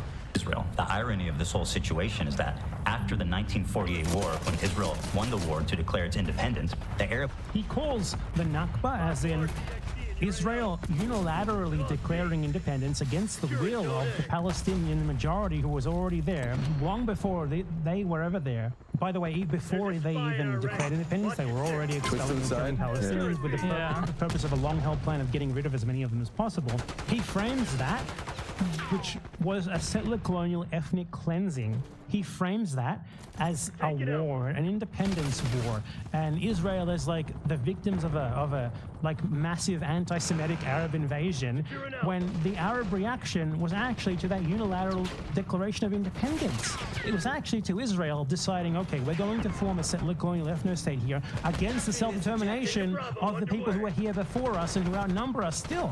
It's ludicrous framing. The countries got super anti-Semitic against their own Jewish citizenry. They got super anti-Semitic. Oh, give me a... That had nothing to do with Israel. And as a result, they kicked them all out, 1 million plus of them, and forced them to go. 1 million plus. The one place they hated the most, Israel. And now those same people that forced Israel forced them there more than the Arab countries did. them out of their homes are telling them they don't belong there. So if the Jews of Israel are surrounded by Islamic militant terrorist groups, then the Jews of Israel are surrounded by Islamic militant terrorist groups. That's how have stated their goal is to annihilate Israel as a... So Israel is surrounded by Hamas. Why does Hamas exist, Ethan Klein? Was Hamas there before Israel existed? Or was it formed in the 80s, partly on the initiative of Israel itself, because Israel funded Islamists in Gaza, hoping that the Islamists would become more popular than the secular organizations because they saw the Islamists as being easier to control. That didn't work out as they thought, did it? Hamas was formed as a reaction to already 40 to 50 years of Israeli oppression, ethnic cleansing, genocide, settler colonialism in Gaza, in a concentration camp. This is a resistance group. And he frames it as just poor little Israel is surrounded by evil Islamists, anti-Semites. Hezbollah was formed in reaction to multiple Israeli attacks and invasions on Lebanon. Why was Israel attacking and invading Lebanon? Because the Palestinian resistance went there. So these are groups that only exist due to Israeli aggression, due to Israeli oppression, due to Israeli genocide, due to Israeli settler colonialism. It's a circular logic, isn't it?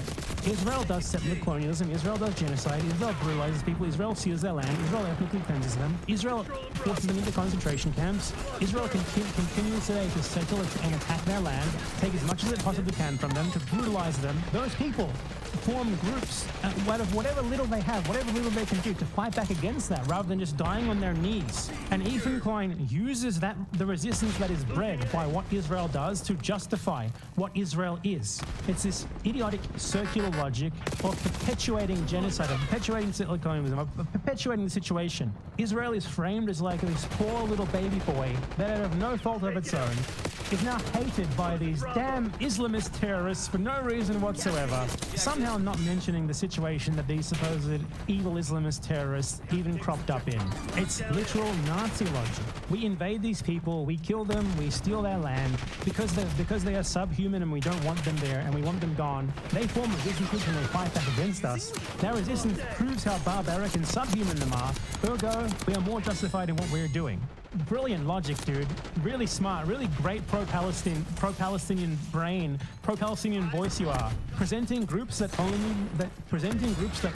exist as a result of Israeli oppression and colonization, as themselves justifying the Israeli oppression and colonization. Ridiculous. This narrative that he's trying to spread here of like supposed Jewish peril in Israel being justified by these supposedly like anti-Semitic groups who want to genocide all the Jews or whatever is, as I said, totally circular because he acts like these people just popped out of the ground one day wanting to blow up Israel, ignoring the circumstances of their existence. I want to note as well, like, how ready and willing Ethan is to frame basically any Arab or Muslim who he sees as like little more than a terrorist motivated by nothing more than like religious bloodlust. With the idea with Israel, you know, it's really complicated. Like, can you expect anything more from them? After all, they're besieged by these evil Islamic terrorists. I think Israel and the IDF are obviously the aggressors. But with these people, like Hamas, Hezbollah, these groups that only exist as a reaction to Israel, to the atrocities of Israel, to the crimes of Israel, it's just, no, they're just Jew-hating terrorists. There's really nothing more there. There's nothing more that caused this. Just clear racism. And it gets worse throughout the video. Jewish state. And considering the historical context of Jews being pogromed from Arab countries, is it really that crazy for them to not feel safe as an ethnic minority? Even a little bit. Okay, so Ethan Klein is justifying ethnic nationalism there. Ethan Klein thinks that if you feel unsafe as an ethnic minority, you get an ethno-state. So he claims that he's pro-Palestine, he claims that he's not a Zionist, Yet there you have him, straight up justifying the existence of Israel with this narrative of Jewish peril. So I guess if you feel unsafe as an ethnic minority, which, to be clear, isn't true. Jews live in the US, in France, and wherever the fuck else. And they're safer there than they are in Israel, because Israel is a colonial state. Colonialism breeds resistance. Obviously, they are way, way safer than their Palestinian victims, don't get me wrong. But the notion that Israel is legitimized by this Jewish safety argument when you could go live in New York when you were born in the USA is fucking ludicrous. And it's, as I said, just a circular logic as well. Aren't we justified in feeling unsafe as an ethnic minority? Because the people who have been victimizing, massacring, genociding, the people whose very land, whose very country we stole in order to form ours, because they hate us, doesn't that legitimize our existence? Doesn't that further legitimize everything that we've done to them? Circular logic, as I've been saying. And that's pretty much the entirety of our disagreement. Despite what you've read on TikTok and Twitter, I've donated $6,500 to a Palestinian charity after the war. You're a millionaire, dude. No one cares. Started. Hey, Ethan Klein, thank you for the dono. Ethan Klein gave $6,500. My go. Thank you, Ethan. Condemned Netanyahu as a war criminal. They're led by Netanyahu. This is just like he's trying to frame himself in a positive light, and he's still making it clear that he's not pro-Palestinian. Who should resign in disgrace and go to prison for being a war criminal. Called the West Bank settlements an abomination. Settlers in the West Bank are religious zealots. They're monsters. They're genocidal. I've even said That's not true. Most of them aren't religious. West Bank settlers are valid military targets. When you talk about like colonial settlers and stuff like that's what's actually happening in the West Bank right now. I just want to address this right after. And these people are more or less valid military targets, in my opinion. My only crime. Ethan, if settlers in the West Bank are valid military targets, which to be clear, I don't even explicitly agree with that. Like, I understand why Palestinians might target them. I mean, they're fucking stealing your land and homes. Would you not be angry at them? Would you not attack them? However, calling them valid military targets, like in their entirety, I don't know, man. I think military energy would be much better spent on attacking, you know, the actual soldiers, if possible. However, it is completely out of line and logically incomprehensible to say that you think West Bank settlers are military targets, but you think the Gaza envelope that was attacked on October 7th was little more than an anti-Semitic massacre of Jewish civilians. Because most West Bank settlers aren't even like on the front line, like they're behind a wall that separates them from Palestinians. There's not really any easy access to them. The ones on the front line who are like actively trying to steal even more land, those are like the really bad ones, right? Do you know what the Gaza envelope is? Let me show you a map.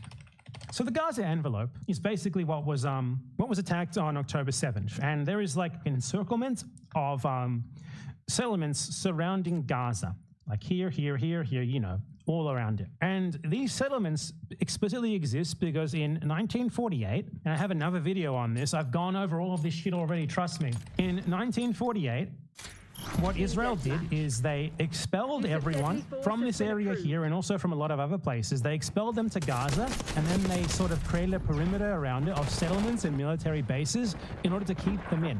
So the settlements that surround Gaza are built on like the ruins of Palestinian villages, Palestinian houses, and they specifically exist to provide Israel with a first line of defense, a shield against Palestinians from Gaza trying to go back to the places that they were expelled from. Again, this video that I have on that is a very in-depth video about that. The IDF was assigned to determine the location of new settlements around Gaza, which would be integrated into the territorial defense system in order to basically defend against Palestinians. Essentially, these settlements exist as colonial frontier human shield settlements in order to keep Palestinians confined into Gaza.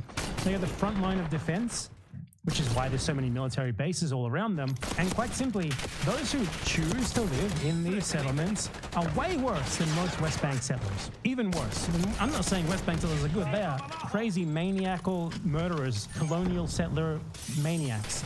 But people who live in the Gaza envelope settlements are worse than most of them. You have to be something of a settler colonial maniac to actively choose to live in a place that exists to make you sort of a human shield against the victims who were expelled, so that your settlement could be built on the ruin of their land, on the ruin of their own. People from these settlements are noted for their particular sadisticness in, for example, whenever Gaza is bombed, they set up like couches and get their binoculars out so they can watch the Palestinians being massacred. So It doesn't make any sense for Ethan Klein to say that West Bank settlers are fair game and then try to frame October 7th as little more than like an inexplicable attack on Jews being Jews by like Palestinians who sprouted out of the ground as while being anti-Semitic. If October 7th had happened in the West Bank, Ethan Klein would be equally against it as he is against it coming from Gaza. And I think it's ridiculous that he pretends otherwise. It's ridiculous that he would say something like that he clearly does not believe in,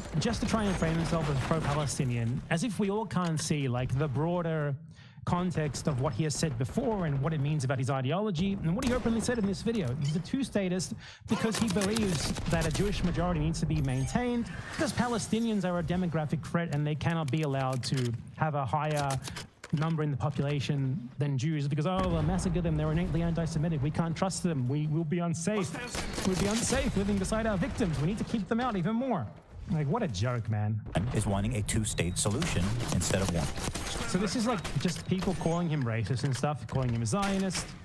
There's nothing wrong with any of these messages. These are all accurate. Like, he's just pissed that people accurately clocked him and that we can also all see through his bullshit claiming that he's like actually pro-Palestinian just because he's against Netanyahu because he used the word genocide once or twice. As if we haven't seen him arguing with everything else that I've gone over with his slimy whitewashing of the Nakba. I mean, he's obviously a Zionist. I don't need to go on here. He's obviously a Zionist, and he thinks that just because he says he's like a liberal Zionist instead of like a Netanyahu-style Zionist, that makes it okay. By the way, guess what? I have another recent video all about liberal Zionists, liberal Zionism and why it's crap and bullshit that you should definitely check out. If you're going to watch any of the videos that I've recommended you of mine here, check this one out. It's called Jewish Exceptionalism, Liberal Zionism, and Jewish Supremacy, and it will explain a lot of the stuff here regarding Ethan Klein's ideology, because he is precisely the sort of person who this video is about. And thinking it's not okay to kill Israeli civilians. That's it. That's why they're calling me a Nazi He Zionist. said it was okay to kill Israeli civilians in certain contexts, like the West Bank. As I just said, so apply that logic to the Gaza envelope, which is way worse than the West Bank in most cases. And because of Hassan and others spreading this malicious lie about my beliefs, I'm even getting harassed on the street. So how come you don't like Palestine? I like Palestine. No, you don't. Why do you say that? Because, bro, you're... wasn't she in the IDF? Yeah. Oh. Disgusting. She was in the IDF. Oh, damn, that's crazy. Mandatory service. That's sad. Nothing mandatory about it. You can refuse. It's quite easy to refuse. The penalty for refusing is like 3 months in prison. Way better than helping to massacre babies, isn't it? I've been over this before. Don't worry. I've been over this before. Oh my God, it's just endless shit. No, I mean, I don't know. This is taking too long, man. I feel the need to respond to every little thing because it's all such bullshit and wrong. I need to stop that impulse. It's too much. That's terrorism, bro. She was born there. That's sad. She's born there, so it can't be terrorism, I guess. Well, Hamas was born there. Are they terrorists? Ethan Klein, bro, you're ugly as fuck, bro. You're ugly as shit. You look like a rapist, bro. Look in the fucking... You look like a fucking rapist, Ethan. Feel bad for you guys. Ethan Klein, bro, you're ugly as fuck, bro. You're ugly as shit. You look like a rapist. I say nothing wrong with this. Nothing that he said is wrong. Bro, I'm tired of all these coward Americans in the South trying to act like they're so tough. Oh, I'm American. Oh, you don't even run your own country. You don't run your own country, bro. You don't run your own country. A foreign country named Israel runs your country. Okay, this guy's a dumbass, actually. Oh my God. What he said in their first clip was not wrong, though. Now, obviously, Israel does not control the USA. The USA, if anything, controls Israel. But that just makes a lot of Ethan Klein's arguments worse, because like he tells people to vote for Biden, in spite of Biden fully supporting the genocide, when Biden could, with a phone call, force Israel to stop it whenever he wants. He has that power easily. You know, he could threaten to withdraw all military support, all military supply. He could threaten to just straight up like invade them, attack them or something. He didn't do that, did he? So obviously the USA is the one who controls, the one who, if anything, controls Israel. And this guy is just, Ethan's like, look at this guy, right? Guilt by association. Here's a clip of Hassan with this guy who harassed me, apparently. Everything that he said to you is correct. Call harass me if you want. He's not wrong. I'm so sweaty, bro. I love you, bro. I'm so sorry. Is Hassan supposed to know who this guy is? I love you, bro. I have to interview you. You're my hero, bro. I love you, bro. You're the coolest guy in the world, bro. Hold on, I think I look gay. This guy likes Hassan. Ethan, do you know the people who like you? If you want to do guilt by association, let's talk about your guilt by association with Destiny, the sex criminal, and like hundreds, thousands of his fans, Ethan. Okay, 3, 2, 1. Hold on, I think I look gay enough. Okay. The funny thing about me, I don't like terrorism, and I don't like terrorists. If they're... You're married to a terrorist. You're married to a terrorist, Ethan Klein. Jews, Christians, Muslims, they're all bad. What is terrorism? It's intentionally targeting civilian population for political goals. That's Israel. You just described Israel. Your wife was a member of the IDF. Call her a secretary if you want.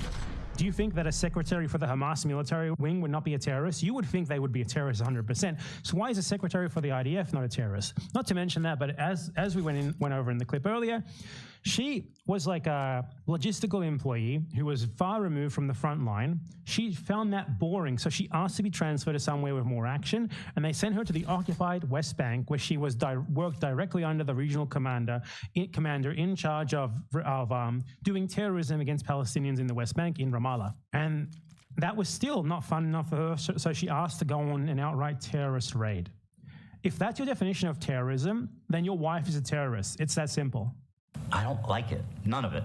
And over time, I started to learn that my co-host, he really likes terrorists. They do musicals. They're very musical people. I want him to try to explain how these people are terrorists. I want to see him actually argue for that without just appealing to people already thinking they're terrorists because they're Arab. I want him to argue for why these people are terrorists and why Hila Klein is not. Because if these people are terrorists, Hila is a mega extra, like omega terrorist. Serious?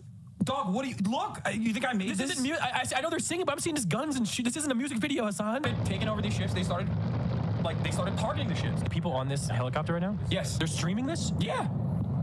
They're flexing.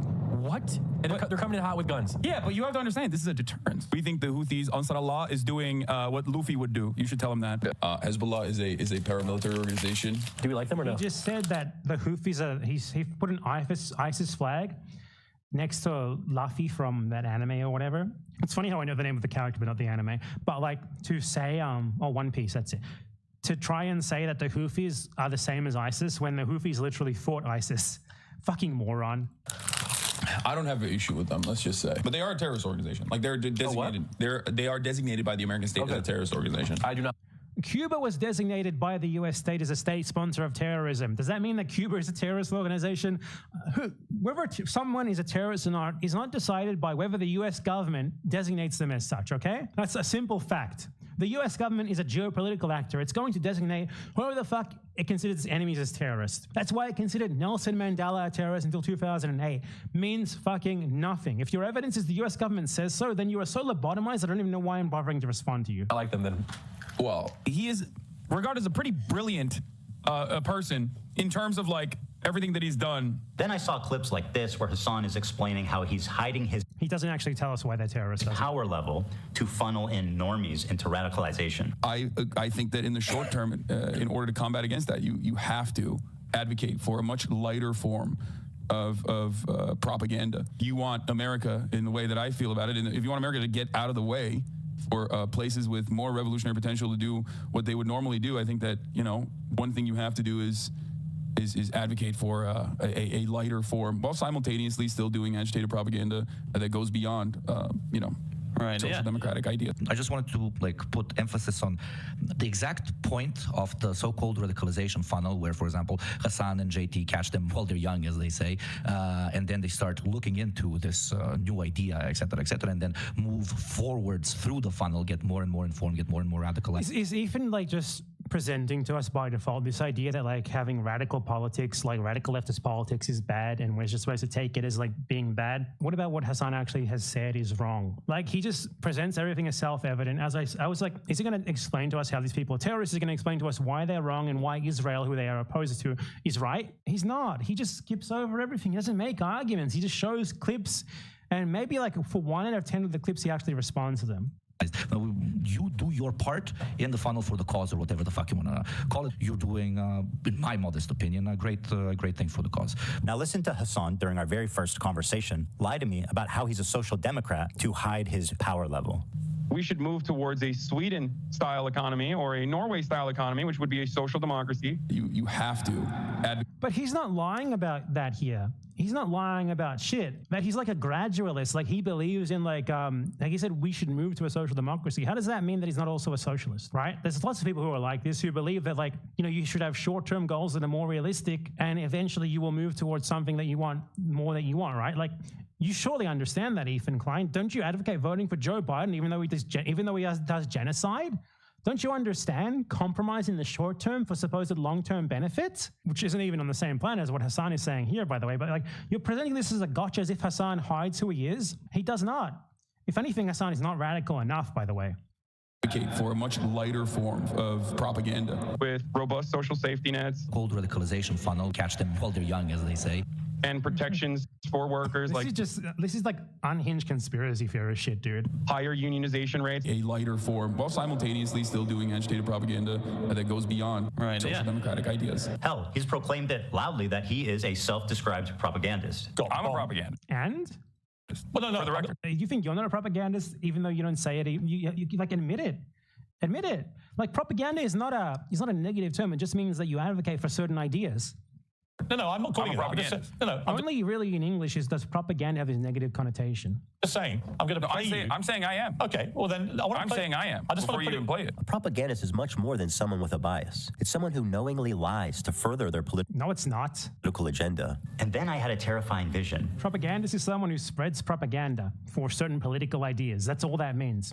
Propaganda can also, in other languages like Spanish, it can also just mean like an ad. Like a shampoo ad can be called propaganda. That's all that it means. Had I been duped? Was Hassan presenting a Trojan horse to my community where he was just a left-wing... Have you been duped? You're a 40-year-old fucking man. This is one of the people with the most documented existences alive today. Had you been duped by him? You're acting like you're a poor little baby boy who was groomed into like a gang or something against your will. When you're talking about like you made a podcast with this guy who is one of the most documented human beings in existence today. Democrat like myself, and as he said in the previous video, was funneling them into radicalization and turning them against me. Liberals are some of the easiest to manipulate people on the fucking planet, dude. I learned how much he hates liberals. Dude, I hate You liberals, didn't know this dude. beforehand? Like half of these clips are probably from like years before you even made the podcast with him. I do. What's wrong with hating liberals, by the way? Liberals are the biggest snakes in the world. You're a great example of that because you claim to be pro something that you're not, and you try to like shift the needle to the point where like you're framing pro-Israel Zionist goals as pro-Palestinian. And that is so much worse than being like Netanyahu and just outright saying what you truly and unequivocally believe and who your ideas serve to benefit and who they serve to hurt. You're way worse as a liberal. You're way harder to fight as a liberal than the far right are. Because, you know, Netanyahu is open and obvious about what he is. You believe in a lot of the same shit.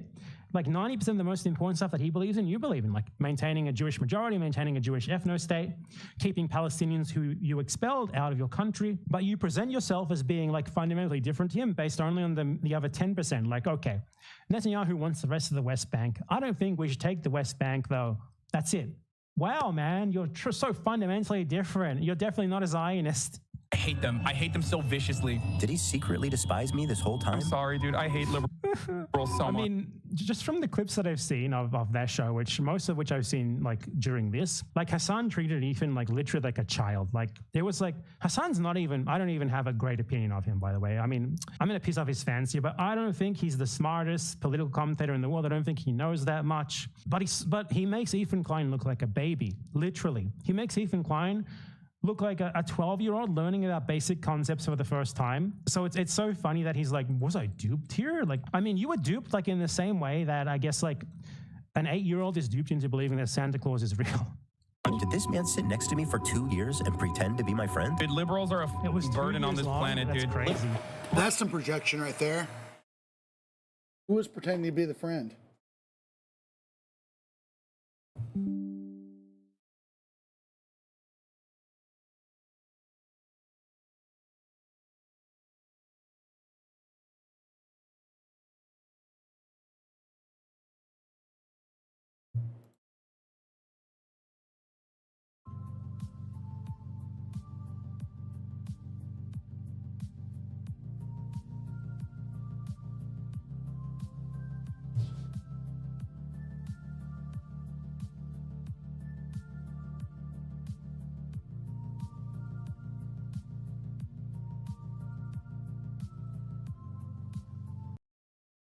Liberals are the most like this is so negative that Hassan made a podcast. Gummy, vile, fucking idiots. Liberals are incredibly stupid. I hate these petulant liberals, dumb fucking liberals. What else is someone this sociopathic capable of? Liberal. Sociopathic how? The conspiracy framing, I love it. Was I being manipulated this whole time? That was my fear anyway, regardless of his true beliefs. Poor little baby boy. That broke my trust in him, and I pretty much ended the show immediately. And you ended the show because you couldn't handle that you were being called out for being a pro-Israel Zionist. We know. I felt guilty for my participation in mainstreaming Hassan. And for that, I apologize. I should have done more research, and I should have looked more deeply into who I was getting in bed with before they gave me chlamydia. Sorry. Over the past year since the show ended, I continue to watch Hassan I'm gonna make this faster because it's taking way too long, especially because my responses are far too in-depth, more in-depth than this. Promote and propagandize terrorist organizations. And every time it happened on Twitch, I would say, man, this time surely he went too far, and someone's got to do something. But as the time went on, nothing happened, and his views got more and more radical and more disturbing. I feel it's my obligation, after mainstreaming someone like Hassan, to take this on. And so you didn't mainstream someone like Hassan. He's been mainstream. He's mainstream, actually mainstream. You aren't mainstream at all. You're a guy who has like a YouTube podcast where you talk about celebrity drama. Hassan's actually like featured in the mainstream media and stuff, and has been for like 5+ years. Like, he was mainstreaming you. It was war. Nuclear war. I stand before you following the footsteps. Okay, I'm not going to watch his like extremely supposedly funny intro that he probably paid someone to make, but I do want to note that after that he has an ExpressVPN sponsorship. Let's look at who ExpressVPN is. So ExpressVPN is a company that is owned by a certain Israeli businessman, Teddy Sagai. Teddy Sagai is a compulsive donator to the IDF. He has donated millions to the IDF, around at least 5 million from what I've been able to see. He attends like the Friends of the IDF gala. He's been doing this for decades. So basically, Ethan Klein's video is sponsored by a company owned by a fanatical genocidal Zionist who funds the IDF. Very much on brand. Couldn't expect much more from Ethan Klein, could you? ExpressVPN.com/H3HC for 4 free months, or scan. I am here. So this next part is all like just Ethan trying to be funny about Twitch and stuff. I'm gonna get to the part where he starts talking about the Houthis, who are like his example of Hassan Piker supporting terrorism. Or that designer dog. This breed's stunning fluffy coat comes with a price. Chow Chows shed all no. Very cute, by the way, but those are expensive. The point is, we have the biggest political streamer on our platform that is influencing media and influencing young kids everywhere. If we can normalize terrorism, if we could rebrand it, then fuck the U.S. Navy. You know how much I want to get to him talking about supposed terrorism. Take a look at a recent media analysis by Ad Fonte, which rated Hassan as the most extreme left-wing, untrustworthy media source on the... I mean, dude, if Ad Fonte said so, I guess it's true, man. Let's start with our good friend Luffy here and his organization, the Houthis. And yes, this is what it looks like. They are hiling Hitler. The Houthis... Firstly, Rashid is not a Houthi. He has clarified this many, many times. He's not a Houthi. He's just a Yemeni citizen. He might support the Houthis, but he's not a member of the organization. He said this many times. There's no reason why we shouldn't take his word on this.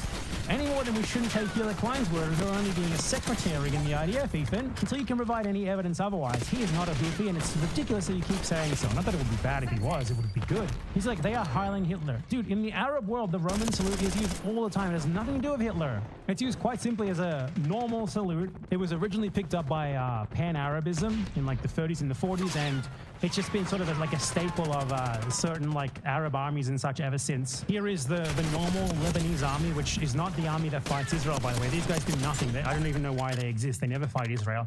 Here's the regular Lebanese army doing the Roman salute as well. In short, this is just a totally different context in the Arab world, and it has nothing to do with hailing Hitler. You dishonest piece of shit. Again, this is just emblematic of Ethan basically relying totally on narrativization. Like, he never tries to explain things, never tries to like provide evidence for his points. He just tells you what to believe and moves on if it's sort of self-evident. And most of the clips that he plays of like Hassan, he doesn't even try to respond to. It's ridiculous. It's pure narrative. It's preaching to a choir of morons, of lobotomized morons. His strategy here is not to actually deal with the facts. It's to try and convince the viewer that there are a bunch of negative associations that this Rashid guy has. Like, he's a Houthi, those are terrorists, he's a terrorist, he's not even a Houthi, and there's no explanation for how the Houthis are terrorists. Look, you know Hitler. Hitler's bad. These guys are doing a salute that looks oddly like the Hitler salute, right? Ignore the context and everything. They're hailing Hitler. That's his strategy here, because on the actual facts, he's going to fall over, as you'll see. Houthis are an Islamic military group. They're known for their cruel measures, forcibly recruiting child soldiers. They're known for their cruel measures. Bunch of zero context headlines. You can read this one, for example, and this is an article by DW, which is obviously a German and thus incredibly unreliable. You can see in this article, for example, right there on the screen, it says that both the Houthis and the government do the same thing. And it's just criminal for him as well, not to provide any context for how and why this might happen. Like the fact that Yemen has been under a brutal assault by the Saudis, by his own country, the USA, and his other country, Israel, for the last more than a decade. What has happened in Yemen can accurately be described as a genocide, and he does not seem to want to mention this. He does not seem to want to mention who has been carrying out the genocide. It's not the Houthis, it's the Saudis. It's the Yemeni government who they back. This is like talking about how brutal the French resistance are in World War II without providing the context of who they were fighting, why they were fighting them, and the broader war. It's insane to do this. It's just so dishonest. It's such bullshit. Shelling civilian areas and blocking food from entering already famine-ruined parts of Yemen. It's insane, by the way, that he's blaming famine and starvation in Yemen on the Houthis without mentioning what the actual cause of that is. The Saudi blockade, which is still ongoing, by the way, the Saudi blockade against Yemen, ongoing since 2016, which is the actual cause of the famine in Yemen. You know, the Saudi blockade backed by the US and Israel, that blockade, as it says here on Wikipedia, for example, the main cause of the crisis is the ongoing Yemeni civil war. Aid cannot effectively reach the population because of the ongoing civil war and the blockade of Yemen by Saudi Arabia. To try and blame the Houthis for the famine imposed upon Yemen by the Saudis in two ways: by them backing the incredibly unpopular and illegitimate former Yemeni government, by them bombing the country, massacring people, obviously, and by them literally blockading the country and intentionally preventing food imports from entering. To blame that on the people who are fighting against them, to not even mention the context of any of this, is utterly fucking crazy. This guy is just a genocide supporter at this point. Like, this level of decontextualization of the Saudi-American genocide in Yemen, we can only assume that he supports it. Otherwise, why would he do propaganda like this for the fucking Saudi genocidal monarchy? There's no other possible reason. They've also set up landmines in agricultural spots. So I just want to note here that like half of Ethan's sources for this section basically just Saudi state propaganda. You can see here, this is ArabNews.com. Arab News is an English daily newspaper published in Saudi Arabia. It is owned by Prince Turki bin Salman Al Saud, the brother of the ruling Crown Prince of Saudi Arabia, Mohammed bin Salman. So this is literally Saudi state propaganda, dude. Dude, you uncritically cited a Saudi state propaganda article, an article released by the Saudi state at the height of the genocide in 2018 to claim that the evil Houthis were mining like everywhere to like intentionally kill civilians like a Batman supervillain or something. You know, this article that is based on them saying that they spoke to Yemen's army, aka the Saudi-backed illegitimate puppet government that the Houthis have been fighting. And they had the source for this according to this newspaper owned by the brother of the fucking head of state of Saudi Arabia. Dude, he just uncritically cites fucking Saudi state propaganda against the people who are fighting against that genocide of Yemen. He does this multiple times. Just flashes a headline on the screen that he got from fucking Saudi state propaganda. And he accuses fucking Hassan of being paid. Dude, who's paying you? Because we know the Saudis actually pay people for this shit.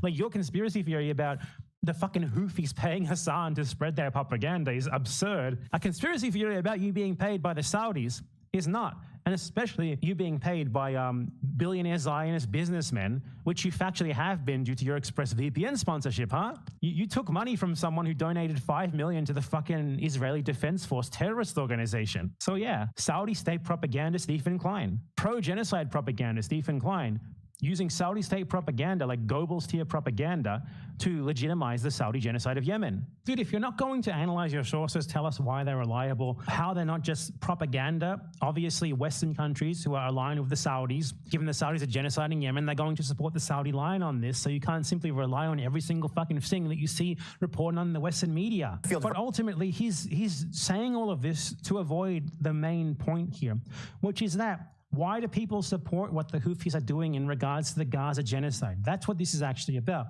which is the blockade that they declared and duly carried out until recently, very recently, until like a couple of weeks ago, or a month ago rather, against Israel and Israel-aligned shipping in order to try to do something to stop the Israeli genocide of Gaza.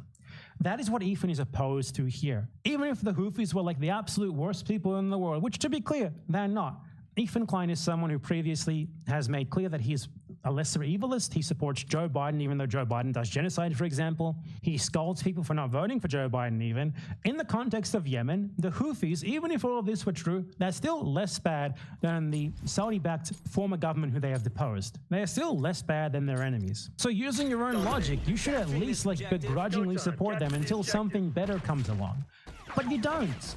This lesser evil logic is only ever applied to imperialist countries and never to their victims. You should think about why that is. But ultimately, it doesn't really matter how terrible they are. You know, Iran launches missiles at Israel in retaliation for what they do in Gaza, and I support that, but I'm certainly not pro-Iranian government. Even if the Houthis were terrible, horrible, evil people, as you're trying to claim, their blockade against Israel for what it's doing in Gaza would still be just, would still be good. And I'm glad they're doing it. They're one of the few people in the world who are trying to do anything for Gaza.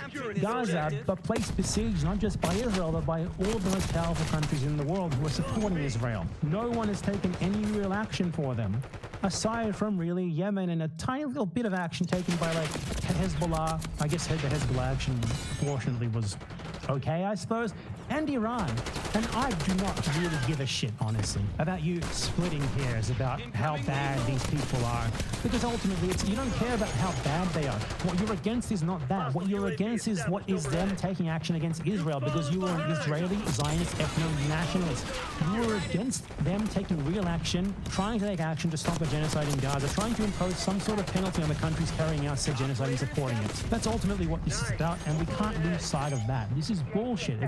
It's not what he's worried about here at all. He knows that the most difficult position here is actually arguing against the blockade and the merits of the blockade alone. So he's trying to prime the viewer and poison the well by saying the people carrying out the blockade are bad. Look at all these bad things they do. Totally out of the context of why they're like this, why Yemen is so poor, the fact that the imperialist countries that he supports are a massive part of the reason for why the Middle East and Yemen in particular is relatively poor, and that said poverty is what breeds reactionary views and sentiments.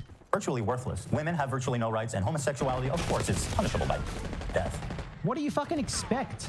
Do you want these people living in abject fucking poverty in the midst of a fucking genocide to have the most be enlightened women's rights advocates and legalized gay marriage or something, dude? Do you know what the... Yeah, that's really annoying, because I think we can all, if you have half a brain, you can kind of recognize the fact that civil rights and the fight for these certain things are usually correlated with the level of development in a society. Once we see these kind of fights for civil rights, for gender equality, racial equality,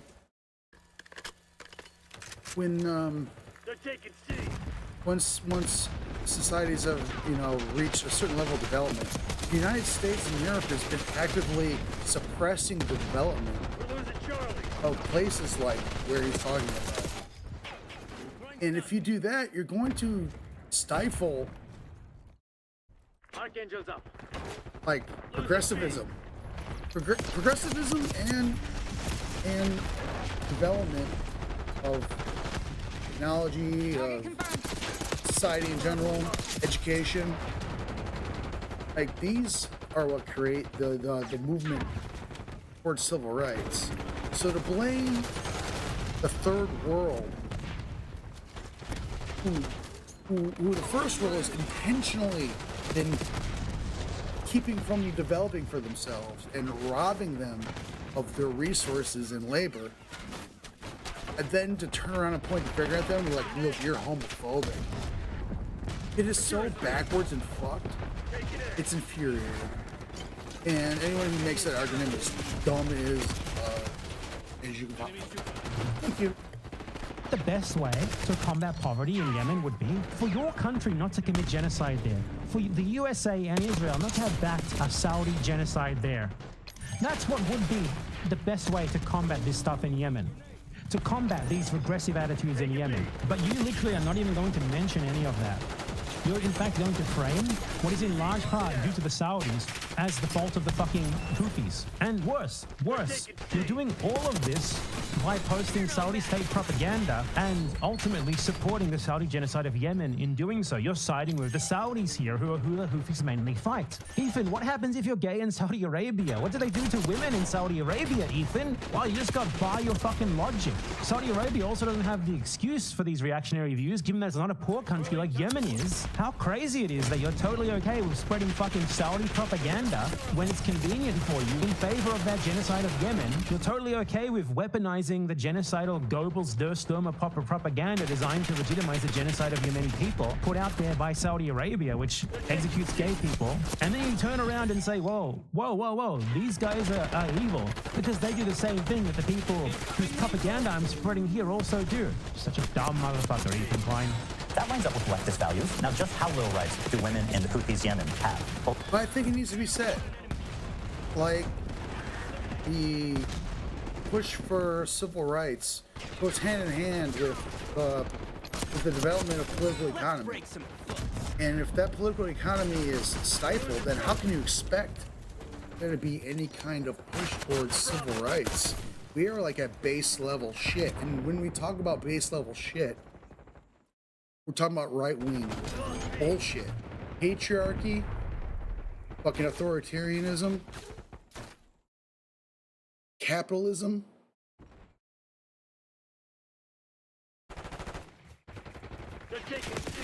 sadomasochism.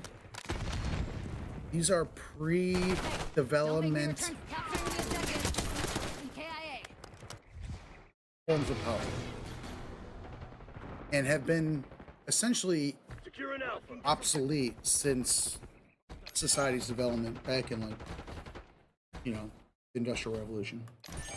Well, according to this, there's been 1,108. Well, according to what, man? What is this? And the seeds were there I'll tell you before. what it is. This is a headline. Anadolu Ajansi, which is Turkish state media.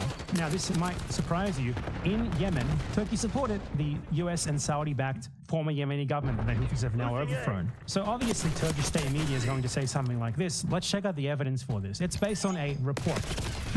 Let us look at, like, the website of one of the authors of this report. Now, just to be clear beforehand, obviously, sexism is going to be fucking rampant in a poor conservative country like Yemen, with or without the Houthis. And that is really to be expected because the way that Yemen is specifically a result of European colonialism, followed by now further European imposition onto Yemen via what has been a totally brutal genocidal campaign by Saudi Arabia and the US to essentially keep the country down as reprisal for them daring to try to overthrow the US-friendly government. It's more circular logic, right? Like, our imperialism is justified against these people because they have regressive social views, but those regressive social views are caused by poverty. Poverty which is imposed upon this country by the imperialism that ensures that these countries can never ever advance, can never ever get their people any sort of material alleviation, from which generally, as Western countries themselves have shown over their own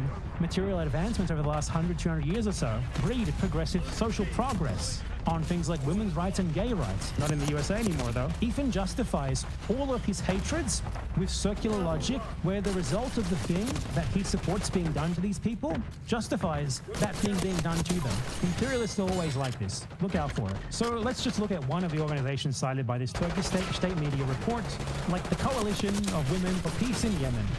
Check out their website, and they have nothing regarding, like, who funds them. They won't tell you about that.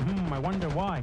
It's 100% the Saudis. They're not going to tell you that, though. There's no legal obligation for them to do so because, you know, they run outside of the confines of, like, US law, which is where organizations usually have to tell you this stuff, or EU law and stuff like that. So this organization is an initiative of Noura Al-Jari, who, according to her own About Me page here, was a member of the Ministry of Youth and Sports in Yemen, aka she was a former member of the outgoing Yemeni government, Saudi-backed government, and now she has formed this organization, which is called Women for Peace in Yemen. Now, you would think an organization that's for peace in Yemen would be like non-denominational, call out the atrocities of everyone.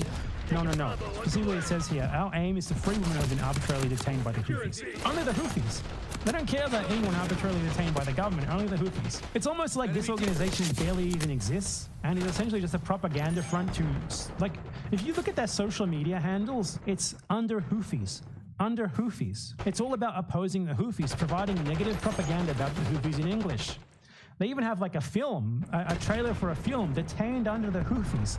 It's like the entire point of this organization is just fairly lazy anti-Houthi propaganda for an English-speaking audience. I guarantee you, if you looked into like who funds this organization, who's really behind it, it would be Saudi Arabia. But don't worry, because he's about to cite another source soon enough that is much more directly and clearly Saudi Arabian. Like, he's basically citing negative propaganda in media with an incentive to provide negative propaganda about the Houthis, to tell you why the Houthis are bad, which, even if all of it were true, is the same shit that the previous government was doing and would not delegitimize what Ethan really has a problem with, which is their blockade against the genocide being carried out by Israel. 81 violations committed by Houthi rebels against women, including torture, rape. Wow, it said that in the headline. It must be true. And murder. So Ethan does zero source analysis, zero critical analysis. The Houthis have a very wholesome flag, as you can see here. It says, translated, Allah Akbar, death to America, death to Israel. What's wrong with death to America and death to Israel? These are the two countries that have victimized the Middle East more so than anyone else. What's wrong with that? If you would be Middle Eastern and you wouldn't hate America and Israel, especially being dirt poor as most people in Yemen are, I don't know, I don't think they're human. And a curse upon the Jews, and that's all of them, not just the ones in Israel. And of course... Do you know what Jew means to someone in the Middle East? All that they know about Jewish people is that there is a state that calls itself the Jewish state in Israel that brutalizes people in the name of what they say is Judaism and Jewishness. If that's all that you know about Jews, and you have a state that equates itself with Jews in general, and you take it at its word and you say, okay, well, I hate Jews then. Like, you have to at least put this within that context, but Ethan doesn't do that, does he? Here's what Israel does, okay? Israel brands people's faces with the Star of David. Here's a Palestinian man whose face was branded with the Star of David. Here's a salted field in Gaza with the Star of David in it. Here's another one, carved into the field with tank tracks. Israel is a country that claims that it's for Jews so much that the Israeli Supreme Court does not let Jews register their nationality on their identity card as Israeli because it says that doing so would undermine Israel's Jewishness because according to the Israeli state, Israelis don't exist, only Jews exist. So Israel is a state that says it's for Jews, by Jews, and carries out endless atrocities against everyone in the region, not just Palestinians, pretty much everyone they attack. And it does this while saying it's for Jews by Jews, as I just said. And Ethan Klein removes all of this context, because that's all of these people know about Jews. These people see Israel say, I'm murdering you because I'm Jewish, I'm genociding you because I'm Jewish, and they say, well, okay, I'll take you at your word. And for Ethan Klein, the problem isn't that Israel says and does those things.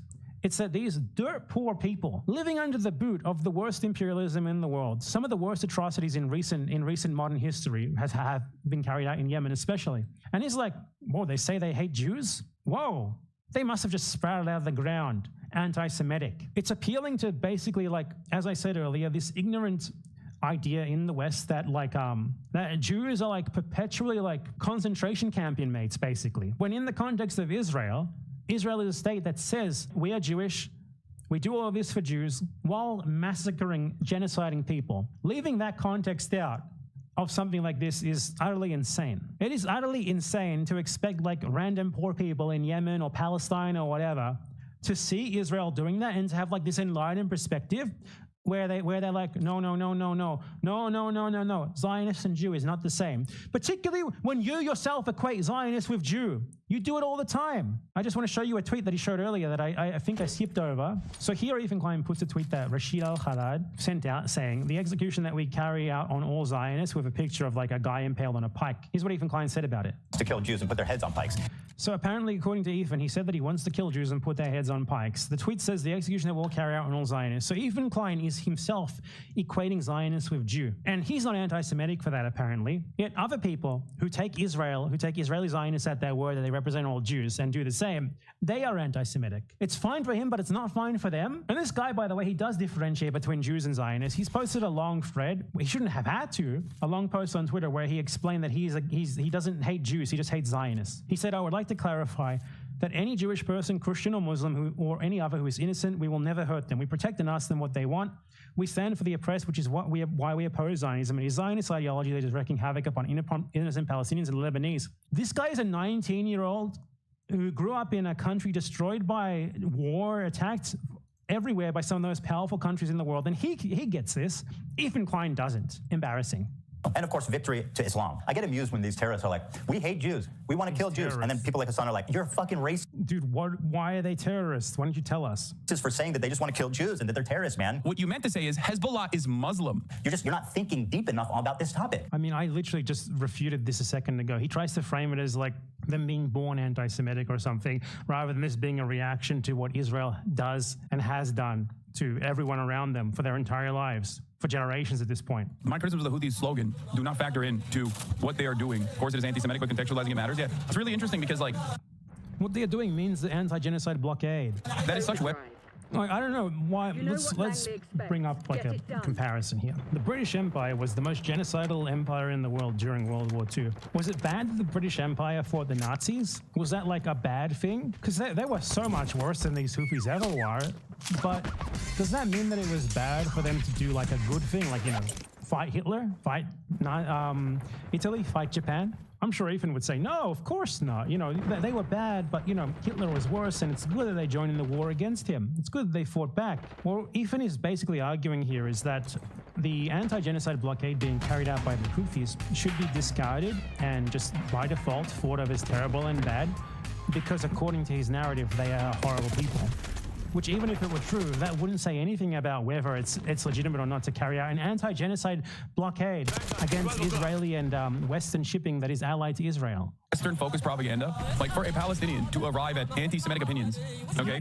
This is just so nothing, man. There's no substance to this. Most of this is just Ethan confidently saying dumb shit, playing clips that he does not actually feel the need to debunk, and like what he seems to think are like epic editing flourishes that totally own his opponents. They don't need to read Mein Kampf. Dude, you are not funny. Oh, it's just so embarrassing. Oh, I almost forgot the most fun one. They brought back slavery. Ethan Klein. Source analysis time. This is the funnest part of the video. Ethan Klein, they brought back slavery.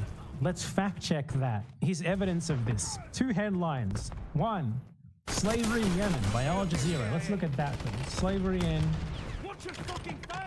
Yemen. Al Jazeera. Let's check it out.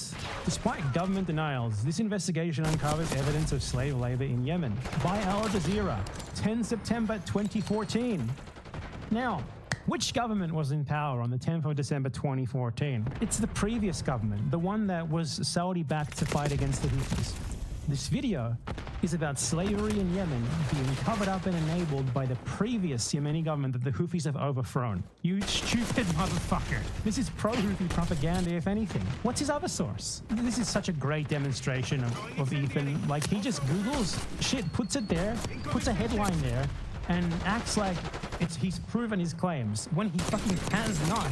Houthis restore slavery in Yemen. Let's check this one out. So this one is a 2019 article from Ashaq al-Awsat. What is Ashaq al-Awsat? According to Wikipedia, it is the newspaper of a private company that was founded with the approval of the Saudi royal family and government ministers, which is noted for its support of the Saudi government. The newspaper is owned by a member of the Saudi royal family. So this newspaper is a Saudi newspaper owned and run by the Saudi royal family to post pro-Saudi propaganda. The Saudis are like the main actors in a decade-long assault on Yemen by them and their puppet government in Yemen, which has resulted in something like 400,000 deaths. So is the Saudi government a reliable actor here? Is this something that we should take at face value just based on the headline?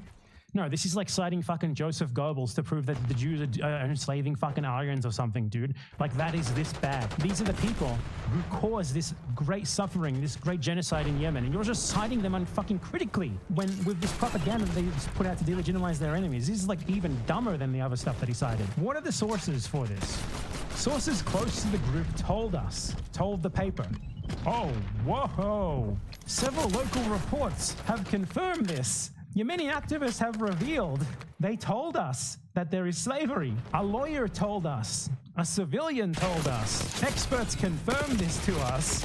There is literally nothing here. Oh, don't forget the US State Department said so. You know, the US State Department, the other main actor in this Yemeni genocide, in this genocide of Yemen, fighting against the Houthis, supporting the puppet government. Wow, Ethan, you just straight up cited fucking Saudi pro-genocide propaganda from 2019, by the way, when this genocide was still in full swing. Great source, you fucking dumbass.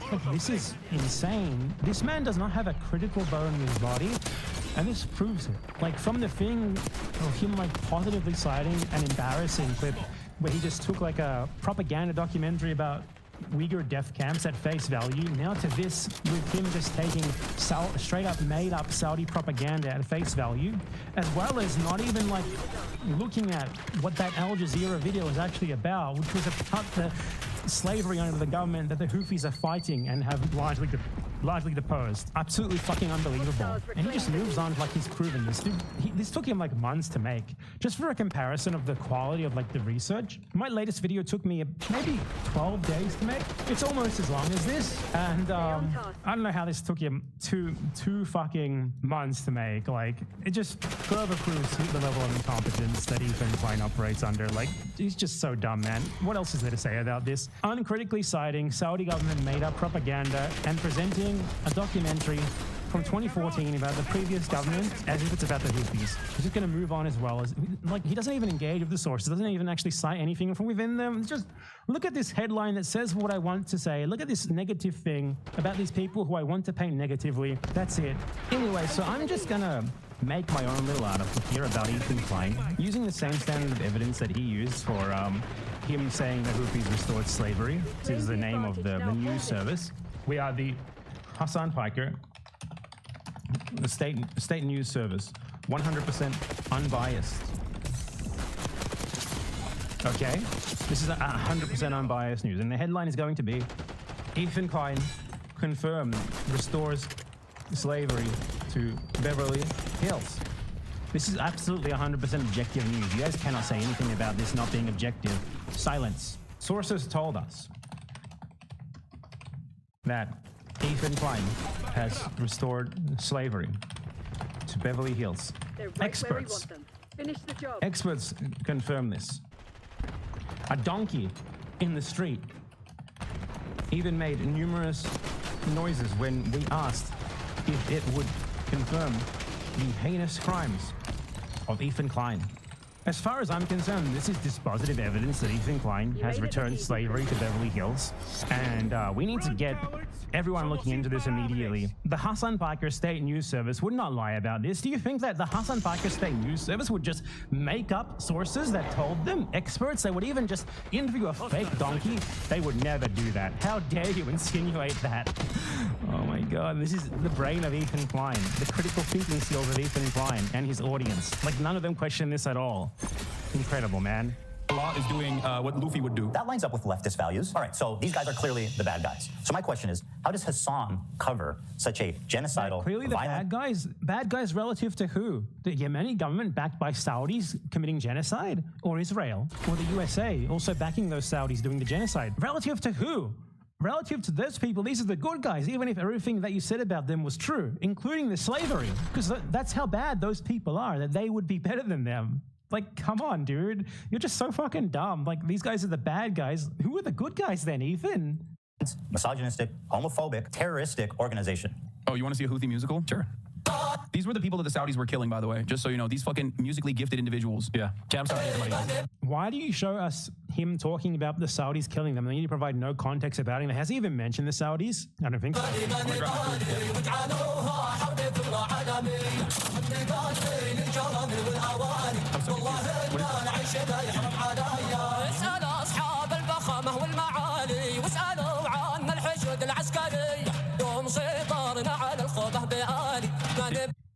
This is literally a song about their rebellion against the US Saudi-backed Yemeni government, which they defeated. And the only way that a group like this could possibly win in such a situation, given the pervasive international support that the former Yemeni government had, is due to their much greater local support. And you should be asking questions about why that is instead of just trying to delegitimize this.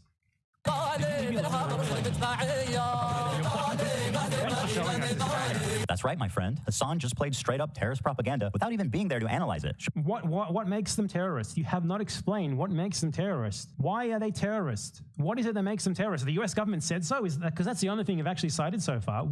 Can you provide us like evidence of a terrorist attack that they have done? Surely this must be against terms of service. Twitch does not allow content that depicts, glorifies, encourages, or supports terrorism or violent extremist actors. For example, displaying or linking terrorist or extremist propaganda even for the purpose of denouncing such content. Denouncing? Okay, but what's the rule for endorsing it? Is that okay? What makes this terrorist? The answer is yes, as Hassan was never punished for this blatant violation of Twitch community. He has not done anything to show us that they are terrorists.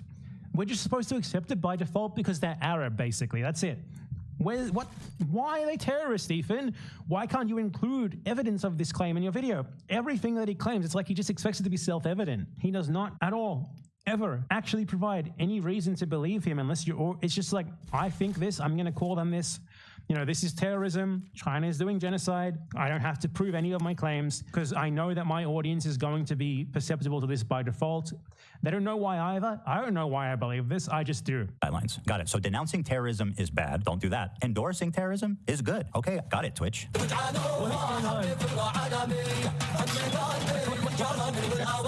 are they terrorists? You tell us. This is a 3-minute video of. What do you mean a music video? When you said music video, I'm expecting like bad example, Chris Brown dancing. You know? No. They do do musicals. They're very musical people. Are you being serious? Dog, what do you think I made this? I know they're singing, but I'm seeing this guns and shit. This isn't a music video, Hassan. No, it is. They do musicals about like their fucking like their actions all the time. Hold on, guys. Hold on. I've got this. Instead of terrorist propaganda, let's call it musicals. They do musicals. Instead of violent jihadists. Violent jihadists, like, dude, he's just throwing like negative adjectives and nouns at them. He doesn't provide any proof of his claims. Why are they terrorists? More than anything else, why are they terrorists but the IDF isn't, Ethan? Why is Rashid a terrorist but Hila Klein isn't? I'd love to talk to you live about that. We could do some comparisons and we can get to the bottom of your claims here rather than you just saying them with no fucking evidence. Let's call them musically talented people. They're very musical people.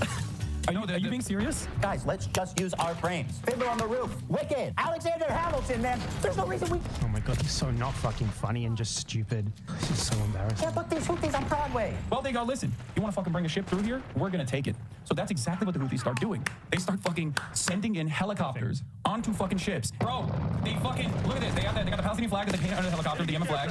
They fucking they start overtaking the ships. And they're like, guess what, dog? No more trade to Israel. If you are sending ships into Israel, if you are owned by an Israeli subsidiary, if you're owned by an Israeli corporation. Now, if Ethan was pro-Palestinian, as he claims himself he's pro-Palestinian, blah, blah, blah. He's just a two-state solutionist. He would support this act. He would support a blockade against shipping owned by Israel, going to Israel, or related to an Israel-supporting state like its many Western allies. He would be 100% for that. He would be 100% for real action taken against the genocide. Not just for that. You know, he would be for like fucking military intervention against Israel to stop a genocide, stuff like that. You'd think that, right? Like, this is relatively mild compared to what is warranted against Israel for its many crimes, particularly the recent genocide. This is relatively nothing. This is equivalent to like blockading Nazi shipping in World War II, or, you know, ships that refuse to identify themselves when trying to pass through a blockade, or ships that were suspected of being linked to the Nazis or their allies or whatever. That was carried out in World War II by the British, by the Americans, by everyone, basically. That's what this is. It's a blockade against shipping related to an ongoing genocide in some way. And let's see if he's for this, because you would expect someone who is pro-Palestine to be absolutely for something as basic as this, putting actual real material pressure on a country and its allies to stop doing genocide. That is the most basic pro-Palestinian thing that I could imagine. We're going to take over your ship. You cannot fucking use this trade route anymore. Guess what, bitch? It's our fucking territorial boundary, and we're going to enforce this until you stop doing genocide in Gaza. So let's review his claims. His first claim is that the boat is headed for Israel. It's not. It's going from Turkey to India. Next claim is that it's owned by an Israeli company. It's not. It's being chartered by a Japanese company, and the boat's owners are registered in the Isle of Man. Okay, so this is another great example of Ethan's dumbassery. Let's read this. The ship's registered owner is Galaxy Maritime Ltd, a company registered in the Isle of Man. Its flag state is the Bahamas, and at the time of seizure, the ship was chartered by a Japanese company. Galaxy Maritime Ltd is owned by the Isle of Man Shipping Corporation or something. I don't know, it's cut off. You didn't even include the whole thing. But its beneficial owners are Abraham Ungar and Yael Ungar. Abraham Ungar and Yael Ungar are an Israeli billionaire couple. So this is a ship that is owned by an Israeli company that is registered in the Isle of Man for tax purposes. Now, if you don't know, the Isle of Man is like a tiny island near Britain that is most famous for having these motorcycle races where like 5 people die per year because they just do it on the street and people crash into the wall and get like their brains just blow up. Very funny. But aside from that, do you genuinely believe that this billion-dollar shipping company owned by Israelis is just a normal company from the Isle of Man, Ethan Klein? It's an Israeli fucking company registered in the Isle of Man. The Houthis know this. This is public information. Everyone knows this. That's why they stopped this. It's an Israeli company. And good on them for doing so. Thank you. You're trying to frame this as terrorism. It's like you spent the last 10 minutes poisoning the well against the Houthis to make you hate them because they're misogynistic, they do slavery, all this shit, you know, based on spurious or just outright falsified sourcing. Because he knows that the weakest part of his argument is this part, where he actually has to try to justify him opposing a blockade designed to put pressure on countries that are carrying out or supporting a genocide, which, you know, doesn't really mesh with him being pro-Palestinian. So he needs to try to find a way around this. And the way that he's trying to do that is by claiming that the Houthis are just attacking random ships with nothing to do with Israel. And the first ship that he cites as evidence of this is one that's fucking Israeli, just straight up owned by Israelis. You fucking moron. I'd like to remind everybody that the crew that's kidnapped in this video has been missing for over a year now with 0 updates on their health, This is completely incorrect. Galaxy Leader crew was released about 2 weeks before he uploaded this video. On the 22nd of January, the crew were released, and the crew were visited by the International Red Cross twice, and it was verified that they were in good health by them. They were released completely unharmed. You are just spreading pure misinformation there. Or anything. That lines up with leftist values. Also, it is completely and utterly ridiculous, by the way, to frame it being the fault of the Houthis. That this blockade, which was announced beforehand, also obviously is going to involve the crew of the ships. So whose fault is it when you try to run a blockade being carried out against genocide and the crew inevitably gets caught up in that? Is it the fault of the shipping companies for running the blockade, or is it the fault of the Houthis for doing what is ultimately obviously a good thing? It's the fault of the shipping companies, obviously, and it's fucking ludicrous that you are so opposed to any action for Palestine, any real action for Palestine, that you're against even this. Like, it's desperate grasping for straws. It's desperately grasping for something to point to delegitimize absolutely anything. He's against literally everyone who fights for Palestine. Every single resistance group, every country, every government, he opposes them. He doesn't even like say, okay, I support this action that they do, but I'm against the government in general. I'm against this group in general, but I'm for this thing that they did. No, he's against all of it. He's against every single one.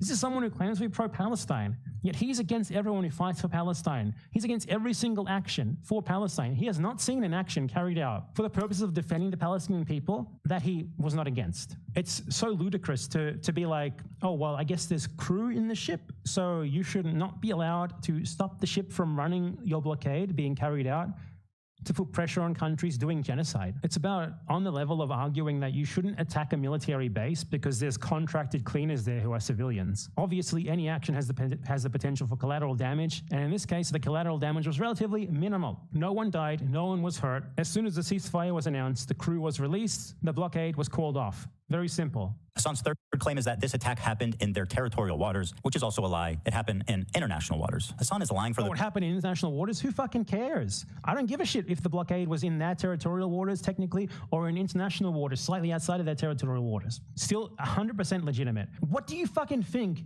is permissible action to take to fight a genocide in Gaza? What do you think is permissible? You don't seem to support anything, not even this. He opposes this because he supports what Israel does ultimately and is against whatever is done for Palestinians. So that's why he opposes this. Don't fall for this shit. He has not seen a single action for Palestine that he's not opposed to. The Houthis like he's being paid. And honestly, at this point, is he? You are factually being paid to make this video by a billionaire Zionist businessman who donates millions to the IDF. And you have the gall to say that like there's a global Houthi conspiracy to do pro-Houthi propaganda. Well, no, I'm not calling it. This is like a hostile. They're streaming this? Yeah, they're flexing. What? And they're coming in hot with guns. Yeah. why am I supposed to think that this is bad? Yeah, but you have to understand, this is a deterrence. Israeli society is going to start getting upset. They're going to be like, I can't get my treats. I can't get my Amazon Prime deliveries. What the fuck is going on? I hate this. Israel sucks. I'm leaving Israel. That's the goal. I find it disturbing that Hassan thinks that a slowdown of imports is going to cause Jews to flee Israel. 80% of Israel. Jews to flee Israel. You see what I said about just reframing Israelis as Jews? Like a blockade against a country carrying out genocide? And he's like, dude, are you saying that you want Jews to flee Israel? You want to materially impact the lives of the people of a country that's carrying out genocide? But they're Jewish.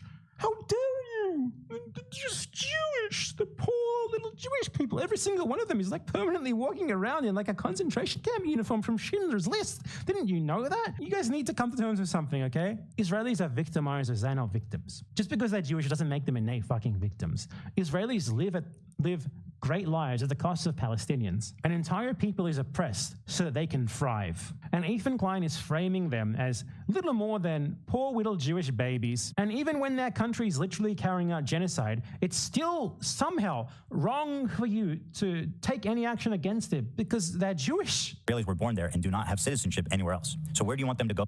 What are you talking about? Back to He said that he hopes that Israelis choose to immigrate because ships can't bring them their Amazon Prime deliveries. And Ethan Klein's response to that is, you want them to be in the death camps, don't you? This is insane. This is utterly fucking crazy. This guy's such a fucking spectacular moron. Oh my God.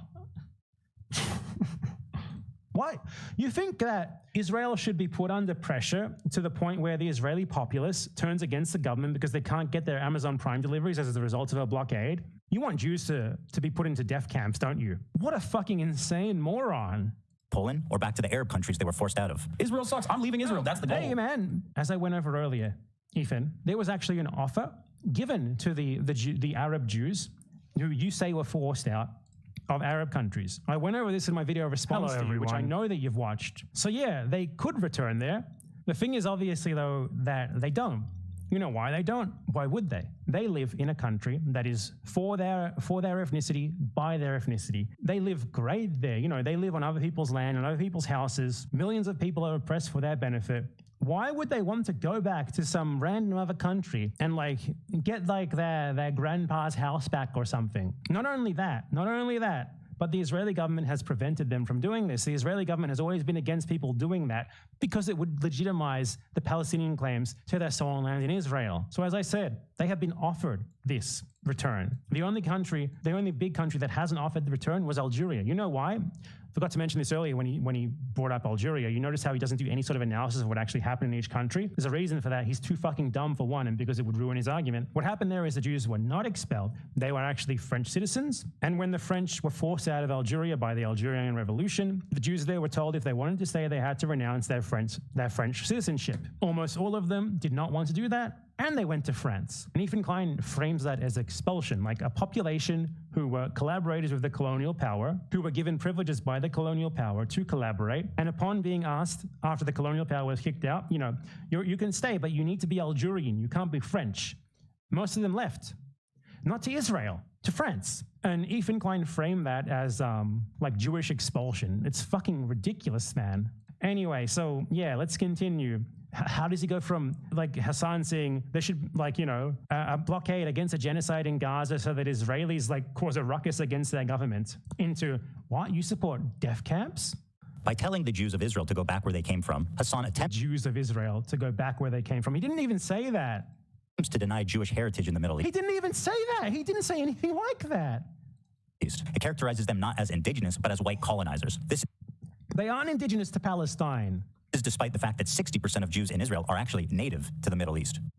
What a ridiculous talking point. Okay, Ethan, here's a simple question for you that I'd like to ask you. Is Palestine Yemen? Is Palestine Syria? Is Palestine Algeria? Is Palestine Morocco? Is Palestine Iraq? Or are these different countries? You're claiming that these people are indigenous to Palestine, specifically to Palestine, and that he's denying that they are native. You tack onto the Middle East, but you seem to think that if you're from the Middle East, you should be allowed to live anywhere in the Middle East, and like apparently this legitimizes you carrying out settler colonialism. Dude, what the fuck are you talking about? Like, you seem to think every single Middle Eastern country is the same. I like to test this. I like to test your theory, okay? Do you support anyone from any Middle Eastern country being allowed to move to Israel? Do you support that? After all, they're indigenous, they're natives, according to you at least. I mean, I don't think that being from Iraq means that you have like a God-given right to move to Palestine and displace a family there. You apparently seem to think that. It's just a ludicrous talking point, and it shows what I mean, everyone I think already realizes Ethan Klein thinks, which is that all Arabs are the same, all of the Middle East is the same. That's basically it. This is wild. So these guys did all of this, right? They did all of this. Is that their helicopter? Yeah, that looks like a legit helicopter. It is a legit helicopter. This is wild. So they take it over, they take it over, they take it over, and they tell the people in the ship, it's usually like mostly Filipino people, Filipino crews, and they're like, all right, we got no problems with you, but you're coming with us, we're taking over the ship. What an incredible way to characterize having a gun in your face. Hassan is asking. But dude, your wife went on a terrorist raid. Guns were shoved into the faces of civilians in occupied territory. Like, it's just insane how he is so desperate to find something wrong with clearly justified actions. Like, for these people, there is never anything that can be done for Palestine that is not unjustified. They will look for any small little detail. Like, the US government constantly seizes, for example, Iranian oil tankers unilaterally on the basis that apparently that's bad. Apparently, Iran shouldn't be allowed to export oil anywhere. And the USA can just say they shouldn't be allowed to do that. So they seize Iranian oil ships, they seize their cargo, they seize, they take the crew. Is that terrorism? Or is it only when it's done to fight genocide? Us not to believe our own eyes as we watch terrorists hostilely kidnap the crew. We got no problems with you, but you're coming with us, we're taking over the ship. And once again, the crew is still MIA. Remember when Ethan Klein's wife went on a terrorist raid in Ramallah in the West Bank to kidnap people from the occupied city of Ramallah? They shoved guns in their faces and kidnapped them. Yet here he is telling us that you should not be allowed to carry out a blockade against Israeli and allied shipping to put pressure on them to stop doing genocide because the crew will be caught up in it. And it's your fault for doing that. It's unbelievable. For over a year, prisoners to a terrorist organization. But don't worry, guys. Hassan says they have no problem with them. They're like, all right, we got... Says terrorists. He doesn't actually explain to us what exactly makes them terrorists. The U.S. government says so is not a valid argument, by the way. No, we got no problems with you, but you're coming with us. You are so unfunny. This is a 3-minute video of when you get a music video. When you use a music video, I'm expecting like, oh my god, are you being serious? I know they're singing, but I'm seeing these guns and shit. This isn't a music video, Hassan. You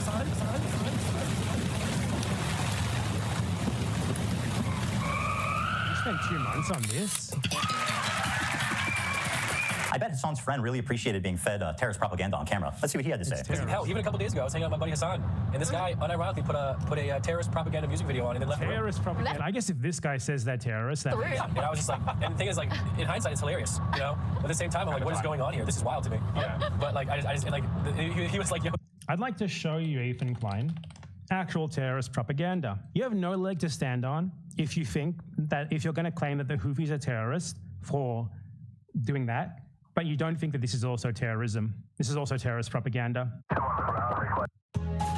That article was from an op-ed in the 1938 edition of The Oppressed. The Green Beret will be where the nation requires they be. This is terrorist propaganda. This is also terrorist propaganda. When each soldier drafts, they receive the spirit of the IDF. Ethan Klein, is this terrorist propaganda? I want to see some standards here. Because if that is terrorist propaganda, then this is terrorist propaganda a billion fucking times over, dude. It's crazy. Like, these people do not analyze their beliefs. They don't think at all. I would love, like, Ethan would never dare speak to me, but if he talked to me, his wife would be proven to be a terrorist. Even with his 5 little fucking minions Googling for him in the background, they would get absolutely slaughtered, and he would come out looking like a total fucking moron for even trying to argue against him, which is why he doesn't. They're such great dancers. All that he can do is when he's in a situation that he controls a narrative, he throws out bad-sounding words and doesn't even try to explain why he's using them. Oh my god. I was like, okay. Wait, is that how it works? If you watch like a politics TikTok, you get recommended Hassan right after? Is that how it works? Bro, he's all over this page. That's crazy. Click it. Dude, Hassan be saying some wild stuff, man. So I don't know if we can. Here's another incident of Hassan enjoying some Houthi propaganda.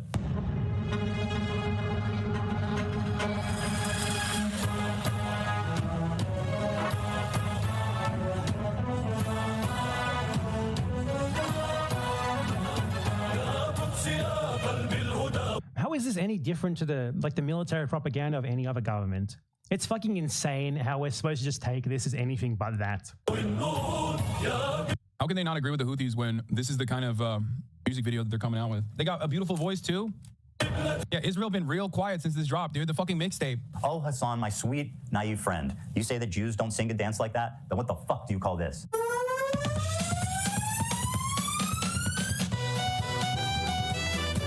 That's right, bitch. Okay, this is just embarrassing at this point. Oh my god, I gotta So skip the unfunny joke embarrassing. parts. Like, cringe. We're at cringe levels. Houthis been real quiet since this dropped, dude. Yo, bro. Fuck, man. You are not funny. Stop trying. Now we come to Like this- our sweet, beautiful, cute little TikTok twink. This hairless young man is the fantasy of every. Ethan has created the level of classic H3 video. He's trying to invoke that same kind of aesthetic. Old H3 videos that we're bringing. At least the ones that weren't advocating the rape of terrorist victims. That one in Boston.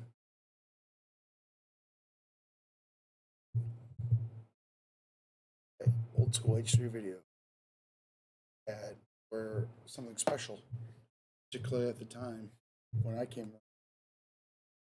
16, 17.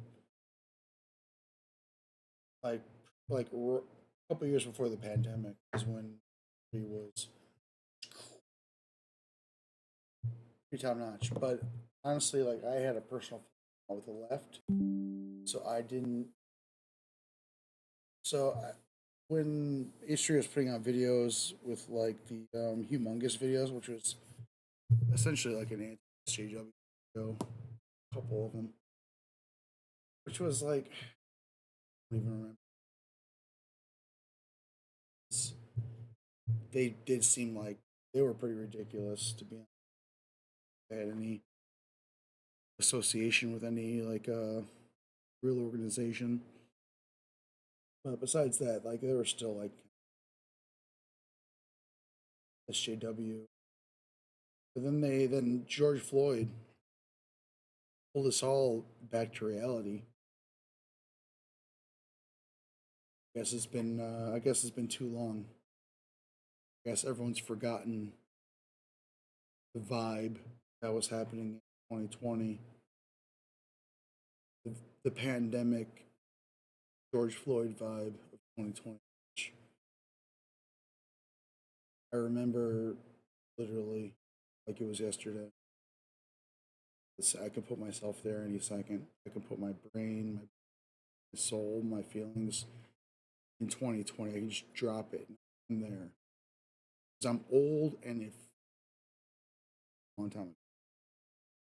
Unlike all you kids, I feel like if something was like a year ago, it's like, oh, you wait. When you hit 40, it's everything. When you hit 40, time goes so fucking. You're gonna feel like 10 years ago was 2 years. Guaranteed. Fuck this. Oh, you're just talking about your. Shut up. No, it'll happen to you.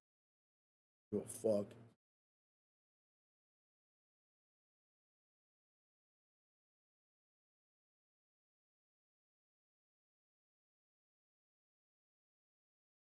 Forgot what I was saying.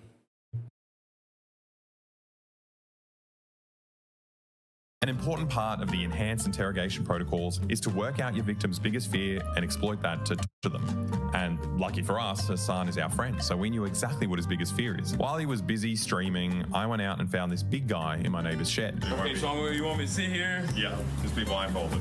All right, no spiders, right? Yeah. Here we go. Oh, dude, come on. No! Oh! Bro, what the f is that? What Dude, is it's that? in plastic, Is it though. poisonous? Is it venomous? Be honest. You said no. You said no to that. We don't actually know. You don't know. Dude, it's so big. No. Just let the spider decide. No. Okay, come on. Bro, what if it jumps? Now, encountering this guy is pretty normal for Australians, but Hassan's heart rate jumped to 147 beats per minute, which, would be considered a pretty severe panic attack for anyone aged 20 to 30, or a potential heart attack for someone as old as Hassan. To be fair. An important part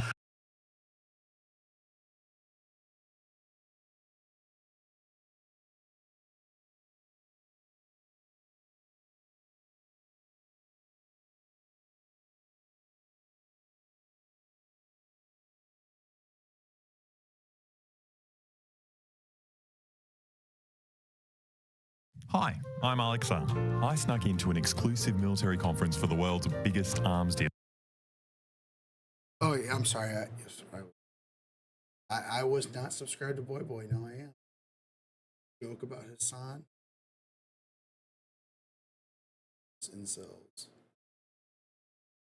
Look, we're high value men, obviously. He's a 10.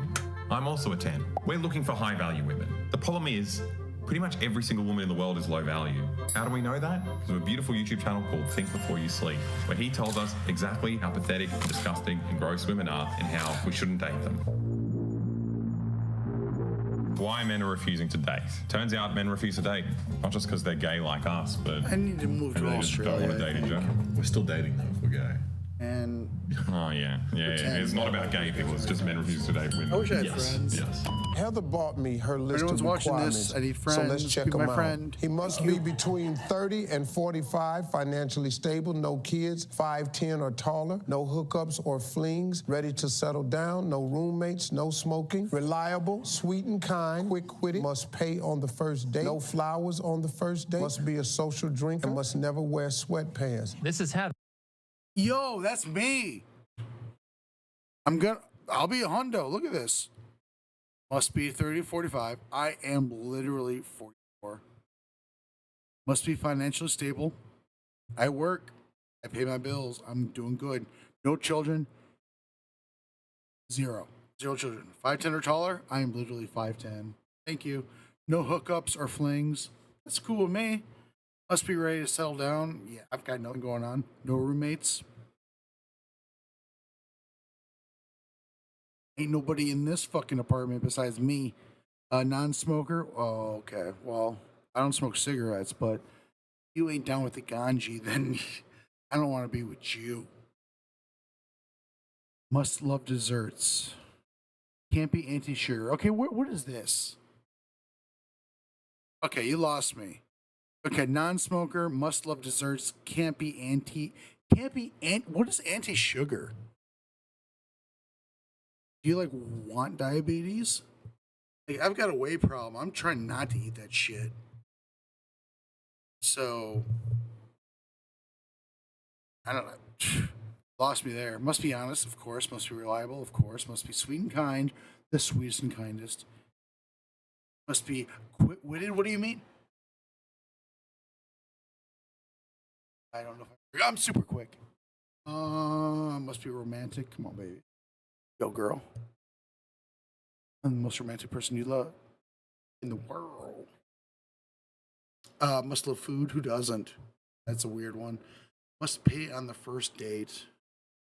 I can do that if it's really something you need. I can do it. No flowers on the first date. Well, as long as I'm paying for the first date, I better not have to fucking pay for flowers too. But I'm gonna be on this list. Like I am 1,000% on this list because I noticed that there's no kind of like physical attributes outside of like 30 to 45. Everything or 5'10" or taller, something like there's no fatties, which is cool. Which is obviously fine with because I have a feeling that this person might be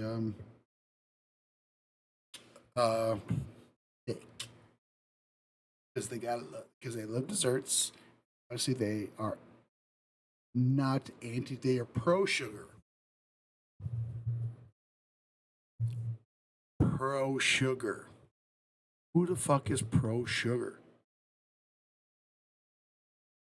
Not me.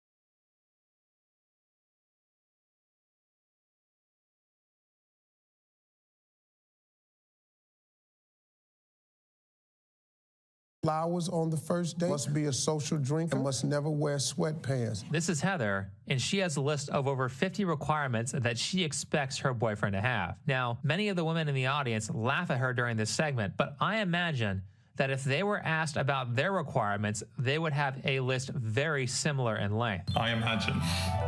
That's cool. It's a nice way to start. Despite her low value, Heather expects to get her perfect 10 out of 10 guy who can meet all 50 or more of her requirements. How do we know she's low value? He's just saying that based on her appearance. That's what women bring to the table. They need to be good looking, a 10, and then men need to have 50 things that they do. But some of them are just like so basic. Must be sweet and kind. Like surely that's not a crazy requirement. I feel like you could lump a lot of these just into must be a nice guy, which would be probably like half of them. Must never wear sweatpants. I agree with her. I fucking hate sweatpants. Whoa. Oh yeah, I didn't finish the list.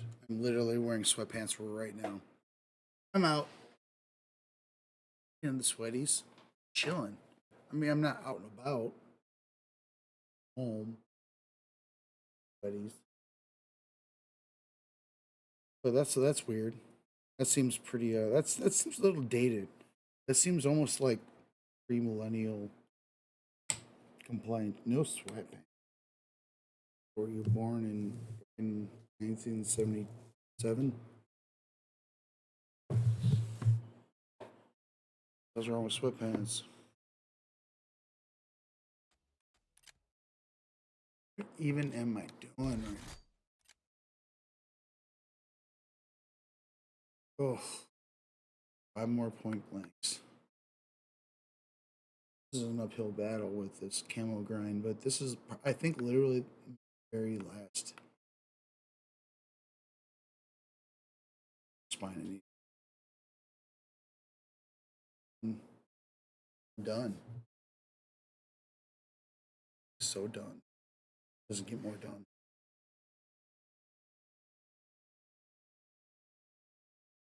Hello, chat. Hello, chat.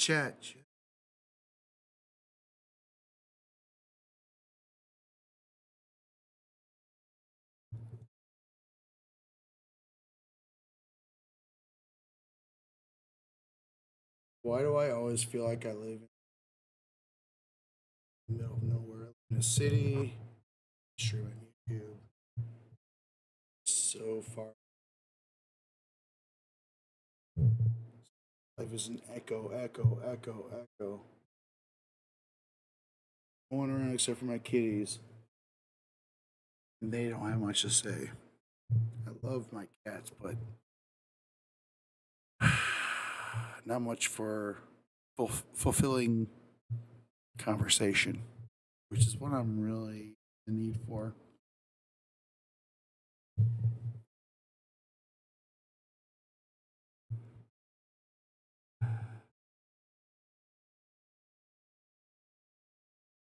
Dog from a breeder. I mean, that's fine. Breeders are bad. I don't know. Little dog farms. Can't be jealous of her dog.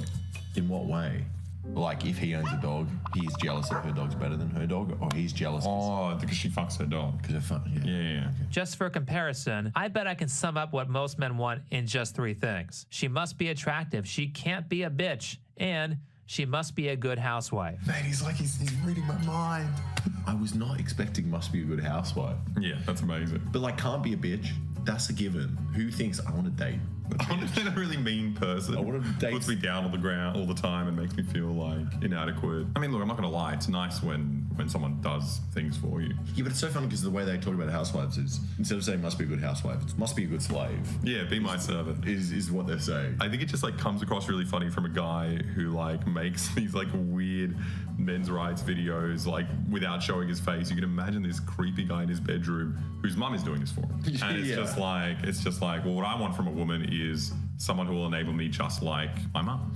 Oh, I want my mum, but I can sleep with them. And they're hot, unlike my mum. What really annoys me about him so far, it's kind of sad, but makes me like him, is that he sounds a little bit like Nile Red I've always liked weird chemical transformations, like turning my pee into an artificial sweetener and tasting it. Yeah, the MRA version of Nile Red. Yeah. So maybe this is Nile Red's Nile Red pill. Nile Red pill.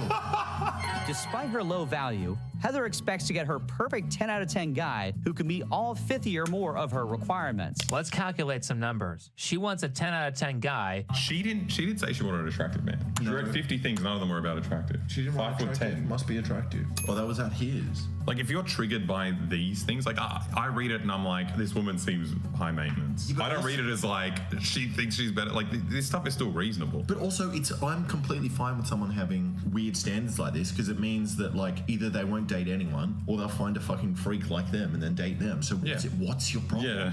Yeah. Are you annoyed that she's now eliminated out of your dating pool? Yeah, he's like, man, I wish I could have dated her, even though she's ugly. She's not high value, but like, if you don't like their values, just don't date them. What's your problem? No, because she is every single woman in the world, is what he's saying. And I'm pretty sure everyone in the crowd, and I'm also pretty sure the women watching this video, I'm pretty sure every woman who's already dead. And something that is immediately noticeable is that Heather has crazy eyes, and that takes off at least 2 points. This guy's doing the list. He's angry at her list. He's doing his own fucking list. Sorry, your eyes are wrong. Can't date you. Does she even have crazy eyes? She's obviously crazy because she's on Steve Harvey for the whole purpose of showcasing a crazy person. Yeah. This isn't this guy.